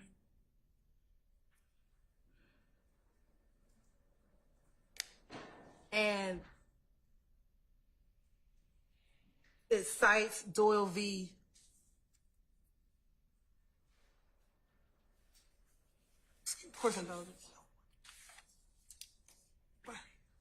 So first and foremost, no one's pre-arrest silence has been commented on, period, because no one has been arrested at the time of this interaction with Mr. Copeland. But furthermore, in the United States v. Reeves case, they cite to Doyle v. Ohio, which is a United States Supreme Court case. And it says the Supreme Court held that the use of a defendant's silence at the time of his arrest for impeachment purposes violates due process because warnings pursuant to Miranda v. Arizona carry an implicit assurance that silence will carry no penalty. The court later extended its protection to post-Miranda invocations. The error is especially harmless when the prosecutor makes no further attempt to highlight the defendant's exercise of his Miranda rights, either in questioning other witnesses or during closing argument. The government may comment on a defendant's silence if it occurred before the defendant was in custody and given Miranda warnings. So again, here, no one's even in custody. No one has been given Miranda warnings. And so the fact that Copeland is talking about the fact of who may or may not come forward is not an improper comment on the defendant's silence. All right. Ms. Sharp. The state, the cases I heard it read, found harmless error. So I would like to avoid error, whether it's harmless or not. So I don't think we should be relying on that case. But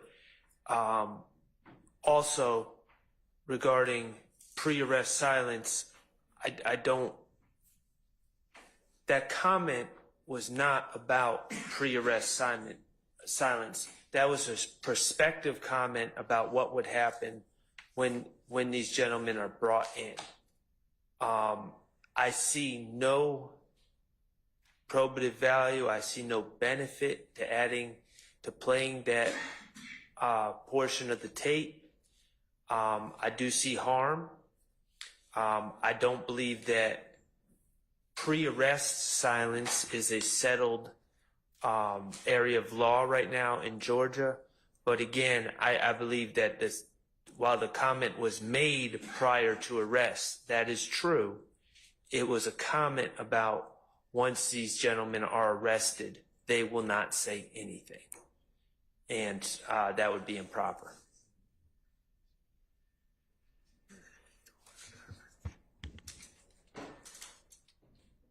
Your Honor, again, this is Mr. Copeland saying this, not any of the law enforcement officers.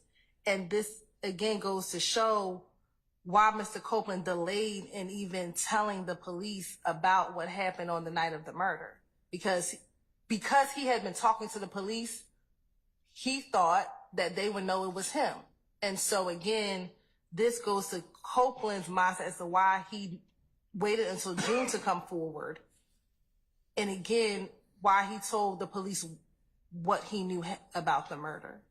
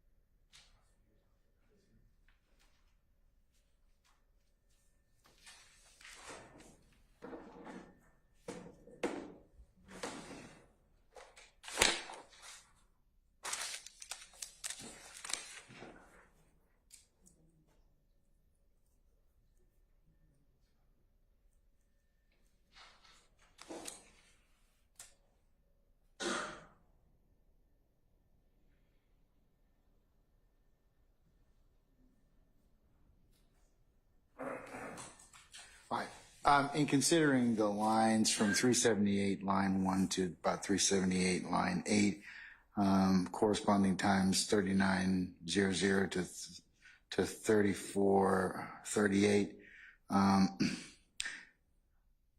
the court's going to permit that to be played over a defense objection. I'll give a continuing objection.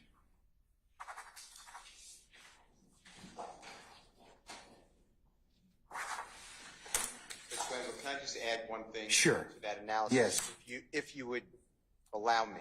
Yes, go ahead. I meant to do, I didn't want to disturb you. No, go ahead. Go ahead. I meant to do before you rule.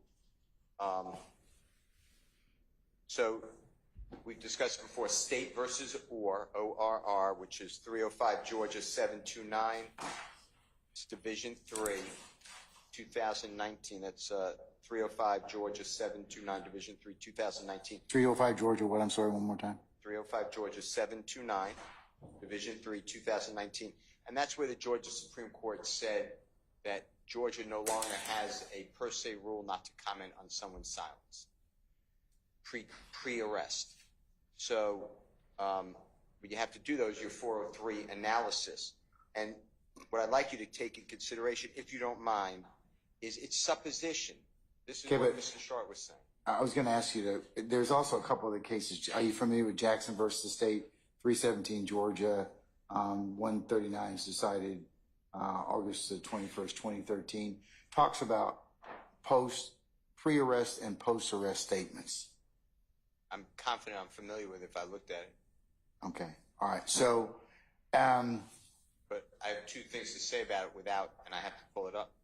But if it's 2013, it would be an appeal from a trial that happened before January 1, 2013. And the court, until 2019, said we were following the Mallory, which is Mallorory rule, which excluded pre-arrest silence in Georgia.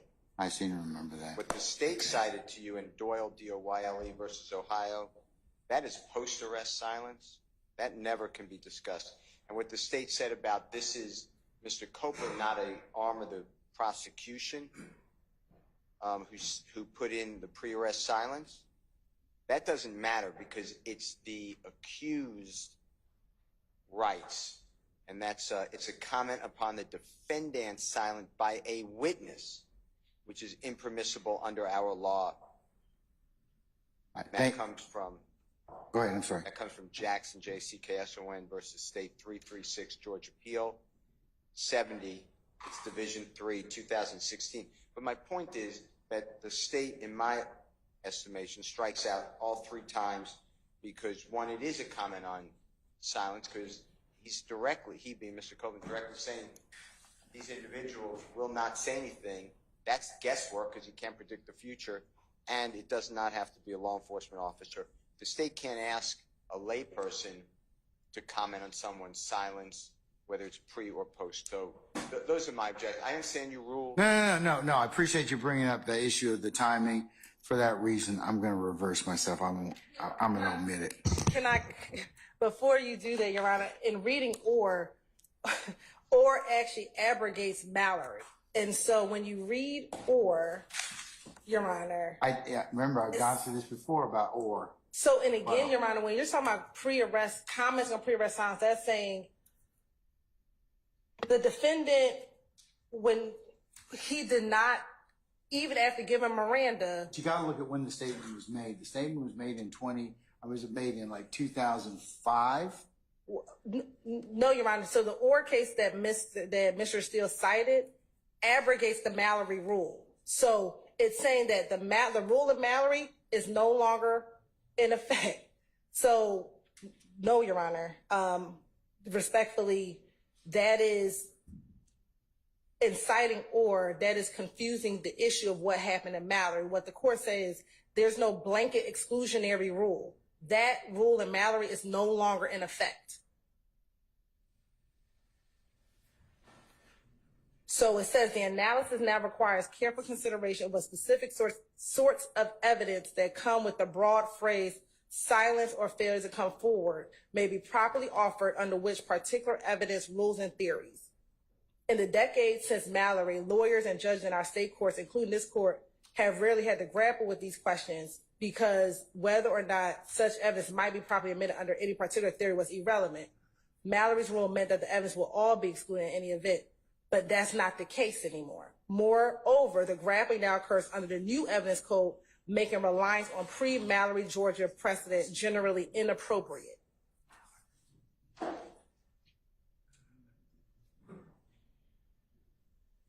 So again, what Mr. Copeland did is not comment on anyone's pre-arrest silence. He said, the reason why I am concerned is because none of these other people are going to talk. So they're going to know it's me. That is an appropriate assessment of Mr. Copeland. This is not the state commenting on the failure of any one person's coming forward. What Mr. Copeland is saying is they're going to know it's me because none of them going to come forward. That is very different from commenting on the fact that the defendants did not come forward.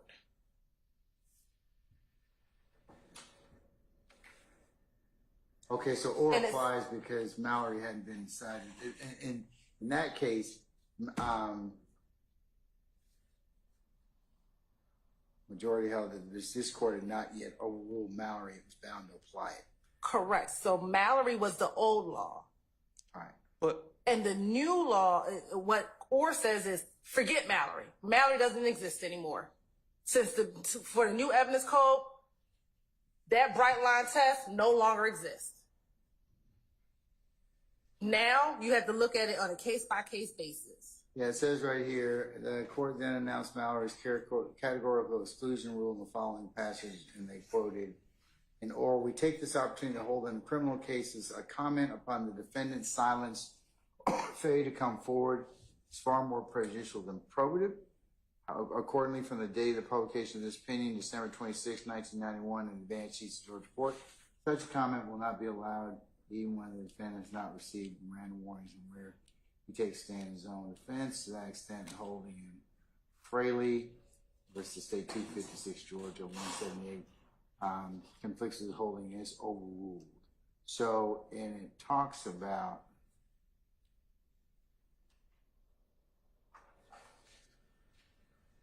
Mallory, goes into big discussion about that. But in any event, having identified the provenance of Mallory's rule, there's no doubt it was abrogated by the new evidence code. So.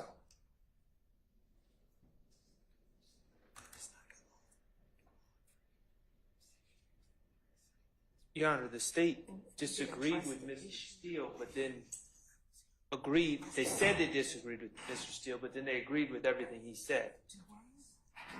Or did abrogate. In terms of what?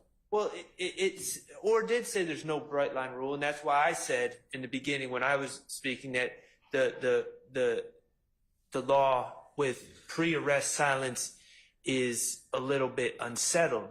But what it really comes down to, as Mr. Steele said, was a 403 balancing.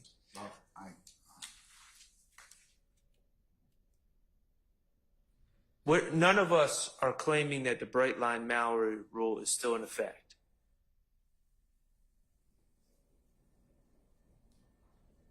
But the state seems to be implying that pre-arrest silence, there's like no protections. And that's not true either under Orr.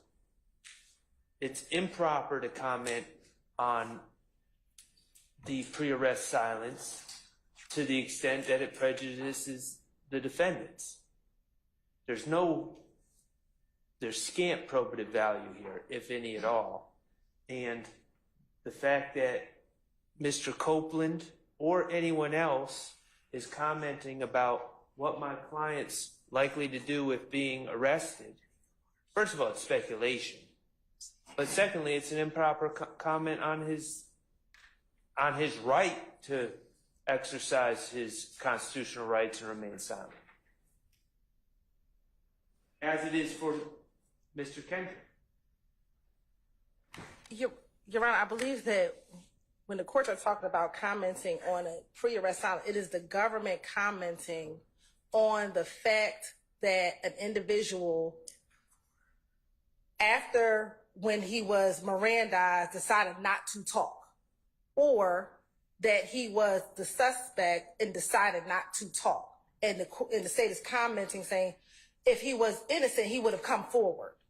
That is not what is happening here, Your Honor. What is happening is Mr. Copeland, in talking about why he does not want to be in the paperwork or how are people going to find out that he was the one who told, is saying they're going to know it's me because these other people, they're not going to talk to y'all. They're going to know it's me because I have been talking to you all. And so they're going to know that I'm the one who gave up all the information about the murder.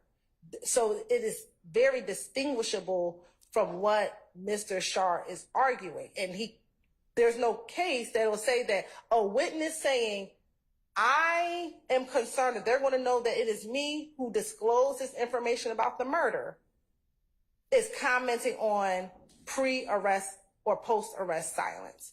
Because it is generally the context of the state arguing, if this person was innocent, they would have done this. So you're not, yeah, you said that already. So you're saying that or applies and you got a defendant. Yes. Okay, not a witness necessarily. And so I didn't mean to say yes so abruptly. Sorry. It's okay. All right. All right, Mr. Steele, unfortunately, I'm going to go back to my original ruling. So I'll note your objection and that you cited or once again, and I will give you a continuing objection on that issue. All right. Okay.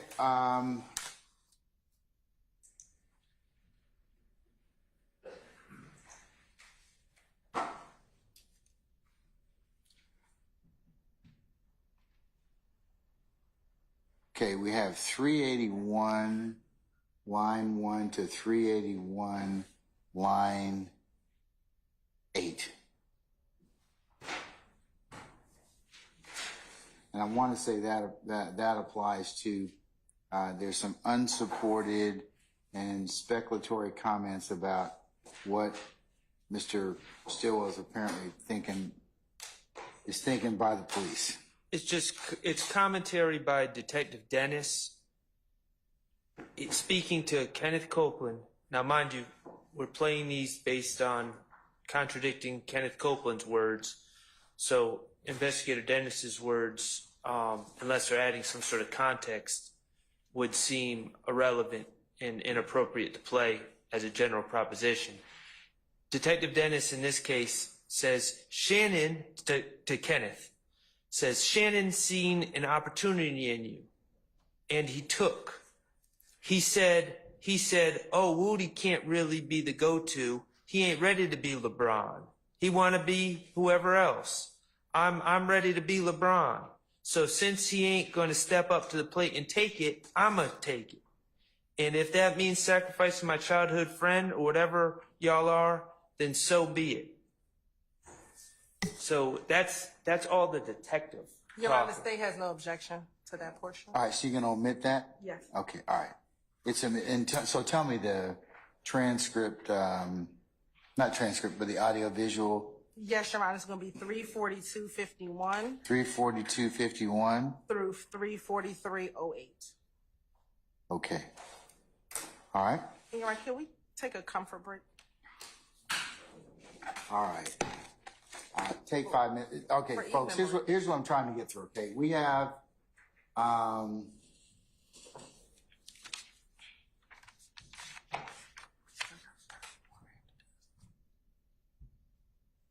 about 10 more references to go. I'd like to finish those.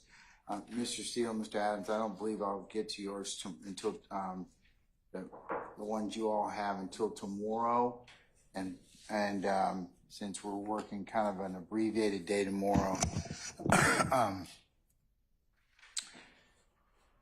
and then we'll work on Wednesday. That'll be the order of business for the next couple of days. So that's what the court's attempting to do is see, you've got about 10 more references to get through from Mr. Shart's, well,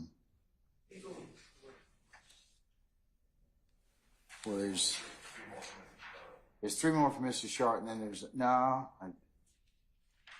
I'm sorry. Mr. Sharp is stopped at, I think, 398. Yeah. Then there's some ones from the state that we have. Chronologically, those kind of, then they start to bleed over into hours.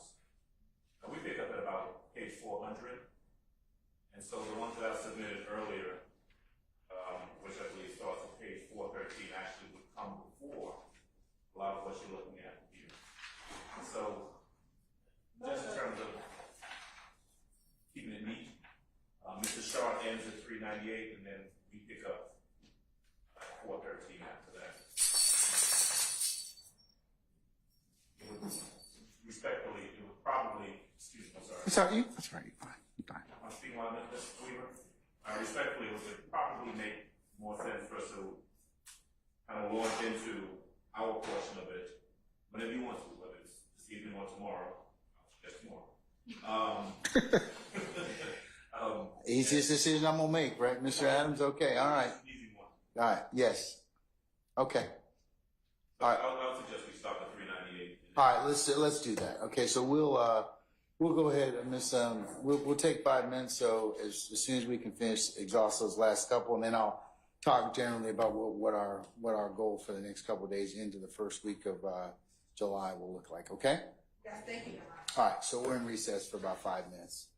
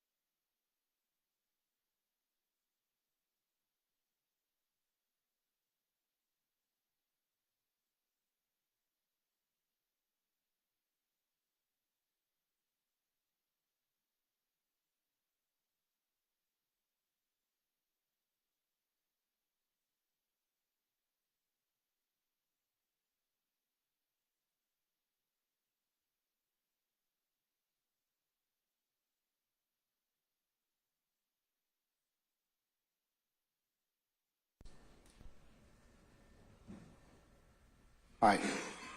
Do we have all our participants? Okay. Okay, there's Mr. Shaw. Okay, I see him up here. All right. Okay, all right. Check your neighbors. Okay, all right, good. Okay, couple more to go. So 387, page 387, line 6 to 13. Hearsay about what Nutt said to Mr. Copeland.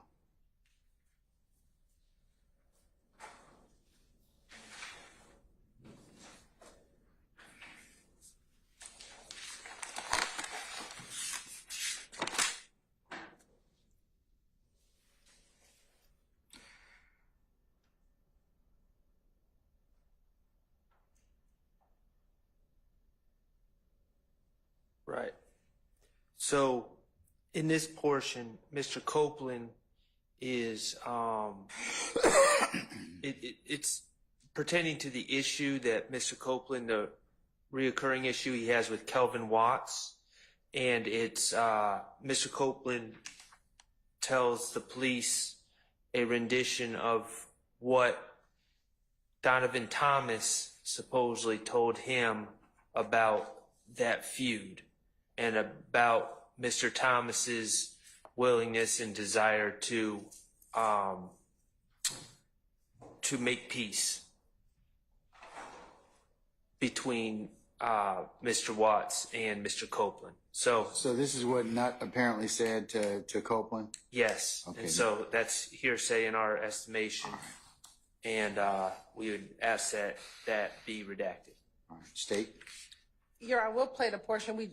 We're not offering it for the truth of the matter asserted, but to show the effect on Mr. Copeland in his state of mind as it relates to the relationship he had with Nutt prior to his death. But I'll play the portion, and it'll start on 386, line 15, which is at 346:42, and I'll play through 387. Really, line 18 for the full context of the statement.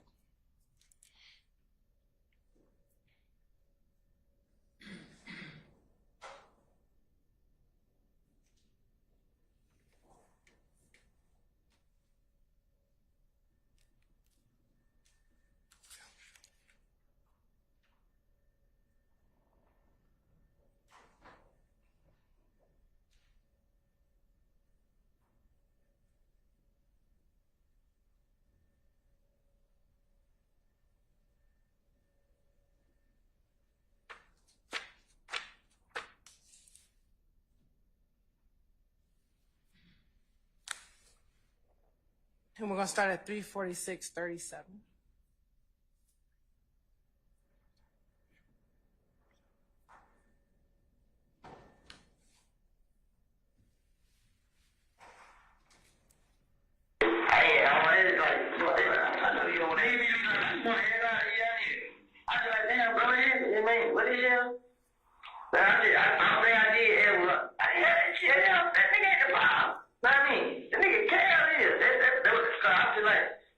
And then I just remember like the stuff Nut used to be saying, like Nut put up at the camera house and he tried to talk to me. You feel me? I did one I cracked one. He like, damn, blood. I ain't blood, bro. But damn. If I pulled over, I got caught and they did boo talk. I jabbed him up. Boom. Shannon right there. Shannon walked right there. Looked at him like, you know what I mean? Mm-hmm. And he was like, man, what's up with you and Kel? They him too, but I ain't got no problem with it. So we were talking, we got there talking. Like, I'm hot, I'm gonna let y'all niggas know what's up, this and that. That's what Nut said, yeah. So when me and Kel seen Church came in, Kel was like, well, he gonna see what Thug got to say. So I called Thug on FaceTime for Kel. And Kel like, it ain't that shit, go till you pay for my window. And we stopped at 347:45, Your Honor. And so when you listen to the context, one, the two portions that I believe the defense is saying is hearsay is when Mr. Thomas said, first, he like damn blood, because that would be, and that's on page 386, 283. And you need that in context to know what Mr. Copeland's response was, which was, I ain't blood, bruh. And then the next hearsay statement that I guess defense is purporting as hearsay is when Mr. Copeland says, man, what's up with you and Kel? Which is a question. That's not a statement, it's a question. And Mr. Copeland's response is, man, these niggas let him trip with y'all. I ain't got no problems with him. You know what I mean? So we were talking, when we got finished talking, he was like, I guess this is the third statement that defense counsel is saying, is hearsay. Man, I'ma holler at the nigga. I'ma let y'all niggas know what's up. You know what I mean? This and that. And so that statement, we're not offering it for the truth of the matter asserted about whether or not he went and hollered at, I'm assuming the nigga is supposed to be Kel. We're not offering it for the truth of the matter, whether or not he went to go speak with Kel or not, but for the context in which Mr. Copeland is telling the detectives about his interaction with Nuts. And then furthermore, when he goes into what happens at the skating ring, him meeting up with Nuts, meeting up with Kel, not meeting up with Kel, but meeting Kel at the skating ring, and them talking about the issues that they have, which we've already talked about on multiple occasions. And so I think this gives context to events that led up to him meeting with Kel at the skating ring, we believe the Sunday before Donovan Thomas passed away. But we're not offering any of these statements for the truth of the matter asserted. All right. Sharp. Sorry. I'm not sure why Kenneth Copeland's state of mind is an issue here. Mr. Copeland can easily testify, preferably live to the extent he hasn't already, about meeting with Kelvin Watts and the conversation he had with Kelvin Watts in person. He was there. This recording also discusses that conversation he had with Kelvin Watts and what was said. But I don't know why hearsay of Donovan Thomas through Kenneth Copeland is needed to understand or provide context to Mr. Copeland's conversation with Kelvin Watts. It's perfectly understandable without that context. Mr. Copeland met with Mr. Watts. They discussed matters, and Mr. Copeland can explain it to the jurors on the stand, and I anticipate he would say that we agreed to try to come to an understanding, and then phone calls were made to Mr. Williams. But things that Donovan Thomas said are not needed to understand that discussion between Copeland and Watts. Anybody else wish to be heard on that issue?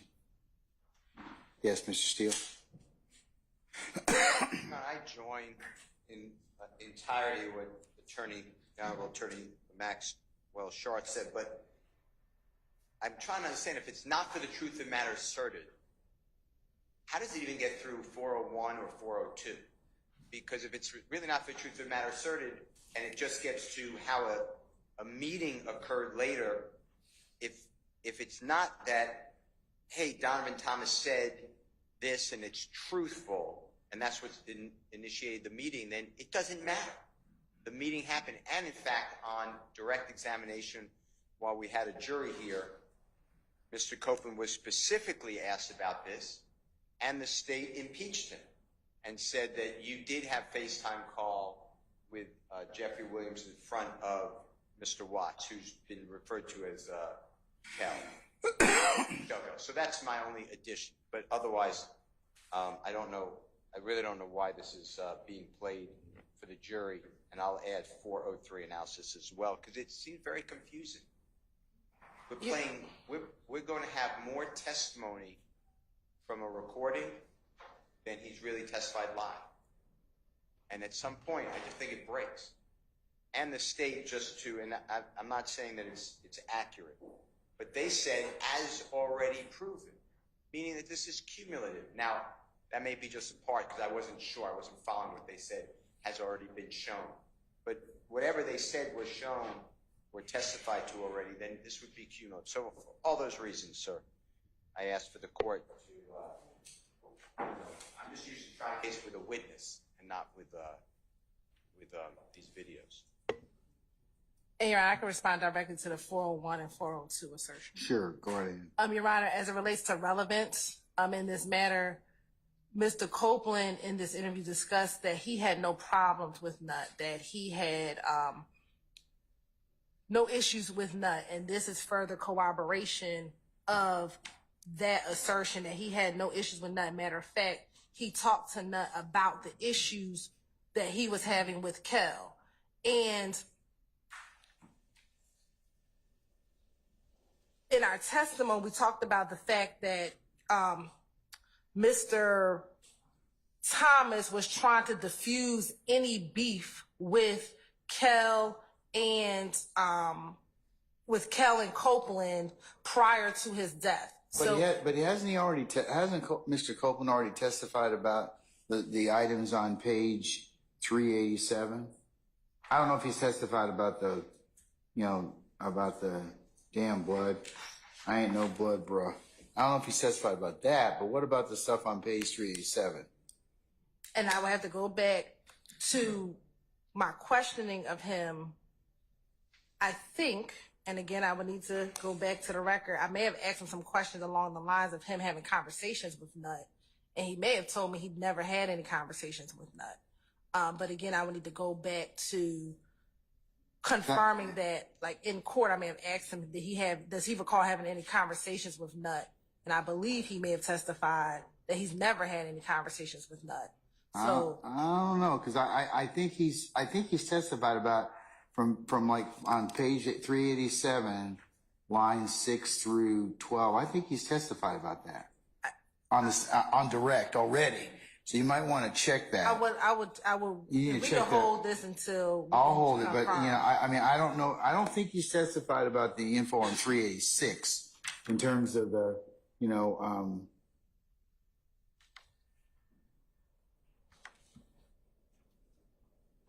but I don't know if he testified about that. Not pulling up to, this is page 386, line 21.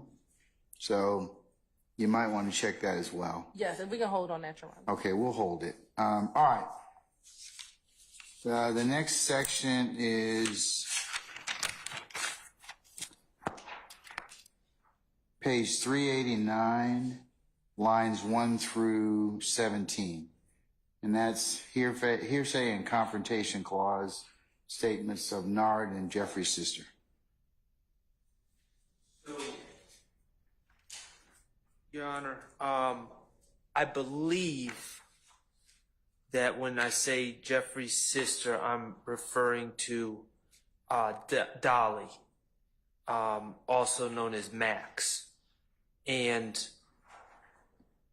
there's statements made by Mr. Copeland in this transcript where he says he's never heard anything from Shannon talking about anything involving this. But he does say he's heard Nard, who I believe to be Demise McMullen, talk and laugh about it, saying, man, F that B, ITCH. And then he says he's heard Dolly say F that N, allegedly in reference to Donovan Thomas. Now, neither of those statements are confessions, neither of those statements are admissions, those are just statements about their thoughts about that individual Donovan Thomas. So they're not admissions by a party opponent. Neither of the two individuals are party opponents to begin with, but they're not admissions by a party opponent or anything like that.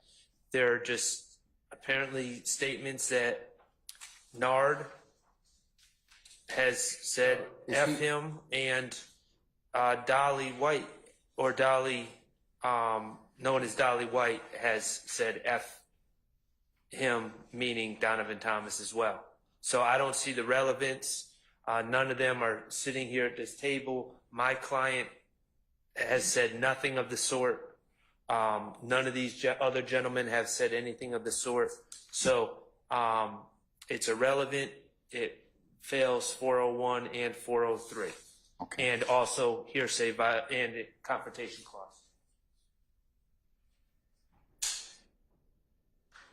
Ms. Hilton?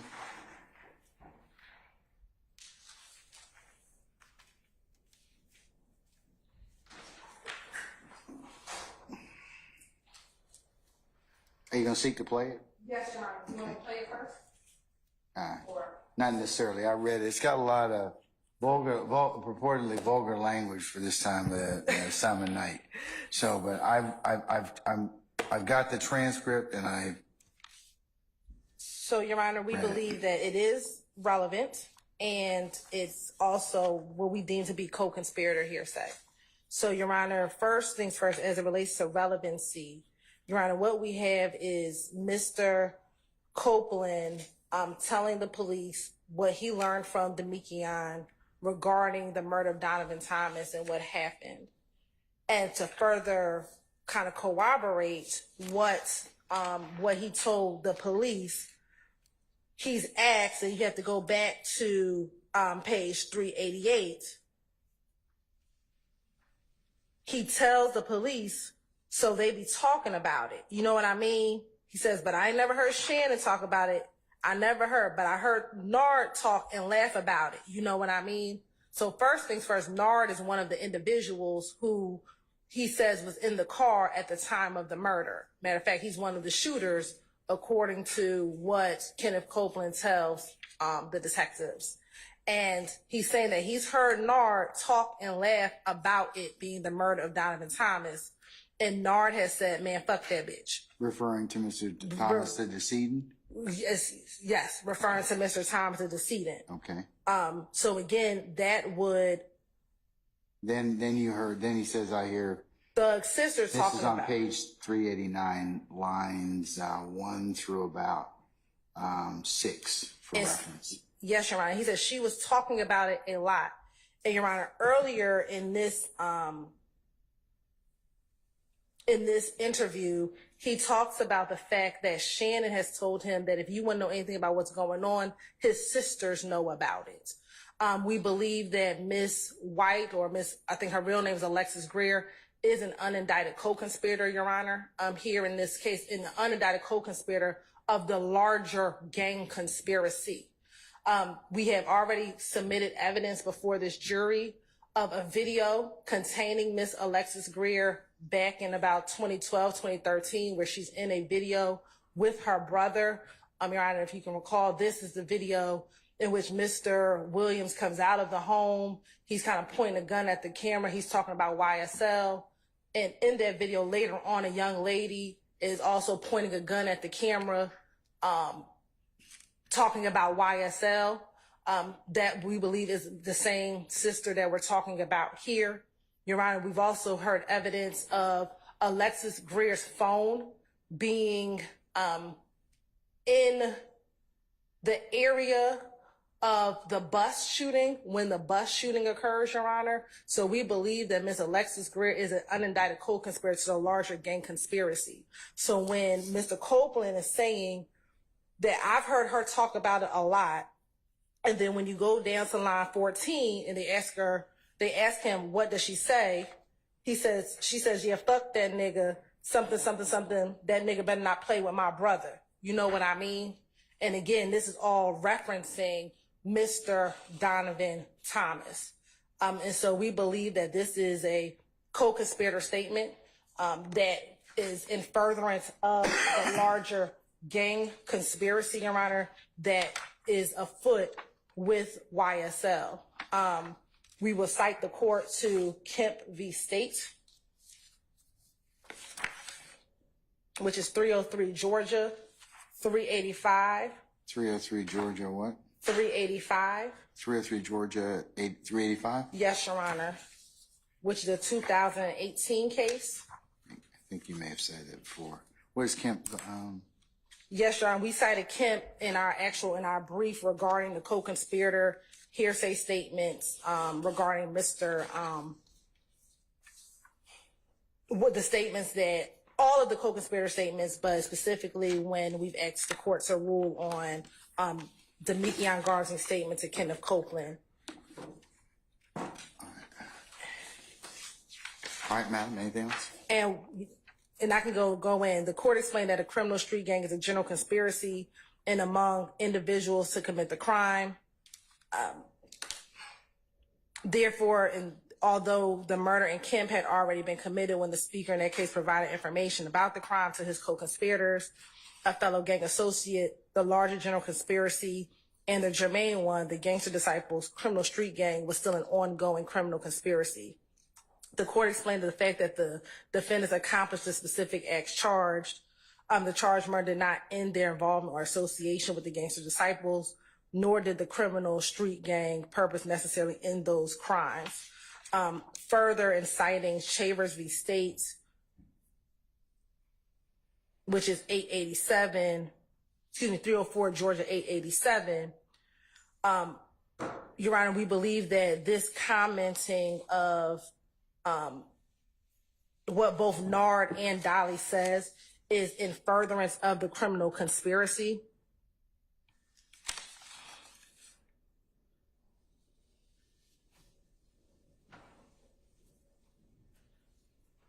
And I'm trying a specific language. That this comment is in furtherance of the conspiracy, and I'm sorry, going back to Kemp, they apply a liberal standard to determine whether a statement is made in furtherance of the conspiracy, and statements that further the interest of the conspiracy in some way meet this standard. And we believe that this commenting on Mr. Thomas Jr. after his death furthers that conspiracy, furthers the cohesiveness of this gang, and we believe that it should be entered under a co-conspirator hearsay. All right. All right, Mr. Sharp. I'm aware of the Kemp case. It's a bit of an outlier case, taking a broader view of co-conspirator statements, but even the Kemp case, under these facts, under its reasoning, would not label these statements. Essentially, F. Donovan Thomas is essentially what they're saying. F. Donovan Thomas. How that is in furtherance of a conspiracy is beyond me. If that's in furtherance of conspiracy, then the requirement under the rules of evidence really has no meaning. If two co-conspirators say, we need to meet tomorrow at high noon to count the money, I get it. Retrospectively saying F. Donovan Thomas does not further the conspiracy in any way. I'm sure Your Honor is aware of State v. Wilkins, 302 Georgia 156. That's a 2017 case. State v. Lane, 308 Georgia 10. That's a 2020 case. Butler v. State, 310 Georgia 892. That's a 2021 case. Stafford v. State, 312 Georgia 811. That's a 2021 case. All those cases deal with merely spilling the beans or recounting what occurred. Those aren't considered statements designed to foster cohesiveness within the game, within a group. It's considered spilling the beans. And none of those types of statements in those cases. Yeah, I think we talked about this before, but wouldn't this be statements made, after the fact? Well, that's exactly what spilling the beans is. Okay. And so there's a long line of cases.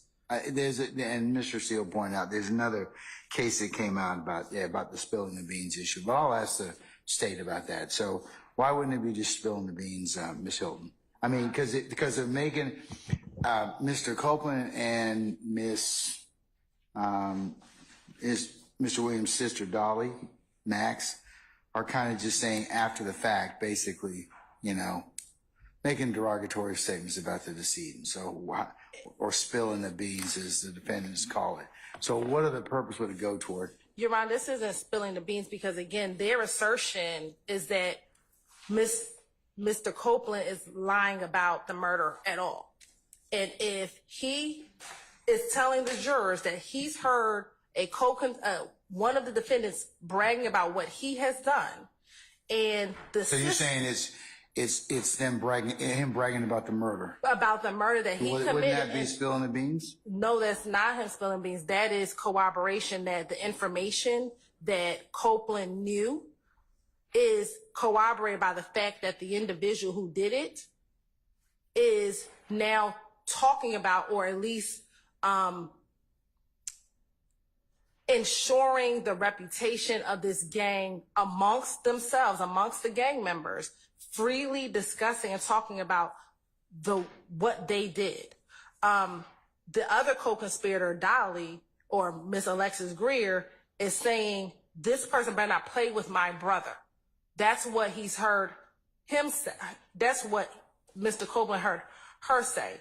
So specifically, when they are alleging that Mr. Williams had nothing to do with this murder, he has no part in this murder, for his sister to say amongst the other co-conspirators, that nigga better not play with my brother, after this, is not just spilling the beans. That is showing cohesiveness against this gang. And it's keeping Copeland abreast of the gang's activities, which is always in furtherance of the gang, Your Honor. Okay. Anybody else wish to be heard on this issue? Anyone? All right. As it pertains, what references in terms of video or audio, what are we going from? This would be from 348.55 to 349.20. Okay. All right. In looking at this particular conversation, the defense is related that it's hearsay, it falls under 401, we're not relevant, or 403, that is more prejudicial than probative. And they have also said that this is along the lines of cases of spilling the beans. The state has argued that the statements are in fact relevant. They're co-conspirator hearsay. And Mr. Copeland is talking about what he learned from Mr. Garlington. We dealt with this issue before, but these particular statements that the court has heard from on page 389, lines 1 through 17, I'm in the court's in concurrence with the state in terms of it does not spill the beans. It does talk about the furtherance of criminal activity, the ensuring of reputation. It tells what purportedly the gang did, and the cohesiveness of the parties and the corroboration of info from Mr. Copeland. So I'll let the jury consider that for what weight they want to give it. So I'll admit it over objection, defense counsels, and I will give you all a continuing objection as to that. And with that, I think that we're done for tonight, and we'll pick up with Mr. Adams tomorrow. We have one more area to review, but we have no objections to those areas. Which ones are those? Defense counsel had page 396, and we think it's 396 line 21 through 397 line 11. And that's going to be from 355.42 through 355.42 to what? 356.17. 356.17. Okay.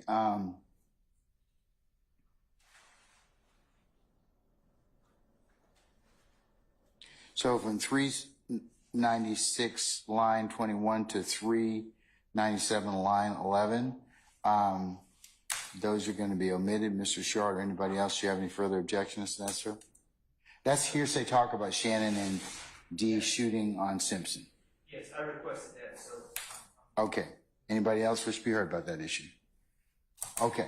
In the last section, Your Honor, defense counsel asked for, I think Mr. Shar just put 398. 398, page 398, line 16. Well, we have line 15 through page 399, line 13. 399, line 13. And we have no objection to that redaction.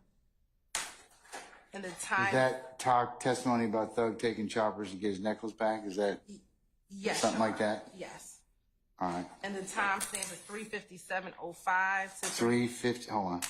Said 357:05. Yes, to 3:58:05. Okay.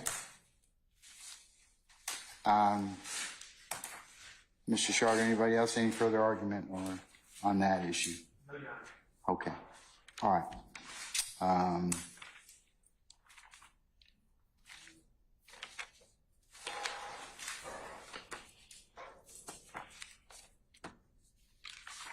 Okay. So tomorrow we will pick up with, as I mentioned earlier, Mr.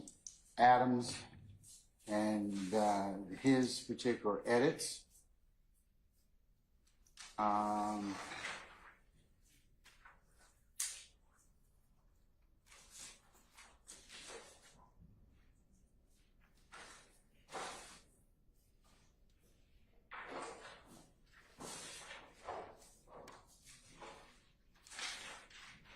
Mr. Adams, it's conceivable that we won't work that long tomorrow, given the court's got some unrelated business I have to handle. So we more than likely will probably work from, I'm going to say, I'd like you all to report for 9:30 for anticipated 10 o'clock start time. We'll work a couple hours. I have a lunch meeting, and then more than likely that'll be the end of that particular business day. On the 26th, Wednesday, we will start 9:30 and work till probably around 1. No, and the court is keenly aware that we may or may not finish, Mr. Adams. So I will, we'll just do the best we can with that, and we will continue with that as appropriate. For your planning purposes, Monday, July the 1st, we will have the in-camera review of the transcript from the court's ex parte matter. So I will have you all upstairs in 8F, the lawyers, just the lawyers, okay, just for that.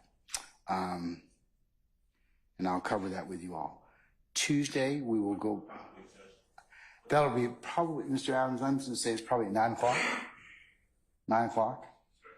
And then Tuesday, July the 2nd, we will go back to finishing up whatever we have.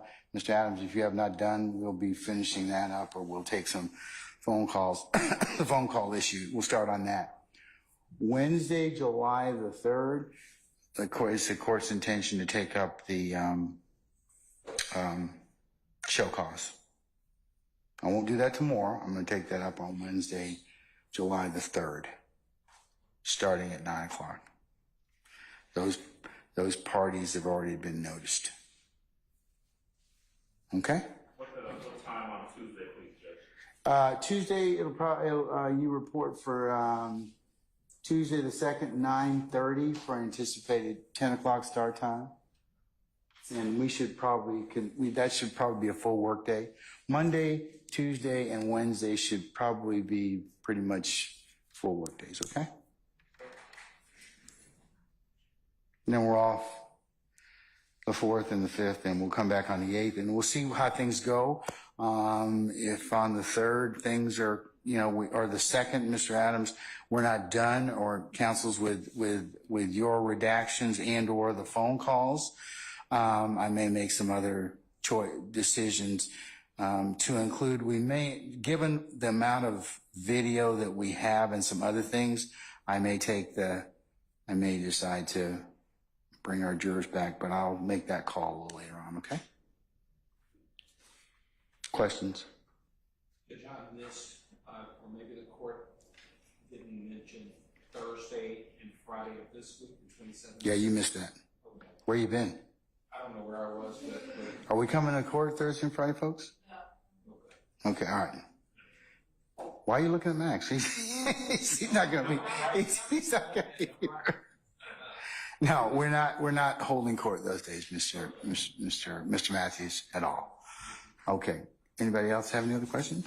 Mr. Steele? On Monday, July 1, Yes. 2024. Yes. When you called an in-camera meeting without Mr. Williams, Mr. Williams, through me, is invoking his right to be present under Article 1, Section 1, Paragraph 12 of the Georgia Constitution. I understand that, and you can put that on the record. I'll bring your clients over, but given the fact that it is in camera, and we'll discuss issues of potential privilege, that is why you're, at least for that portion, as I mentioned, I will let you all be heard on that issue, and then you can share whatever issue that is with your clients. Okay, but I've heard your objection already.